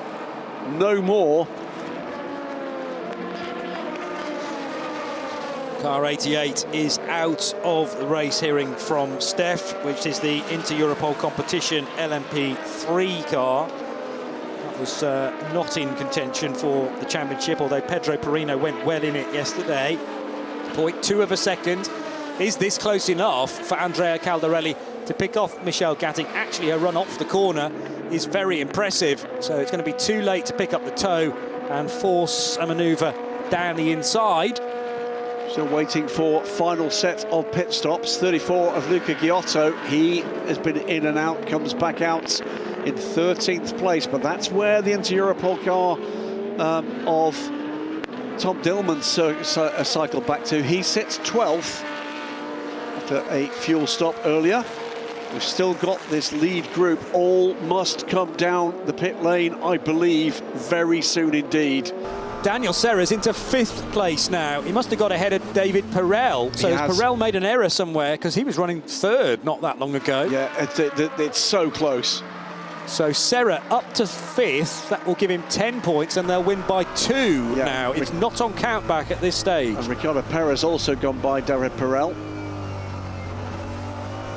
So 1 more position, and whichever of the 2 cars ahead. Side by side here, Gael Julien on the attack.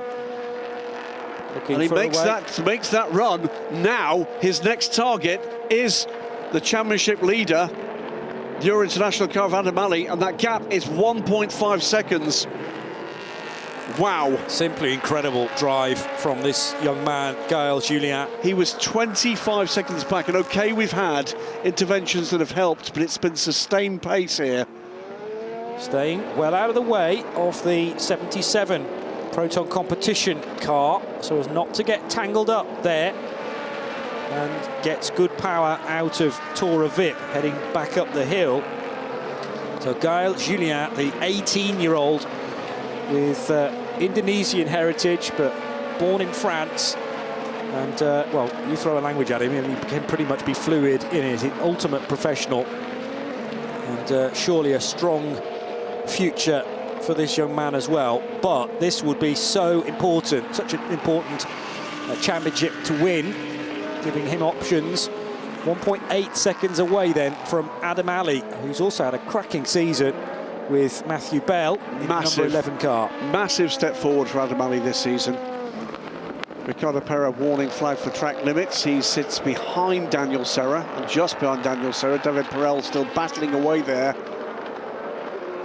Louis Delatraz closing on the leader again, 2.4 seconds back. Also in contention here in third place, Paul Di Resta in the 23 United Autosports car. Fourth overall is the LMP2 Pro-Am leader, but remember, those cars owe us pit stops. It's a matter of how quickly they can get in and out without faults. Yes. Into and out of pit lane. It has to be soon. Well, they're likely to be very, very quick stops as well. Was that it's a change. Getting it's ahead a change. Of 29? It was. That's a change, and that will determine the fate of the LMP2 Pro-Am. So Mathieu Vaxivière has maybe benefited from an error from Matthias Besch. What was his last lap like? Besch did a 1:34.8, 1:34.5. I think he just got a move on him. Yeah. And he's built that gap now. Still, these two cars leading LMGT3, Iron Dames, Michel Gattig, Andrea Caldarelli, Iron Lynx, Porsche, Lamborghini, pink car, green car. But the one to worry about is the yellow car, and that is Kessel Racing. Back in fifth place, Daniel Serra, one more position, and whatever happens with these two, and he's secure in a championship winning position. But if the green Lamborghini manages to get by this pink Porsche, it would take the title. Mesmerizingly tough to get on top of this. Serra's fifth place would not be enough if Caldarelli got ahead of Gatting, put the Lamborghini into the lead, because that's a huge gain for the Lambo of 7 points. Besch and Vaxivière at turn 13 under review, forcing off track. It's not done there either. So that's the two championship rivals who are involved in the same incident that are now under review. And it's going to be so important which way that one goes, kind of regardless of who finishes ahead of who. Is it going to be a first win in a championship for an all-female crew? Is it going to be a first win in a championship, ACO World Championship, for a Lamborghini? Or is it going to be Kessel Racing and the Ferrari coming home as the winners here in this first ever European Le Mans Series LMGT3 Championship? It will be the first LMGT3 Championship win, because we're not done yet with... yes, we are done, of course. We had the win for Porsche. It's already in the bag. Alex Quinn now WC in his last life for abuse of track limits warning, so that'll be 4. 10 minutes to go. What is the gap for the LMP3 battle? 0.4 of a second.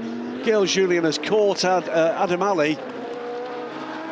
Manuel Espirito Santo looks set to take the race win for Cool Racing with another stellar run. And there is Gail Julien up the inside. This could be it here and now. He's done. Got the move done cleanly. Beautifully done. And he's in amongst the LMP2 Pro-Ams. And I'm not sure Adam Ali's got much to respond with there. Got the crucial inside line. There was definitely some contact, but it was already his corner by that point. So Gael Julien just eased the number 11 car a little bit wider towards the curb to ensure he could get through. And this car has been really in the groove, on a tear since Gael Julien took it over, up to second position, and with that, the championship lead. Unreal stuff from Gael Julien. Unreal stuff all season from Euro International. That would have been the 44th championship win, but I don't think it's going to go their way unless something goes horribly wrong for Gael Julien. We saw just a couple of seasons ago the championship settled with a clash between Inter Europol and a GT car in the last 15 minutes. Went into the last 9. So 2 points was the gap, 11 to 15 at the start of the day. And all of a sudden, RLRM Sports Car has gained 3 points in comparison to the 11. So that will mean it leapfrogs not only the Team Virage number 8 car, who are ending their season fairly badly, slipping down to 6th place, but it vaults them ahead of Euro International. AO by TF having a late stop. Again, we would have expected that. So it's not a huge concern. I think everybody else is likely to come in one more time, depending on how much fuel save Malte Jakobsen is currently in. So, as things stand Oh, I don't know. LMP2. We have no clue. LMP2 Pro-Am. We've got AF Corsa in a championship winning position, but under review for driving standards, as are the 29 TDS car, also in championship contention.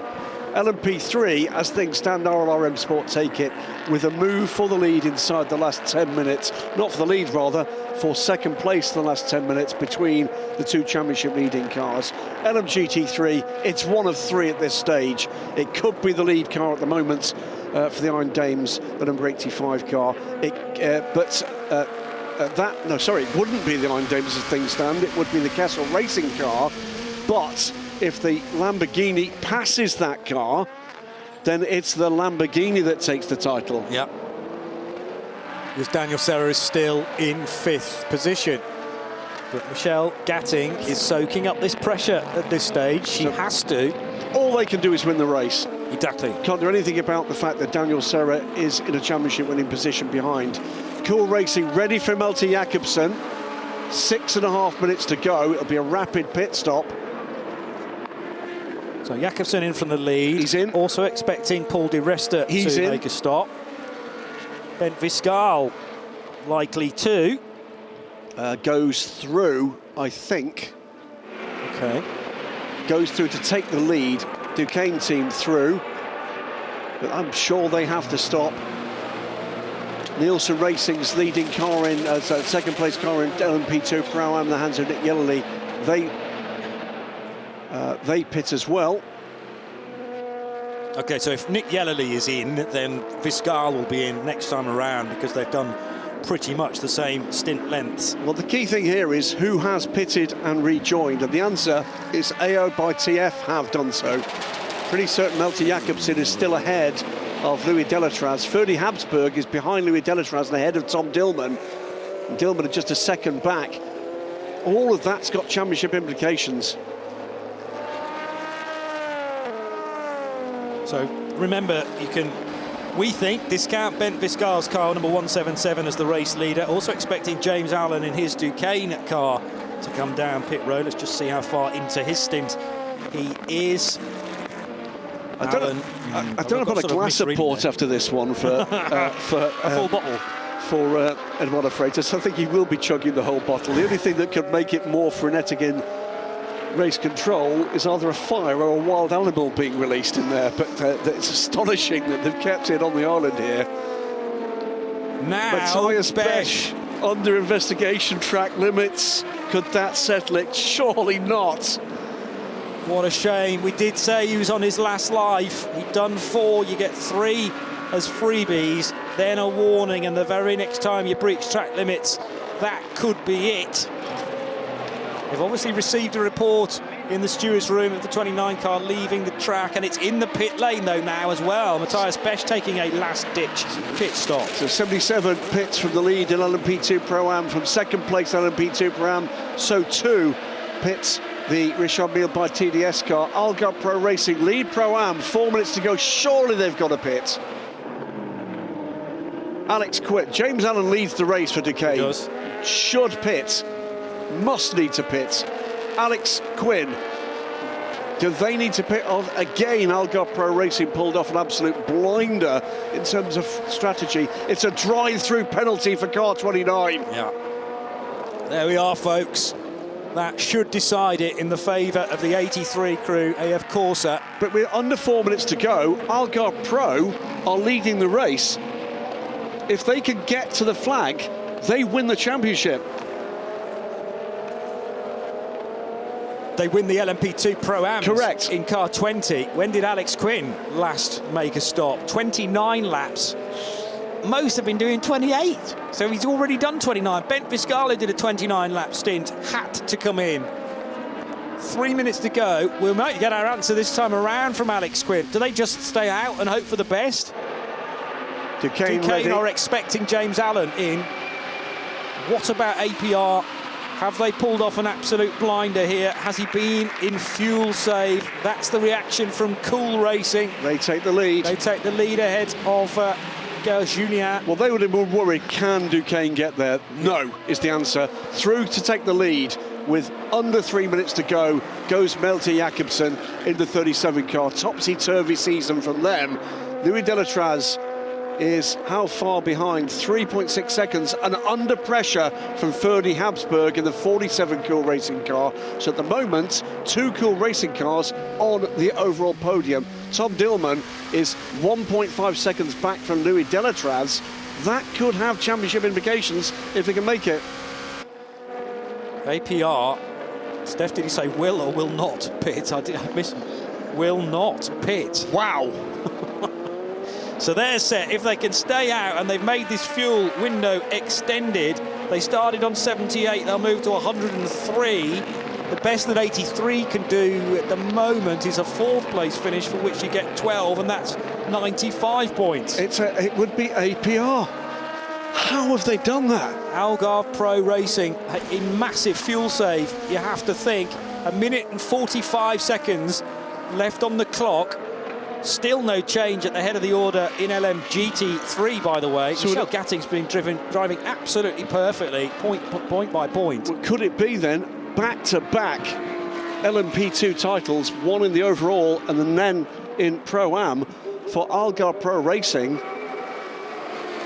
Car 29, 5 seconds 10 time penalty for contact with car 83. So it's had the 2 penalties applied now. So TDS, I'm afraid, plummeting as a result of that. 1 minute to go. It's the final lap of the race. Is there going to be a lunge here from the Lamborghini? I can't see it. I can't see them doing that. Malte Jakobsen, 3.6 seconds ahead. Where is Malte Jakobsen on track? There he is at turn 5. But AO by TF en route at the moment to the title. LMP2 Pro, inconceivably, Algarve Pro Racing, 7th place overall for Alex Quinn, if he can get that home on fumes. LMP3, RLRM Sports, pulled away Gilles Julien. What a drive from him, but it will be a Cool Racing, a double win for them, with Emmanuel Espirito Santo taking the win. And in LMGT3, Iron Dames looks set to win this race, but it would be Kessel Racing taking the title. Astonishing race. It is the last lap for the race leader, who is now at turn 13, heading through Sagres. And a win for Cool Racing and Malte Jakobsen for this one-off event. Everyone in the Cool Racing garage has shot off. Lamborghini up the inside. The Lamborghini's taken the lead. Incredible. It's going to be Lamborghini to take the win and the title with a pass in the final corner. Absolutely astonishing. And he knew all about where the race leader was. Surely be able to lock that in. And that's the Lamborghini of Iron Lynx with the Iron Dames, fighting with the Iron Dames. But as the pass was made by the overall race leader, Andrea Caldarelli spotted the opportunity and wins the LMGT3 category, scoring 7 more points than the Iron Dames, and most crucially, outscoring Kessel Racing's Daniel Serra and the 57 crew, who could not get any higher than 5th position. That's what it means to Cool Racing. They had a great day earlier on in the Michelin Le Mans Cup, and now they've won the final race of the season with Malte Jakobsen together with Lorenzo Fluxer and Ritoma Miata. Amazing. What an amazing end to this season, Johnny Palmer. Was that Andrea Caldarelli's plan all along? Just sit here? Did they let him go? We've got to ask the question, did they let him go? There is a family connection there with the Iron Lynx Iron Dames effort, and it's the difference between a title or no title. Did they let them go? It's true. And we may never know. You know what? I wouldn't have a problem with that, to be honest with you. That is fair game. Yeah. They battled away to earn that opportunity. There was no title coming the way of the Iron Dames if it stayed like that. There was a European title coming the way. And by the way, let's not forget, a Le Mans entry coming the way of Iron Lynx for that. Yes. So you sit in formation, hope that the race goes in a different direction, and then when it hasn't done, the change right at the last corner and they will have known entirely where the 37 car was in relation to those GT3 leaders. But Cool Racing loving their day. They've taken a title in the Le Mans Cup, and they've taken the final win of the season in the European Le Mans Series. Well. Now, Bent Viscal ended up winning the LMP2 Pro-Am division. So what did that do to Algarve Pro Racing's opportunity? Was second place enough? I'm not sure it was. Oh, now they need to do that one, don't we? I need about a week here to fully assess precisely what's gone on. Right, so LMP2 Pro-Am I think it's AF. I think it's AF. AF Corsa finished 4th with 12 points, 98 points to AF Corsa. Yeah. Algarve Pro Racing finished 96. second with 18. It's gone to AF Corsa. And where did that happen? Proton competition passed the car on the final lap. He was out of fuel. Alex Quinn was out of fuel. Well, I did say... Couldn't defend it. I did say I wondered whether Algarve Pro Racing were just throwing all the dice, and if it didn't quite why wouldn't work... You? Exactly. Well. Amazing stuff. What a race. What a championship. What a formula. It is. It just works perfectly with this amount of races, because it provides so many different ways we could finish in the 6th race of the year. But remember, Johnny, endurance racing is boring. Oh, I hate it. I've just, not enjoyed this day at all. I mean, I've got a stinking cold, but actually, these 2 races have made me totally forget about that, because it takes basically all my brain capacity to try and work what on earth is going on. Here was the moment where the Lamborghini down the inside of the Porsche to take the position. Michel Gatting hadn't actually made that error all the way through the stint. That was too easy. I've got no quibble with it, none whatsoever. So let's just sum this up. Race winner, Cool Racing's 37 car, Malte Jakobsen, Ritoma Miata, and... You're talking about the 37 car. 37 car. 37 car. And Lorenzo Fluxer. Of course it's Lorenzo who Fluxer. began the race. Title winner in LMP2, the 2nd place car for Johnny Edgar, for Louis Delatraz and for Robert Kubica. In LMP2 Pro-Am, on the final lap, it goes to the win goes to Proton competition, the number 77 car, but the title will go to the 4th place finishing car, Mathieu Vazevier, Alessio Rivera, and the mercurial multi title winning Francois Perrodo. LMP3, what a battle that was. The winner, another win for Cool Racing. They take 2 of 3 classes in the prototype classes here today, but the win in the championship by RLRM Sport, the number 15 car, for Gail Julien, for Michael Jensen and Nick Adcock, and RLRM Sport are going to Le Mans. Yes. Yeah, that's the automatic invitation you get for winning in LMP3, the British squad. They've been to Le Mans before? They have, back in the days when they ran the LMP2 just for a year. Right. But then have struggled to get back since then. So 2 titles settled on the final lap. Yes. Because Iron Lynx, the number 63 Lamborghini, Hiroshi Hamaguchi, Axel Jeffries and Andrea Caldarelli take the lead in the final corner from the Iron Dames and edge out Kessel Racing for the title and the Iron Dames for the win. And how many wins for the season for Car 63? It's just this one. Staggering. They started the year with 3 podiums, but then have really struggled at Spa and Mugello, but end the year with a maximum 25, and that's what does the business. Well, here's a stat for you. That means that the Iron Lynx Lamborghini, I don't think this will be bettered anywhere. That car wins the championship with drivers from 3 different continents. Yeah. Hiroshi Hamaguchi from Japan, Axel Jeffries from Zimbabwe, and Andrea Caldarelli, very Italian. Michel Gatting in the background, really taking some consoling. The championship was actually never in the... Well, I suppose it was earlier on in the stint before Daniel Serra started to move her way up the order. She's disappointed. I can get that. I can understand that. But in that situation, in that order, they weren't going to win the title anyway. However, Daniel Serra, there's Sarah Bovey's reaction to it as well. What next? C'est la vie. What next for Sarah Bovey? She's their bronze driver. She's under review for silver, or rather, she has been regraded silver. Wait to see whether or not an appeal for third consecutive year is confirmed by the Iron Dames. There's change coming for the Iron Dames in a number of ways. Great stuff by everybody involved there. There was some feisty stuff lower down the order. My apologies, by the way, to Lorenzo Fluxer for not being able to drag his name out the ether, but my God, my brain is fried after that last half hour. Yeah, we've had quite a lot going on, frankly. I hope you enjoyed that if you're listening and watching at home. That was... How could you not? To be blunt, I can't remember a more stellar end to a season in any championship for a long, long time. Yeah. Well, enough of us chatting about it. Let's try and find out what everyone involved thought of it all. And it's been a long championship, but finally we have crowned our champions. This is the LMP2 team who have taken the crown, the number 14 AO by TF. Huge congratulations to you all. Robert, what does this mean to you?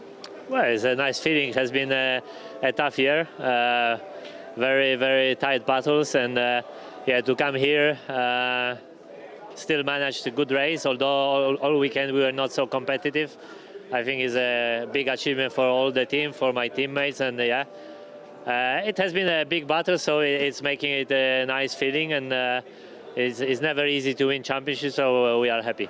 Johnny, a bit of a stop-starty race here, a difficult one.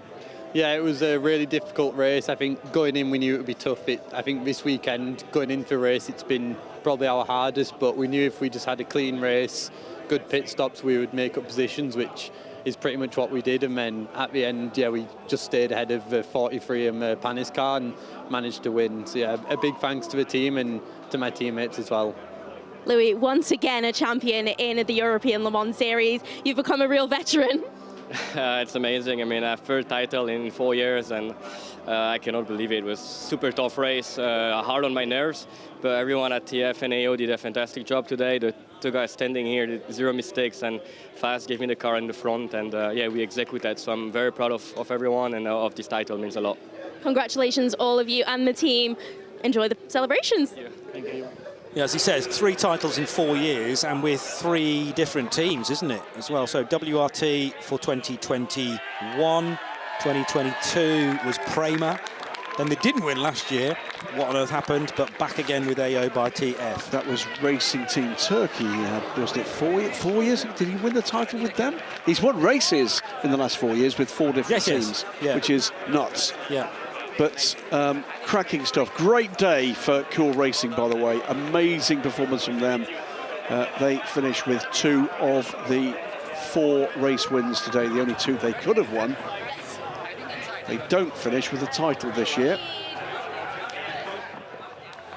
But Iron Link's first ever win in, I'm trying to think, in any ACO series for Lamborghini.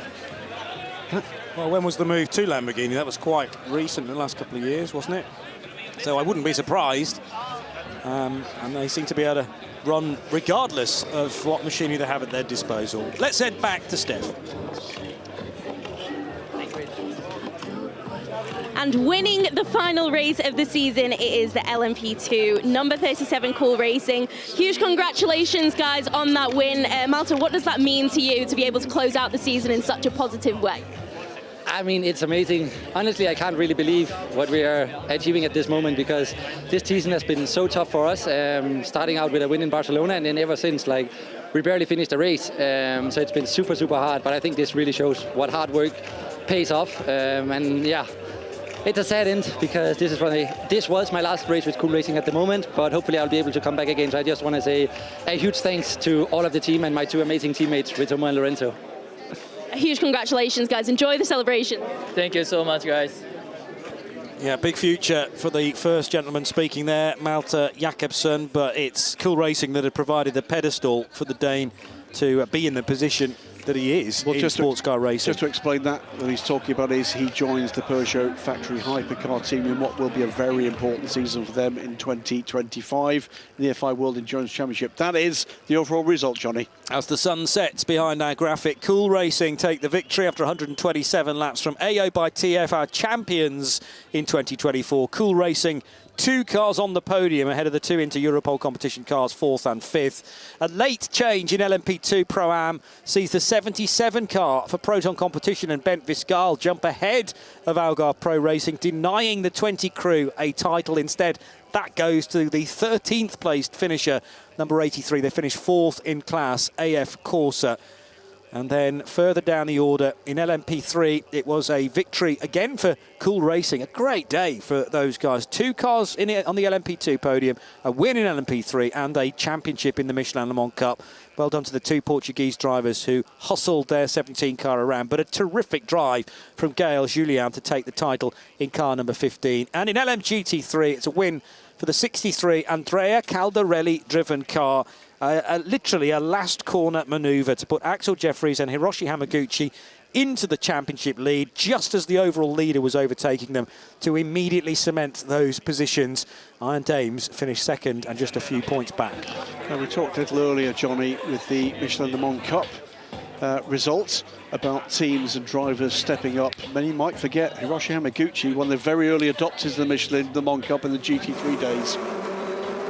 What an afternoon at the Algarve International Circuit, getting underway in the middle portion of the sunshine, great conditions, and from pole position, Manuel Maldonado had a really good getaway, although he was under pressure partway round this opening lap from no fewer than 2 or 3 cars. However, in his wake, this happened, a spin for Ollie Gray, and then he would get walloped by Charlie Samani's Ferrari, who had no alternative, really, but to strike the nose of the Ollie Gray car. That was after some contact from Carl Bennett. Speaking of a touch, the 28 car, long-time leader in the opening 45 minutes of Nico Pino, clashing with the GR Racing Ferrari, and that would put the number 28 car into the gravel and significant delay. We got underway again, but this race has been littered with virtual safety car, proper safety car, and the odd full course yellow as well. Cars going in every single direction possible. That was totally a lose, though, for Scott Noble on his own. The Iron Dames Porsche was close, but certainly about half a car length off the back of the JMW Motorsport Ferrari. Neat little overtake as well for the 65 crew, they thought, but then a squirm on the exit of turn 1 meant that the places were reversed. And all day in LMP2 Pro-Am, the 29 and the 83 car have been coming to blows, not least in this moment as Matthias Besch went for the inside of the LMP3 car and forced his way through. Then a frightening moment, not least for Ollie Jarvis in the number 21 LMP2 car, hitting the side of Derek de Boer, who realised straight away he would need to head into pit road, but almost cleaned out the Nielsen Racing car in the process. Thankfully, that very high-speed collision was avoided. Into turn 8, great dicing again between the 65 car that has been certainly in the thick of the action throughout the course of the day, regardless of which driver has been at the wheel. Maldonado, Milesi, Arthur Leclerc, but then he couldn't get out of one of the full course yellows. For some reason, the speed limiter would not release, and then in a vain hope to get some of those places back again, colliding with the Vector Sport car not once but twice. WTM versus Euro International had a really good dice as well, but they also needed to factor in Gaël Julien in the number 15 RLR M Sport car, working his way through the order. Once he took over, the overtaking would commence in anger. Iron Dames got to the lead of the race, and for a long time Michel Gatting was able to fend off the advances of Andrea Caldarelli. Meanwhile, in LMP3, this rather put paid to any championship opportunities for the number 8 Team Virage car. Again, 83 AF Corsa and the 29 Richard Mille Racing car found one another on the track and were inches away from each other. It's been terrific to watch, but eventually the 29 crew were given a penalty for track limits, and that would take the Matthias Besch driven car out of the equation.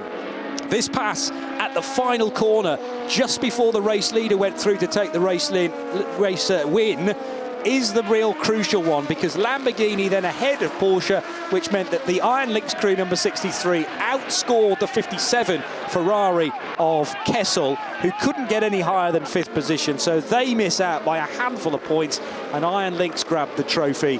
The win overall goes to Cool Racing, but the championship to the second place car for AO by TF, and a late change in LMP2 saw the championship win swing back in the direction of AF Corsa number 83. Where on earth has this script come from? And let's get plenty more of it next year. So, after a relatively quiet race, in actual fact, Robert Kubica, sorry, what I mean is for the AF, I haven't finished the sentence, Graham. I haven't finished the sentence. A relatively quiet race for the AO by TF crew. They just stabilised themselves in second position, and Robert Kubica stated that really they didn't expect to be as good as that, but the key to their title was keeping out of trouble and scoring highly, and that's precisely what they did. But the overall winners in today's race, the gang from 37, Lorenzo Fluxa, Malte Jakobsen and Ritoma Miata. And we'll hear the national anthem of Switzerland. I just said that.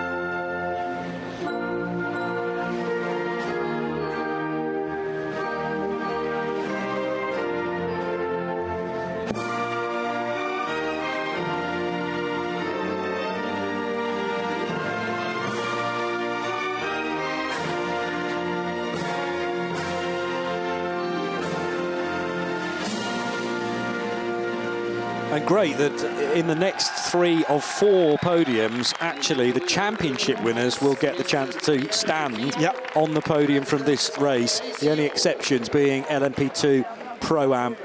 But here is Pierre Fillon, the president of the Automobile Club de l'Ouest. Spoke to him briefly at breakfast this morning and said, "Bonne journée.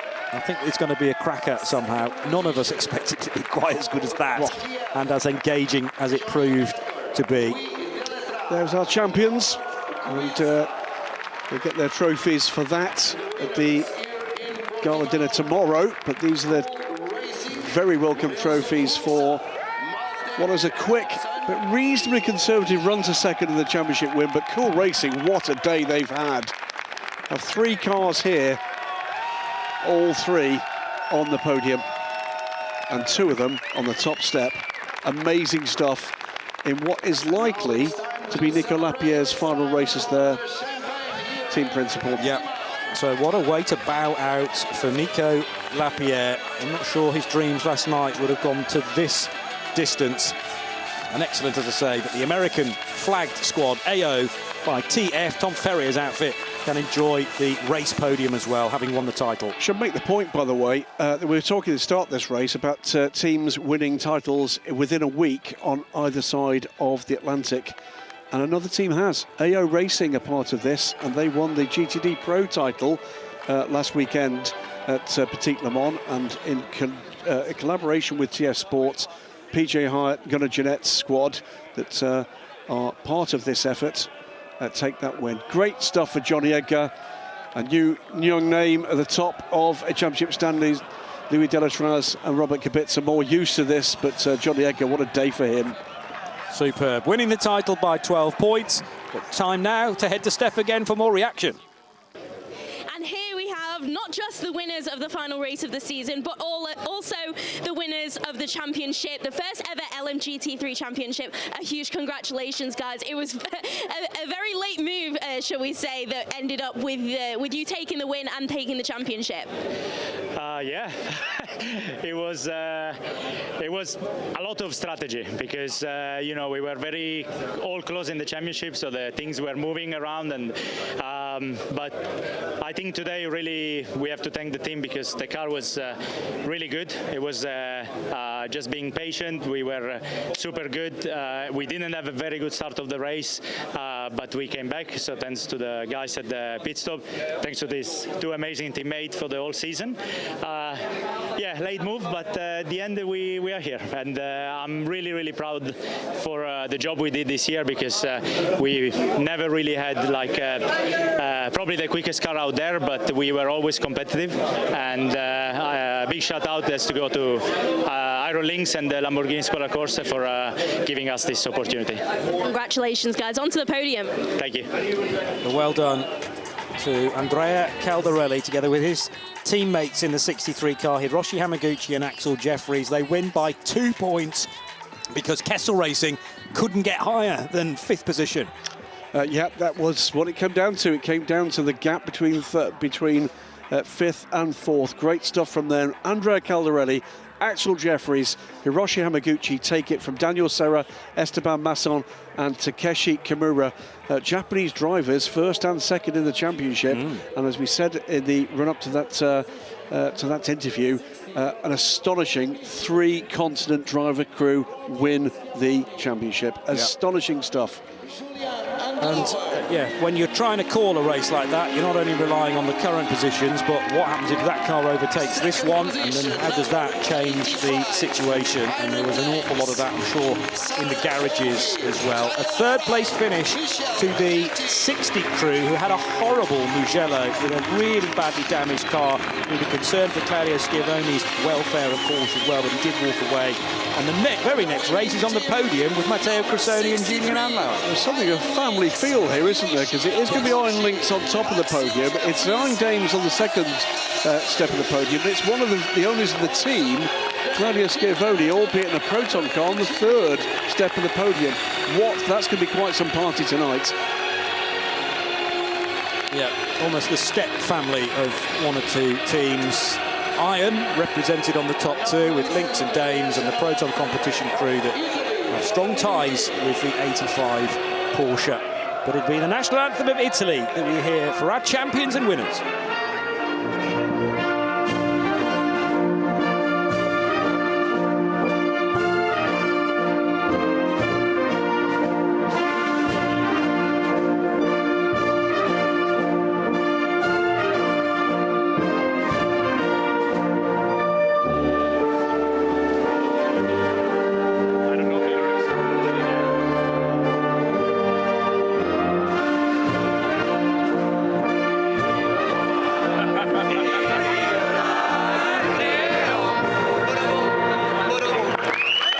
Well done to Iron Lynx for that real big change in turn 15. The Galt right-hander as the overall leader slipped through.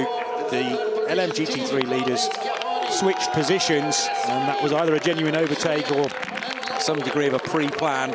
But either way, as Caldarelli said, the car was just absolutely superb, so they needed to be in a position to actually do that in the first place, and that was 3 hours and 59 minutes and 50 seconds of brutal pace prior to the final overtake. Well, here's the point.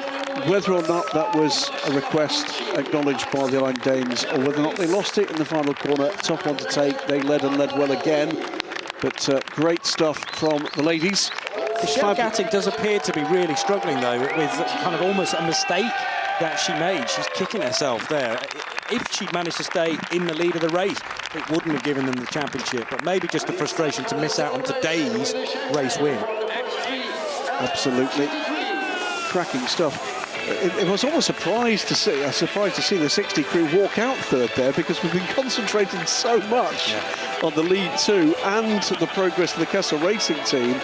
Sort of lost track of actually who was in 3rd in that race. But you're right, what a bounce back from the disaster at Mugello. And that was all down to Julian Anlauer, frankly, and his consistency through traffic and fending off those behind. let's get back to Steph after another podium there with the next contenders.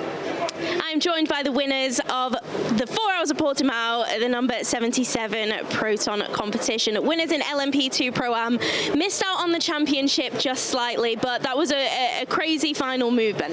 Yeah, thank you very much. That was pretty, you know, my emotions were going pretty up and down after the start finish because I wasn't quite sure we made it. But yeah, that was a great job by the team for making all the calculations work in the end.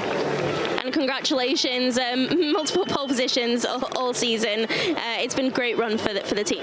Thank you very much. Finally, we got the victory and full score points with these 26 points. Now we're P3 in the championship, and I would say better late than never. Renee, Giorgio, Ben, thank you so much. Congratulations. Enjoy the celebrations. Thank you. Thank you. Giorgio Roda in the middle, Rene Binder, and the first voice we heard, Bent Viscal, who made that overtake on the last lap and it changed the championship with it. Mentioned that Algarve Pro Racing were right up against it in terms of fuel consumption and clearly didn't have the pace to fight back. So that puts the AF Corsa car in front by 2 points. 4 points cover the top 4 cars in that championship. Alessio Rivera, Francois Perrodo, which I think that is now his 7th major international endurance race title. Mathieu Vazevier take it from Alex Quinn. Crichton and Tudis, what a result for him in his first year in LMP2 prototypes, and Richard Bradley coming back this year. Unlikely second place trio, and I think that bodes well for what I'm sure will be a return to the fray from Crichton next year with Algarve Pro. Cracking stuff. Right at the end there, the double penalty coming the way of the Richard Mille with TDS squad drops them back to 4th in the standings. But Matthias Besch, Rodrigo Sales, battled hard all the way. Here is the podium. Nielsen Racing on the podium. Cracking result for them. Nick Yellerly, John Falb. And Colin Noble. It was Colin. So he won earlier on, and now he gets on the podium. He's had a day, hasn't he? He was smiling earlier. That must have got to go on well for him. Sven and the boys and girls at Nielsen, approaching a new era for that team. Will be delighted and buoyed up by that. There'll be disappointment at Algarve Pro Racing, I'm sure, with the manner in which that was lost on the last lap, but they did throw the dice. It didn't quite work, but delight from the Proton competition team with that race win and boosting them up the championship standings. But this is the only podium we're not going to see the champions. Yes. That is AF Corsa, Francois Perrodo, Mathieu Vazevier and Alessio Rivera again. They will have their night of champions tomorrow night, and looking forward to the celebrations there. But first, we'll pause for the national anthem of Germany.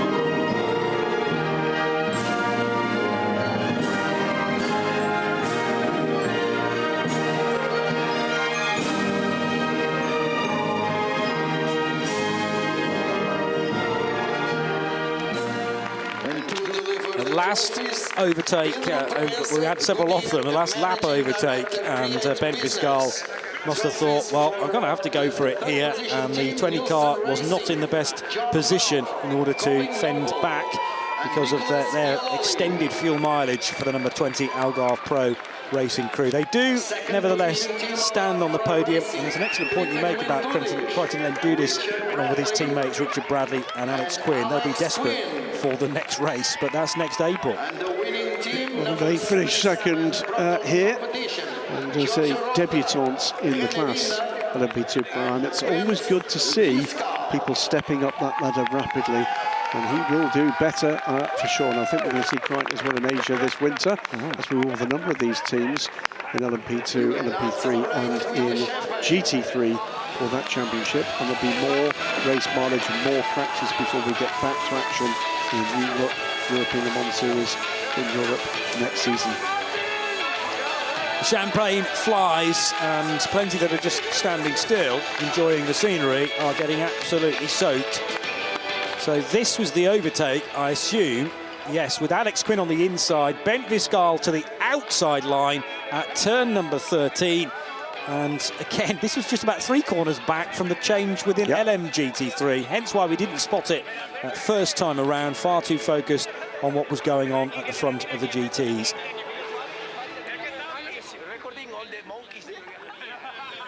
Tremendous.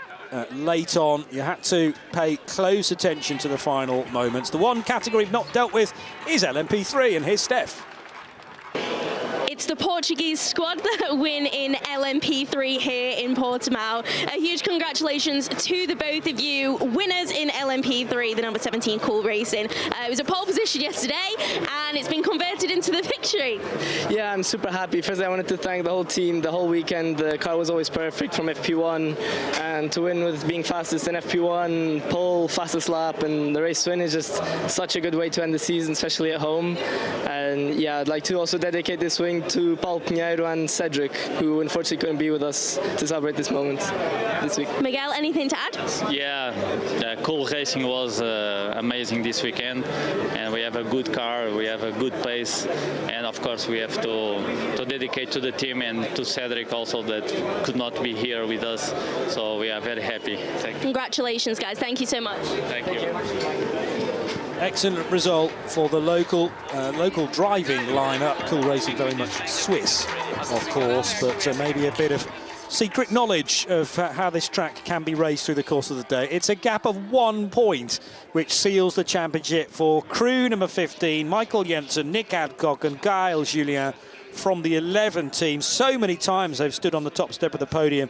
Matthew Bell and Adam Alley, a penny for their thoughts right now. Absolutely, the 15 crew with Gaël Julien and two, let's call it proper gentleman drivers, 2 proper bronzes and 1 stellar talent, the same as we saw with Malte Jakobsen and his 2 cohorts when they took the title. It is open to it. Gaël Julien, Michael Jensen, Nick Adcock take the championship. It's unfeasible almost at one point, but from Adam Alley and Matthew Richard Bell, and well done to them, fought hard throughout here, and they will step onto the podium. They finished 3rd today. Here are our championship winners. They finished 2nd today. Gaël Julien is going to be rightly delighted, and this team, RRM Sports, no longer from Bolton but from Silverstone, will go to the Le Mans 24 Hours, their first time under their new ownership. Terrific experience, a terrific achievement, more accurately. Gaël Julien high-fiving Bendam as he reached the podium as well. There's the flag of Portugal. And quite rightly, that is being held up from the top step after the duo. Sadly, Cedric Ultramar not able to be here, presumably because of other commitments, but they did the business without them. But they wouldn't be in this situation were it not for Cedric's stints in the opening 5 races. So congratulations to Cool Racing. Swiss national anthem again.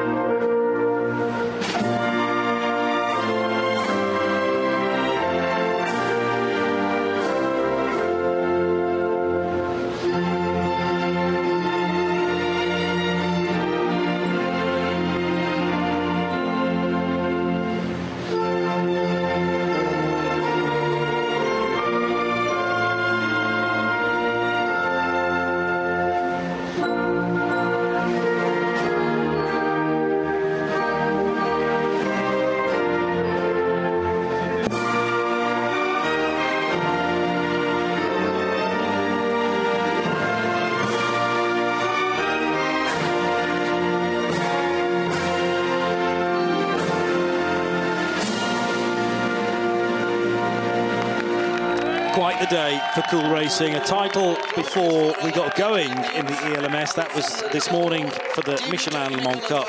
And then 2 cars on the LMP2 podium, one of which won the race overall, and another win in LMP3, despite the change of driver lineup. And that may well have been quite late on as well. So they needed to adjust, but they took it in their stride. Yep, they're going to have to send the trophy truck from Switzerland to pick up this load, because there's a load more coming tomorrow evening with that Ligier European Series. Sorry, my apologies, but the Michelin Le Mans Cup title. Cracking stuff. What a weekend. And what a special talent, by the way, Manuel Espirito Santo is proving to be. Well, Espirito Santo, Gael Julian, Adam Ali's made rapid improvement. Hasn't he just? And then Oscar Tunio and Wyatt Bukacek have been cracking in qualifying sessions, and then also very good when you get them behind the wheel. Julian Ormion, I'm kind of head-scratching a little bit. Was the strategy in question for Team Virage maybe as their car faded? Yeah, but then unfortunately for them, they were nerfed out of it. Yeah. But I think the chance of the title had already actually gone. It'll be interesting next couple of days here at Portimão with the rookie test tomorrow and then private testing for a couple of days after that. Who's going to be in which cars, looking forward to deals for next season. Well, an absolutely amazing year. I hope you agree. With thanks to Steph Wentworth and, of course, to Graham Goodwin. But their calendar is out for next year, and it's much the same as we've experienced in 2024 with the addition of Silverstone. So 6 different countries the ELMS will visit next year, and that can surely only improve a product which is pretty much perfect anyway. The craziness of this Portimão season finale will be repeated next year as well. And remember that the strength in depth, which is heading to this championship, some will have to be turned away. You cannot wait for it. We certainly can't. See you next April. Bye-bye for now.